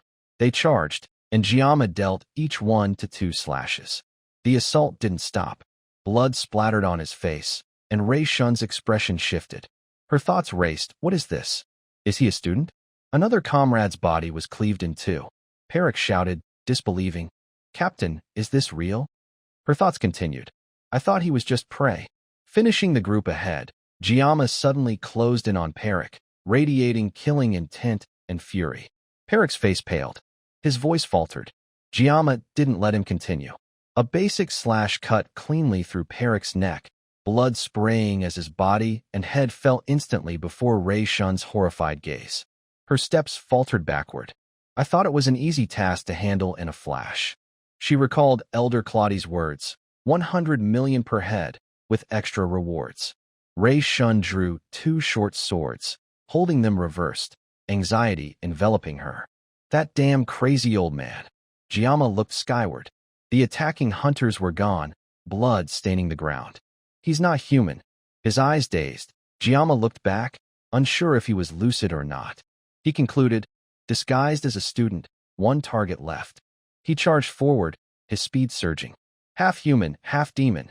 Ray Shun, stunned, gritted her teeth, facing the oncoming attack. You bastard. But something happened. Ray Shun's back hit a large rock wall, a question mark appearing. Rather, Giama had pinned her to the ground. Focus restored his calm. Everything's settled. Pinned, Ray Shun was surprised but closed her eyes tightly. Everything's basically sorted. Giama sheathed his sashimi knife. Only 9 seconds left. From Leon to the Undertakers, it took too long. His gaze grew calmer. It was just self-defense, but I hope I won't need to use it again. Recalling the exhausting fight with the Water Continent group, his eyes drifted, feeling strange. It's completely different from fighting those demons before. This time, the enemies were human. Facing the life-threatening group, Giamma thought. No reason to pity them, no regrets. His gaze fell on Rei-shun, hands tied to a tree. Now it's just me and Captain Rei-shun. He started the conversation. Tell me, who sent you here? Half glancing at Rei-shun, she replied. You think I'll talk? Giamma's pensive gaze deepened. This is my chance to uncover who's behind the assassination plot. It'll work better if I force her to talk through sheer fear. Killing her now would leave me clueless. I'd regret it. He added, Are you foolish or brave? Rei-shun gritted her teeth angrily. What? Giamma knelt beside her, saying, Your subordinates acted, and that's how it ended. Wouldn't it be better to talk nicely while I'm still being nice? Her anger flared. Rei-shun bit her lip, muttering, That damn dog Marin. Then a smile crept across her face. Yeah, I see why that old man wanted you dealt with. Looking at Giamma, her voice rose. All your information, family, parents, was wiped clean from the start. Her voice lost its calm. Hey, that old human. How dare he order us to take out a villain disguised as a student?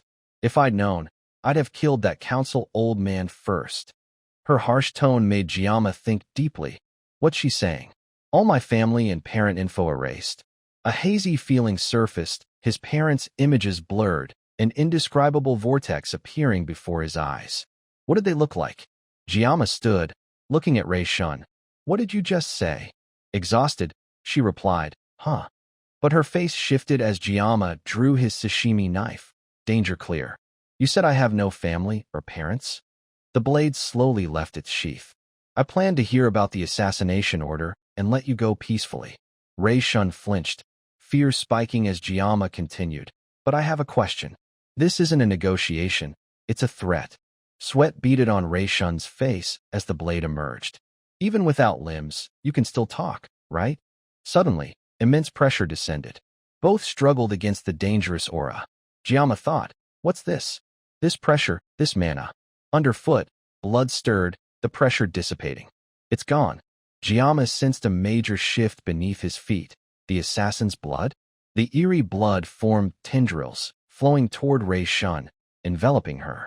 What? What's this? Stop! Don't come near me. Her screams echoed. Giamma sensed a dangerous life force about to erupt. What's happening? Meanwhile, someone's fishing rod moved. Sword Saint Zich Frit leisurely fished. Casting his line, he remarked, Not a bad feeling, being in charge. Except I've never caught a thing. The rod stayed still, and he muttered, Not worth the high price. But suddenly, the float bobbed, a large wave forming. Oh, it's here. No. The tremor from somewhere made Fish leap into the air before his calm demeanor. Unease took over. This is serious. Immense pressure, a monstrous silhouette appeared, like a commander. Back here, blood tendrils invaded Rei-shun's body, her screams relentless. She couldn't control the blood force. Her voice strained. I'll tell you everything, everything. Giamma watched closely, but an eerie sound emerged, her face twisting. I don't want to die. Green +sign energies converged, and a massive energy pillar shot from Rei-shun into the sky. The pressure hurled everything away, piercing the sky across a vast distance. The 5th Legion commander, far off, sensed the disturbance. Huh. His gaze sharpened. Here, flames erupted, something falling. A massive flame vortex formed, engulfing everything. Giamma gripped his blade, sensing a new, greater danger. A black silhouette emerged from the smoke. Haha. Rei-shun's body transformed, her arms raised skyward, a sinister smile clear. Ha! Here it is, the human world after 700 years. Hearing this, Giamma started, 700 years? No way. Noting the transformation, he mused. This magical power. Even a mermaid strong enough to become a mighty creature seems small before this ancient mana. The opponent exhaled, dark flames transforming Rei-shun. Her hair blazed, and she addressed Giamma. Hello, kid. He recognized her. 5th Legion commander, lord of the succubus clans, Demon King's 5th Legion, Dream Demon, Fire Demon Aegir. A soft sound began, morphing into a mocking laugh. Phew, haha. The massive flames dissipated, leaving behind birds unable to withstand the pressure, falling to the ground. The laughter finally ceased, locking onto the only living target, him. Surprisingly, it raised a hand in a cheerful wave. Well, isn't this the proper way to greet? It's been 700 years since I left the demon realm, so I'm not quite familiar with human etiquette. The flame-embodied figure introduced itself, though he already knew. I am Ager, commander of the Demon King's 5th Legion. Nice to meet you. Unexpectedly, the smile turned sinister. Kid, what's your name? Instead of answering, he stood silently, anxiety creeping in. The opponent continued. What? Not giving your name? So cold. It wasn't that he refused to answer. He was trying to dig through old memories. Come on, remember. The image of his fishmonger teacher surfaced, even seemingly useless fragments, sometimes serving as a mirror to the future. Then, a conversation with another sous chef flashed. That character's awesome. You still playing? The best thing about living in this world is playing with the miracle protection spell. Ager. After rummaging through the past, he gleaned some critical information. Fire demon. Ager, demon race. Female, traits. Among the Legion commanders, physical strength isn't prominent, but she excels in mental magic. I still remember Ager's basic traits from Kamuki when I quit the game, but I can't fathom why Ager descended after 700 years, possessing Reishan. There must be a purpose. Lost in thought, the opponent suddenly scanned the surroundings, laughing gleefully as if it were all an abstract art piece. Did you cause this? Her foot stepped on a bloodied corpse, surrounded by mangled bodies. Without waiting for a reply, Ager continued, as if reciting lines to her own shadow. Wow, impressive. No wonder you don't seem human. To stand so calmly before me. Her voice resonated, a hypnotic harmony that made his mind pause. He struggled to stay alert, but she giggled, as if finding a new toy. You look inexperienced, but there's potential. So, how about signing a contract with me? A shockwave of mental energy radiated from her eyes, dense mana melting the air. His mind reeled, and he blurted, What? Ager found nothing odd, a demon driven by instinct and desire, using dreams as bait. Her mocking smile grew. Phew. Consider it an honor, kid. I'll give you the special chance to be my slave. After all, you humans pretend to be noble, only to judge and divide each other. She stepped closer, killing for gain, causing pain to one another. Why not join me in a grander dream? Ager approached, lifting his chin. Her seductive tone wavered between reality and illusion, pulling him toward a daze, his eyes growing hazy. Thoughts echoed. She's right. Humans judge and categorize for their own gain. The strong exploit, the weak get nothing. Humans witness injustice, but let it pass, even sparking wars for their own goals. Honestly, to survive, accepting Ager's offer is the most logical. Joining the Demon King's Legion would make my ultimate goal, survival, far easier. As he sank into the dream, Ager assessed him further. Pretty, with a dark heart, primal desires seeping in.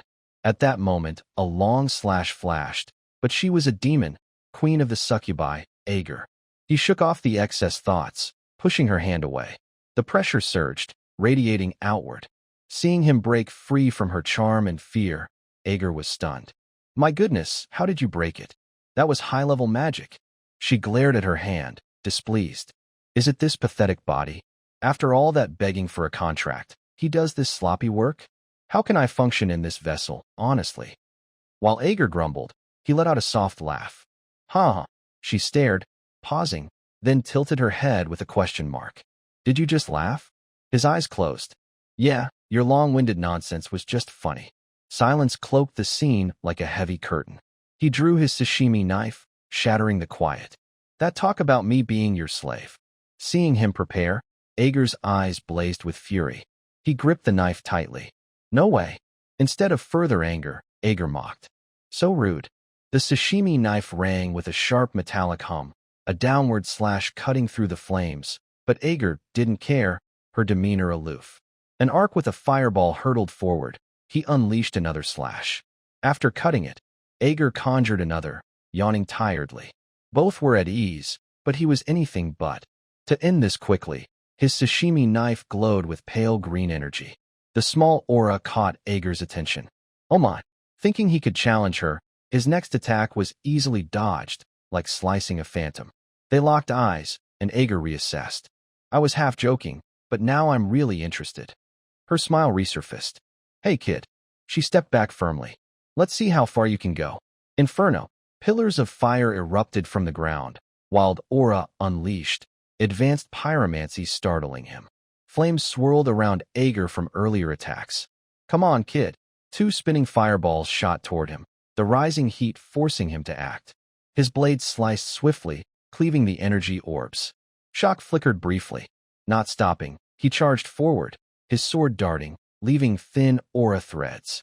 With no choice, Ager darted aside, still unadapted, surpassing human limits. Meanwhile, how long had it been since her descent? Adaptation was slow. As she moved, sensing something close, Ager turned, seeing him with the sashimi knife near. A forced smile replaced her confidence. Oh, caught up already? A massive explosion erupted, their auras clashing. Smoke spread, and her hand blocked the slash. Gods, such a hasty personality. No time. I've got plenty. Having overused the painless blessing, he was losing calm. Don't stop. I've no time to waste. For rapid slashes cut through the air, attacks speeding up. He had to use the few seconds left for more strikes. Time passed, but Ager's excitement grew, blocking everything barehanded, faster each time. The attack speed peaked, flames relentlessly slashed away. The assault became chaotic. Light dwindled to mere specks, his slashes halting. Time ran out, his eyes filled with bloodshot veins, the sword's remaining aura fading. Ager's arm, which blocked earlier, bore deep cuts. Flames surged, burning away the blood. If not for that clause 700 years ago, piranha fish blood wouldn't feel so foreign. Her arm turned to flame, licking the blood off her face, feeling human. From one fiery arm, it became 2. Seeing him slump, pained, Ager mocked.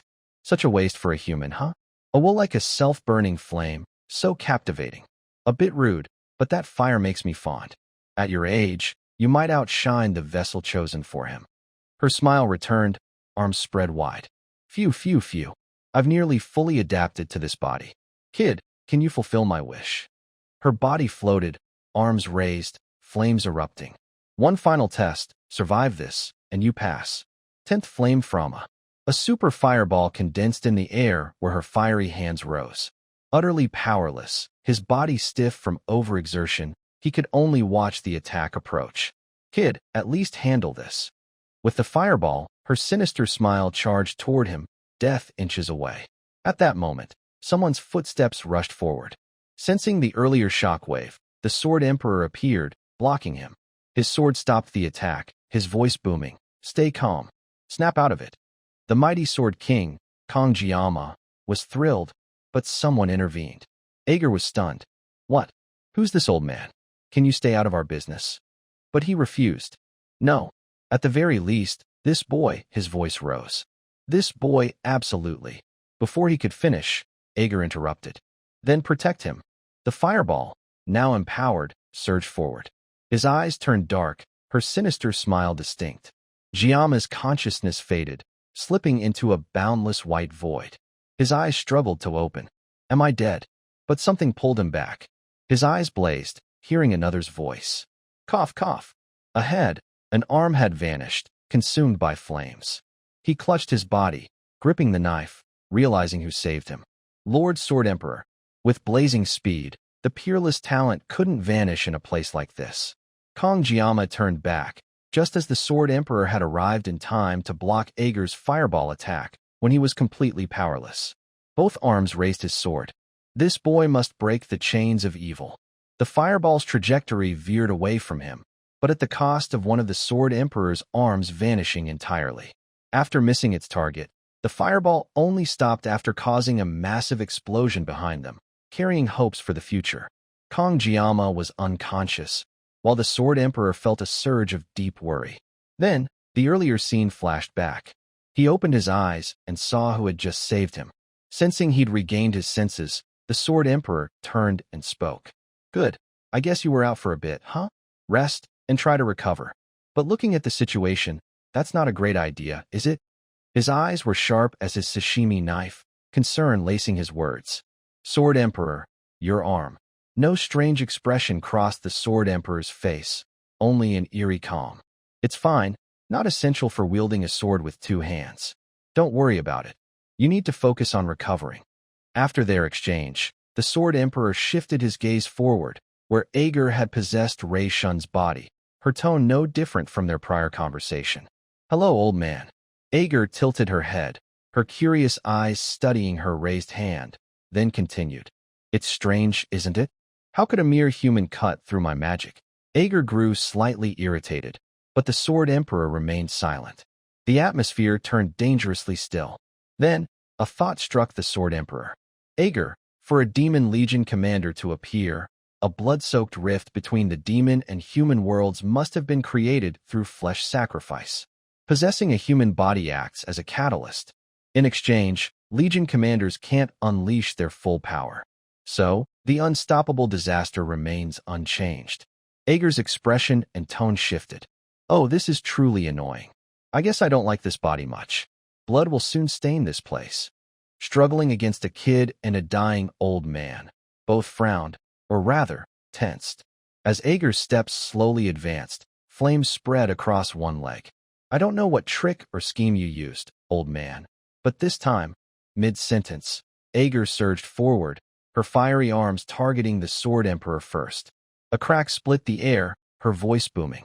This time, it won't end with just losing an arm. Facing the immense danger, the Sword Emperor's eyes flashed gold, locking onto her wide-open gaze. He swung a single slash, and in a fleeting moment, everything changed. The blade's clash with the air rang out, and in an instant, one of Ager's arms detached, bypassing all excess movement. Ager screamed in indescribable pain, while the Sword Emperor remained unchanged. The fiery arm fell slowly to the ground. Suddenly, the situation balanced out. Stunned, Ager's face twisted with rage, looking back. Impossible. Turning to his foe, the Sword Emperor spoke. Truly terrifying. As if provoked, Ager snapped. What? Arrogant old man. You insignificant insect. Channeling all her energy, Ager unleashed countless fire spears from the ground. Facing the grand spectacle, the Sword Emperor simply raised his sword, aura enveloping it. His voice was calm. I don't know exactly how you crossed from the demon world, but I see it. What's clear in your eyes is endless fear. The fire spears struck at him, the surrounding air reaching scorching temperatures. Holding his sword, he unleashed a basic air/forward. Some spears were blocked. Fear. Seeing her attack so easily countered, Ager stood dazed, then focused her gaze on him, judging. What a pathetic insect struggling. You and I are lucky to both have lost an arm. As she smirked, a green aura suddenly flashed near her neck. In a split-second danger, Ager dodged far back from the Sword Emperor's lightning-fast swing. Fury etched her face, her voice rising sharply. I don't know where you came from, old man, but to wield such immense aura. Then she noticed his expression. Old man, those eyes. Are you Aaron's descendant? The aura's true form, two horns wielding a sword, appeared behind him. Her thoughts locked onto Ager. So unlucky. But even so, her body floated. He was just an aging human, past his prime. Instantly sensing Ager's intent, shifting from spears to arrows, fiery arrows condensed above her. Humans are just humans. Aaron's descendant has grown old. Can you dodge this at your age? Seeing her prepare another strike, the Sword Emperor entered a state of intense focus. From the sky, countless glowing fire arrows formed and fell. Controlling them, Ager roared. Die! Ha ha! Mocking his stunned doubt, she lowered her hand. What? Feeling overwhelmed. Unable to counter, the Sword Emperor relied on speed, weaving through and escaping Ager's center, where the arrows triggered a massive explosion. He stood frozen, shouting. Sword Emperor. His body couldn't move, thoughts swirling. He wanted at least the blessing's shield, but now, all he could do was hold his mind steady. Letting go would mean losing it forever. His hand gripping the sashimi knife trembled, veins bulging. Abandoning the protection blessing now would be suicide. Arrows rained on the Sword Emperor, who suddenly spun and charged with blinding speed. A golden flash followed, a slash forming ahead. A crescent aura sliced through, cutting arrows in half.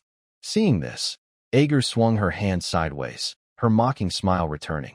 Truly spectacular. With that old body, you're no longer an insect. You're a rat.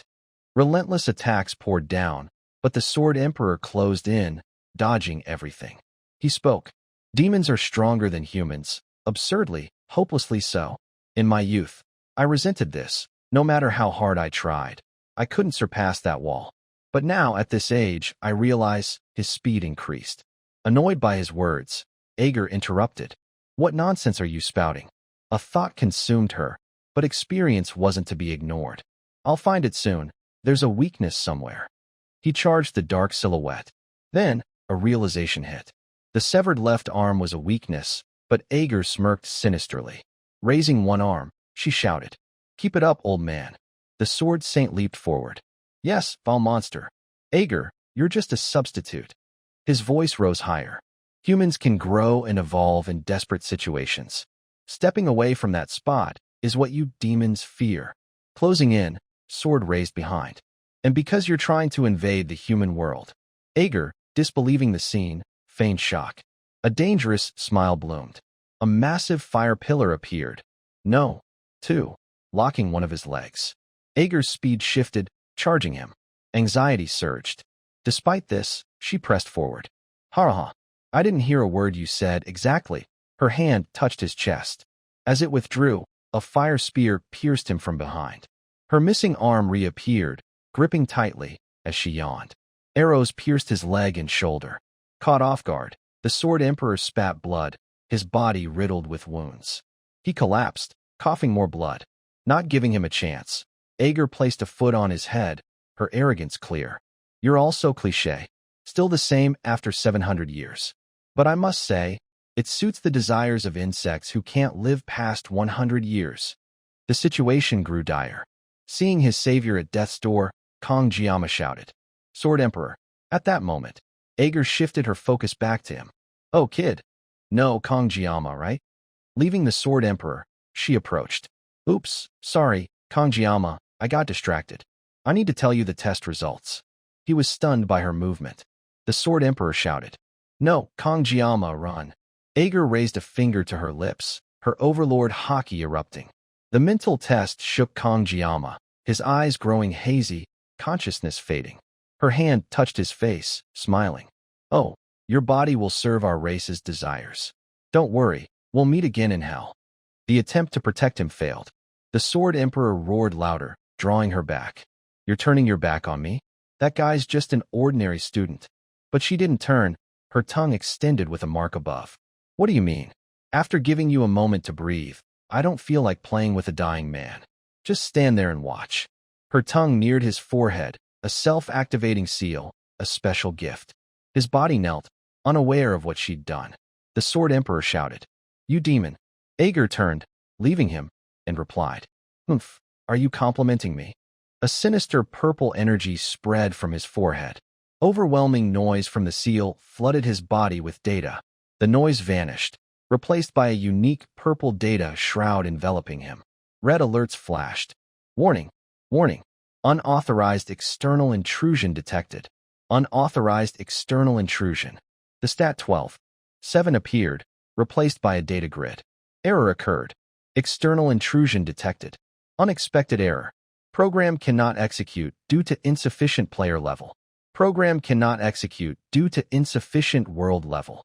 Location, Jalo code, catalyst required for program synchronization, suppressing and adjusting world level. Player level temporarily elevated, 12.7, 19.5, 27.6, 39.7, 58.9, 88.2, 99.9. The number stopped, a massive stat panel appeared, rounded to 100. Unidentified conditions met. Back to the external conversation, Ager watched the struggling Sword Emperor advance, surprised, crossing her arms. "Still, it's much slower, huh? Impressive, how'd you move?" But as he neared, he collapsed. Ager mocked, "Oh, can insects move after losing their heads? Phew."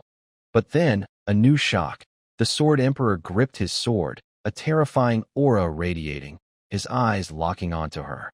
Even if I must sacrifice my life, I'll cut off both your legs. Ager sensed a familiar energy. Her disbelief grew. That aura color, the Sword Saint's aura. The one who threatened my life 700 years ago. This fake swordsman reached the aura before death. So annoying. She charged him. I'll kill him right here. Die coldly, Aaron's heir. At that moment, a massive lightning bolt struck where Ager charged. Furious, she looked back, shouting, "Hey, what's this?" Then, her shock grew. What's that? The kid's changing. This feeling impossible. Lightning rained like divine wrath, the sky blazing, dominating the air. A silhouette emerged, the unease mirroring 700 years ago. A massive info panel appeared. User's talent forcibly upgraded and materialized. 100.0. God tier pain resistance and God tier recovery talents simultaneously materialized. God tier transfer talent will use both to block pain and temporal rifts.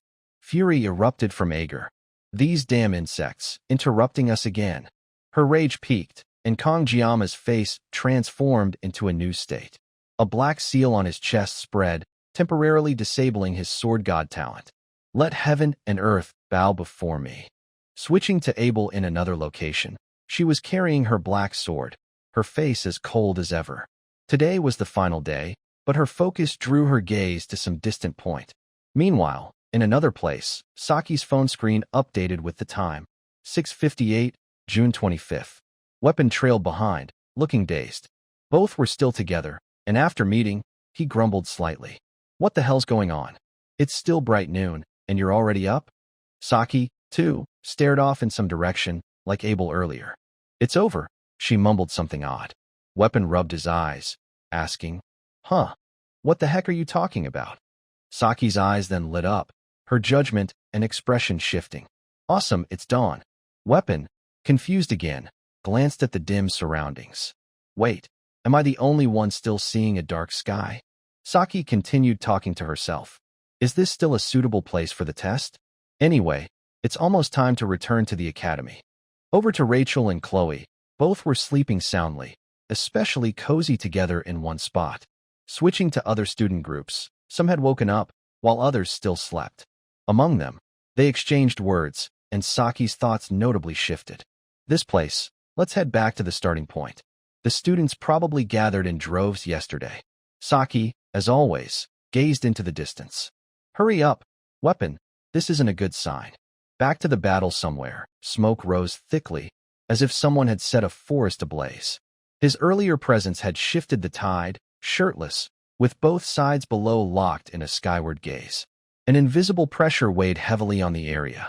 Ager's eyes were now shrouded in a strange mist, her teeth grinding in fury. Joaquin, how absurd. Where did you crawl out from? Two talents shifted to a transmission talent, lightning bolts ceaselessly forming, denser where he stood.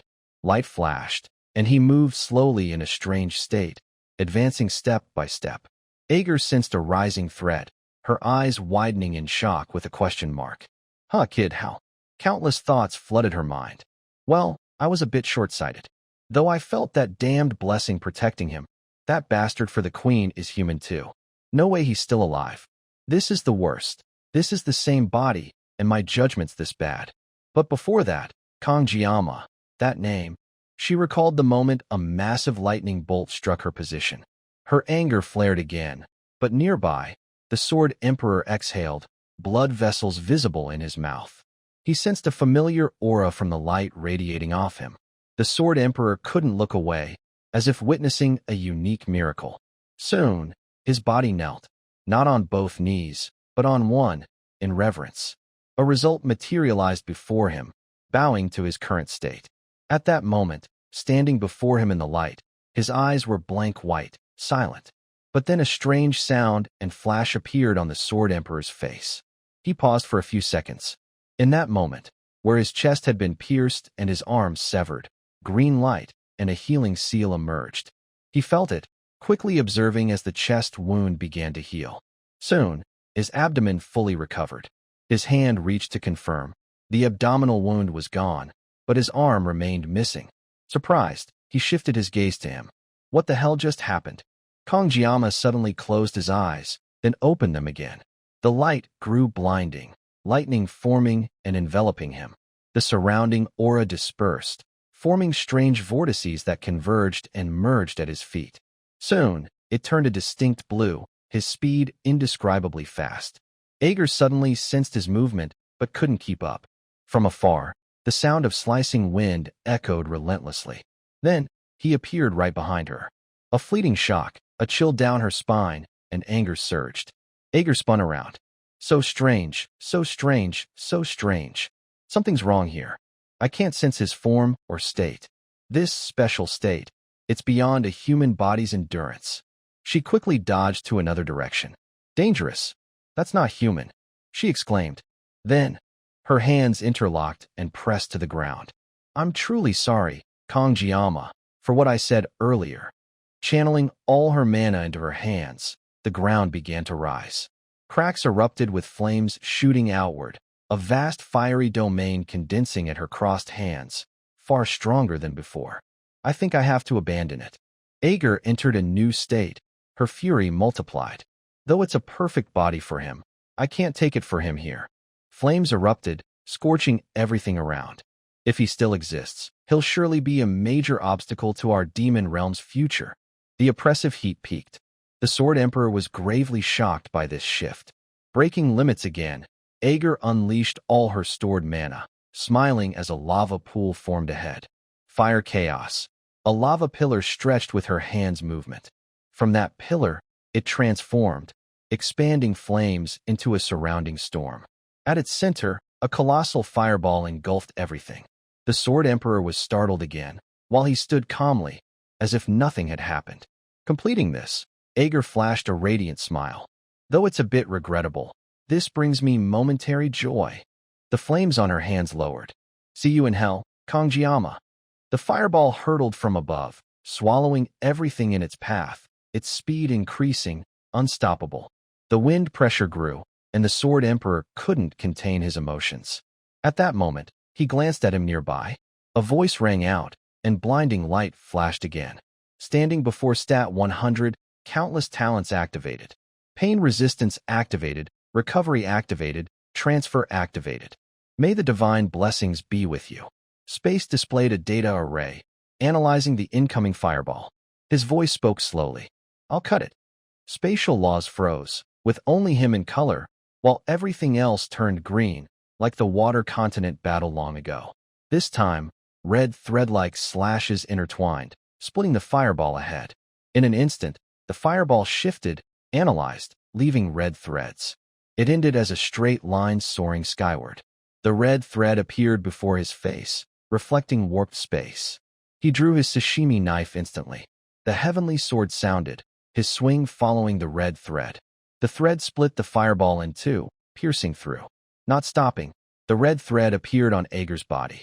A sharp sound rang out, a divine slash, raw pressure hitting Ager. The fireball shattered, causing a massive explosion. Her body split in two in that stunned moment. Her uncontrolled body hit the ground. Light flashed from somewhere, Ager's gaze following. Students afar felt it, looking over. What's that? Rachel and Chloe, previously asleep, woke up. What's that? Abel, elsewhere, was stunned by the changing scene. Nothing different there, Weapon said. What's that? Saki, dazed, said, the sky. It's opening. Following his earlier slash, the dark sky was torn open, light spilling down on the students below. Some classmates recorded the scene on their phones. So awesome. The dawn here is truly beautiful. While they rejoiced, the scene here was the opposite. Ager couldn't move. Damn it. I can't unleash it. My mana's been severed. Her body lay in a heap. If this continues, I'll die here. Light appeared, and Ager looked toward him, but he seemed like a swaying tree about to fall. Shocked, as he collapsed nearby, Ager seized the chance, her half-body struggling to rise, raising a hand. I can't die in vain. That swordsman's existence is a disaster for our demon realm. The flam's skill unleashed, channeling all her strength into fire magic. But a sudden twist occurred.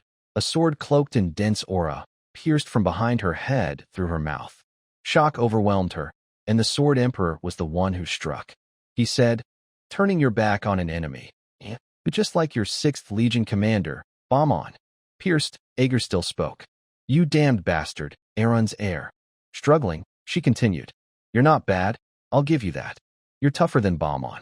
Her body cracked, Ager straining her voice again. Aaron's successor, you knew lot. He cursed back. Go to hell, demon. Amid her anguished screams, her body finally dissolved into the air. Seeing her vanish completely, he stood with indescribable solemnity. As she faded, he spoke. I'm not Aaron's heir. I'm Siegfried von Nibelung. After clarifying, he looked at the unconscious Kong Jiama nearby. With one arm, he gently lifted his head, confirming safety. He assessed. Breathing's normal, blood flows a bit slow, but no fatal wounds, not life-threatening at all. Recalling his earlier abnormal state, he mused further. Kong Jiama, who are you? In that moment, an unconscious action arose, his gaze lifting skyward. Long ago, since ancient times, humans believed everything in the universe had an incomprehensible will. Phenomena like storms, floods, or lightning were seen as supernatural forces. Ironically, while instilling fear, these supernatural forces were worshipped and beseeched for blessings. His gaze fell on him, called a calamity or a god. A seal appeared on his chest. The surrounding space fell eerily silent, but soon after, a massive shockwave tore through, revealing a rift. The students gathered at the starting point felt a powerful jolt strike their bodies. As the shockwave passed, signs of worry emerged. With Saki at the center, a spatial shift appeared. In the distance ahead, Teacher Lai shouted to gather everyone, while the Sword Emperor and another person transported someone via ambulance. Zooming into view, all saw Kong Jiama lying on it, being escorted away. Saki's gaze locked forward at that moment, but she quickly glanced aside, witnessing Chloe charging forward in anger, only to be stopped by Rachel. The assistant tried to persuade her, but it seemed futile. Saki shifted her attention elsewhere, where Abel covered her mouth, as if unable to believe the scene before her. At the Sword Emperor's arm, her grandfather's, completely gone on one side, tears streamed endlessly from Abel's eyes. She knelt, stunned. A trip that brought many unacceptable truths. Saki approached her side. Abel sobbed harder, but Saki remained coldly focused ahead. Time passed, and a sound came from someone's phone screen. Humanity was in a truce with the demons, undeniably losing a great force due to the Sword Emperor's recent incident. With only 4 left, the world wondered who could fill the vacant spot among the 7-star heroes. News on the video. The Sword Emperor returned with one arm missing, details undisclosed. Real-time chat. No way the Sword Emperor ended up like this. The Academy hiding this is a serious matter. Losing an arm for no reason? Damn, I'm imagining the Sword Emperor cutting off his own arm. That's terrifying. Saki read the video and chat, her mood shifting. I was hoping but couldn't find any news about Kong Jiama. I guess he's slowly waking up now. A few boys a few tables away chatted loudly. Haven't seen that special student back in class lately, huh? Didn't you see? That special student was on a stretcher, leaving Avon Island, right? Really? Something like that happened at the Avalon training ground. I don't know much, but I heard he's between life and death. Yeah, if so, isn't he really going to die? Saki overheard these discussions, growing displeased. Hearing her call, the 2 boys eagerly responded. Huh? Saki, you called us? What's up? Saki turned, flashing a friendly smile. Sorry, could you guys take your talk elsewhere? I can't sleep, feeling drowsy. Her expression shifted quickly, leaving them stunned. Huh. Understanding, they left immediately. Yes, we'll move elsewhere, in the chat here. Let's go quick, of course. People like us should gather in that corner. Saki turned back, her gaze lowering, pensive. Kong Jiama's face surfaced in her mind. Don't make me laugh. Kong Jiama would never die. But then, she glanced at a nearby corner where Chloe was wiping tears endlessly. Her thoughts lingered on Chloe. Since the coma incident, Chloe cried daily. Sob. Kong Jiama, I'm sure I'll never see you again. Hearing this, Saki's sadness deepened. Though I say that, I'm still so worried. I haven't seen him for a whole week, too long. Old memories resurfaced. Not allowed to enter? Weapon asked nervously. We're Academy students visiting a friend in the hospital. But one of the 2 guards frowned, barking. No, this is a special order from the principal. Nobody's allowed in this area. Ignoring this, Chloe rushed forward, dodging. Seeing her expression and actions, Weapon tried to stop her. Chloe, stop! Chloe anxiously shouted Kong-jiama's name. Saki stayed calm to assess. If this is a special mission, could it involve Kong-jiama? She quickly pulled out her phone. Yvonne Island turned into a lava-filled wasteland. Intricate magic sensed repeatedly, and the missing arm of humanity's strongest. The only logical conclusion, she searched for simulation data. From what I gather, a demon invaded the island, and the Sword Emperor intervened. That's what happened. Her eyes narrowed. I've searched the server multiple times for related info, but found nothing. Dean Media said they'd investigate thoroughly and announce later. All external communications cut off, so I have no news from the press. With all this, I should ask him directly. The last message popped up. I want to try something, so I'll go alone. All right. Have a good day. The messages ended there. She typed, when you wake up, let's talk. But she quickly deleted the unsent message. Her narrowed eyes faced reality. So disappointing. Saki recalled being flicked on the forehead by Kong-jiama. Was that the last time? Her gaze lifted, a plan forming. When you return, I'll pay you back. Switching to the academy classroom, a voice spoke up. Abel, you okay? Rachel sat beside Abel, an unexpected silence enveloping them. Getting no reply, Rachel called again. Abel snapped to attention. Huh? Oh, Rachel. Her sad eyes revealed her mood. Sorry, I was thinking of something else. A few others were in the room, and their conversation continued. Hey, Abel, you still okay? Even your face shows hidden worry now. Oh, no. I can say I'll be fine. Thanks for worrying. Old memories consumed Abel. I'm sorry, Abel, you'll understand in time. Why I chose to be Kong-jiama's guardian.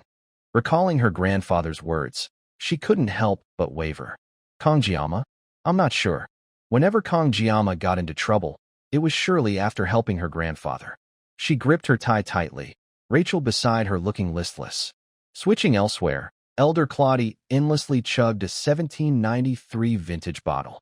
He slammed the bottle on the table, his complaints clear. Everything's getting complicated again. Before him were reports of failure. All Undertaker members, the villainous Assassin Alliance, dead. Switching to the principal's office, muscles severed across the body, nerves torn apart. Dean Media squinted, displeased. It's in terrible condition.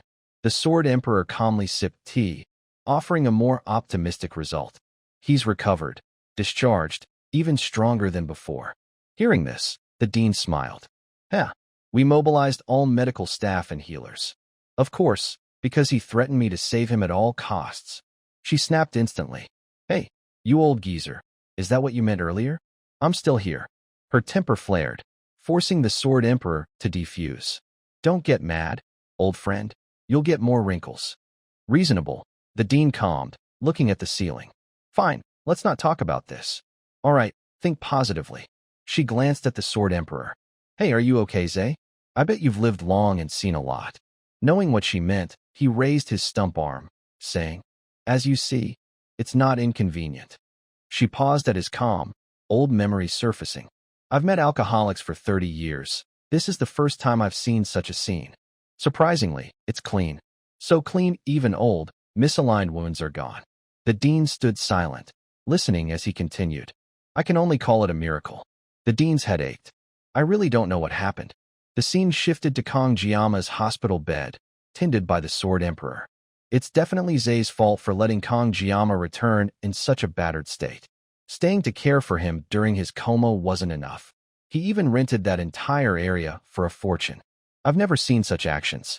What happened between them? Back to reality. She crossed her legs and arms, saying dazedly, Even with the poet's blessing, I can't read what happened. They say it's beyond comprehension. Now that Kong-jiama's awake, can you tell me what happened? I couldn't sleep because of you.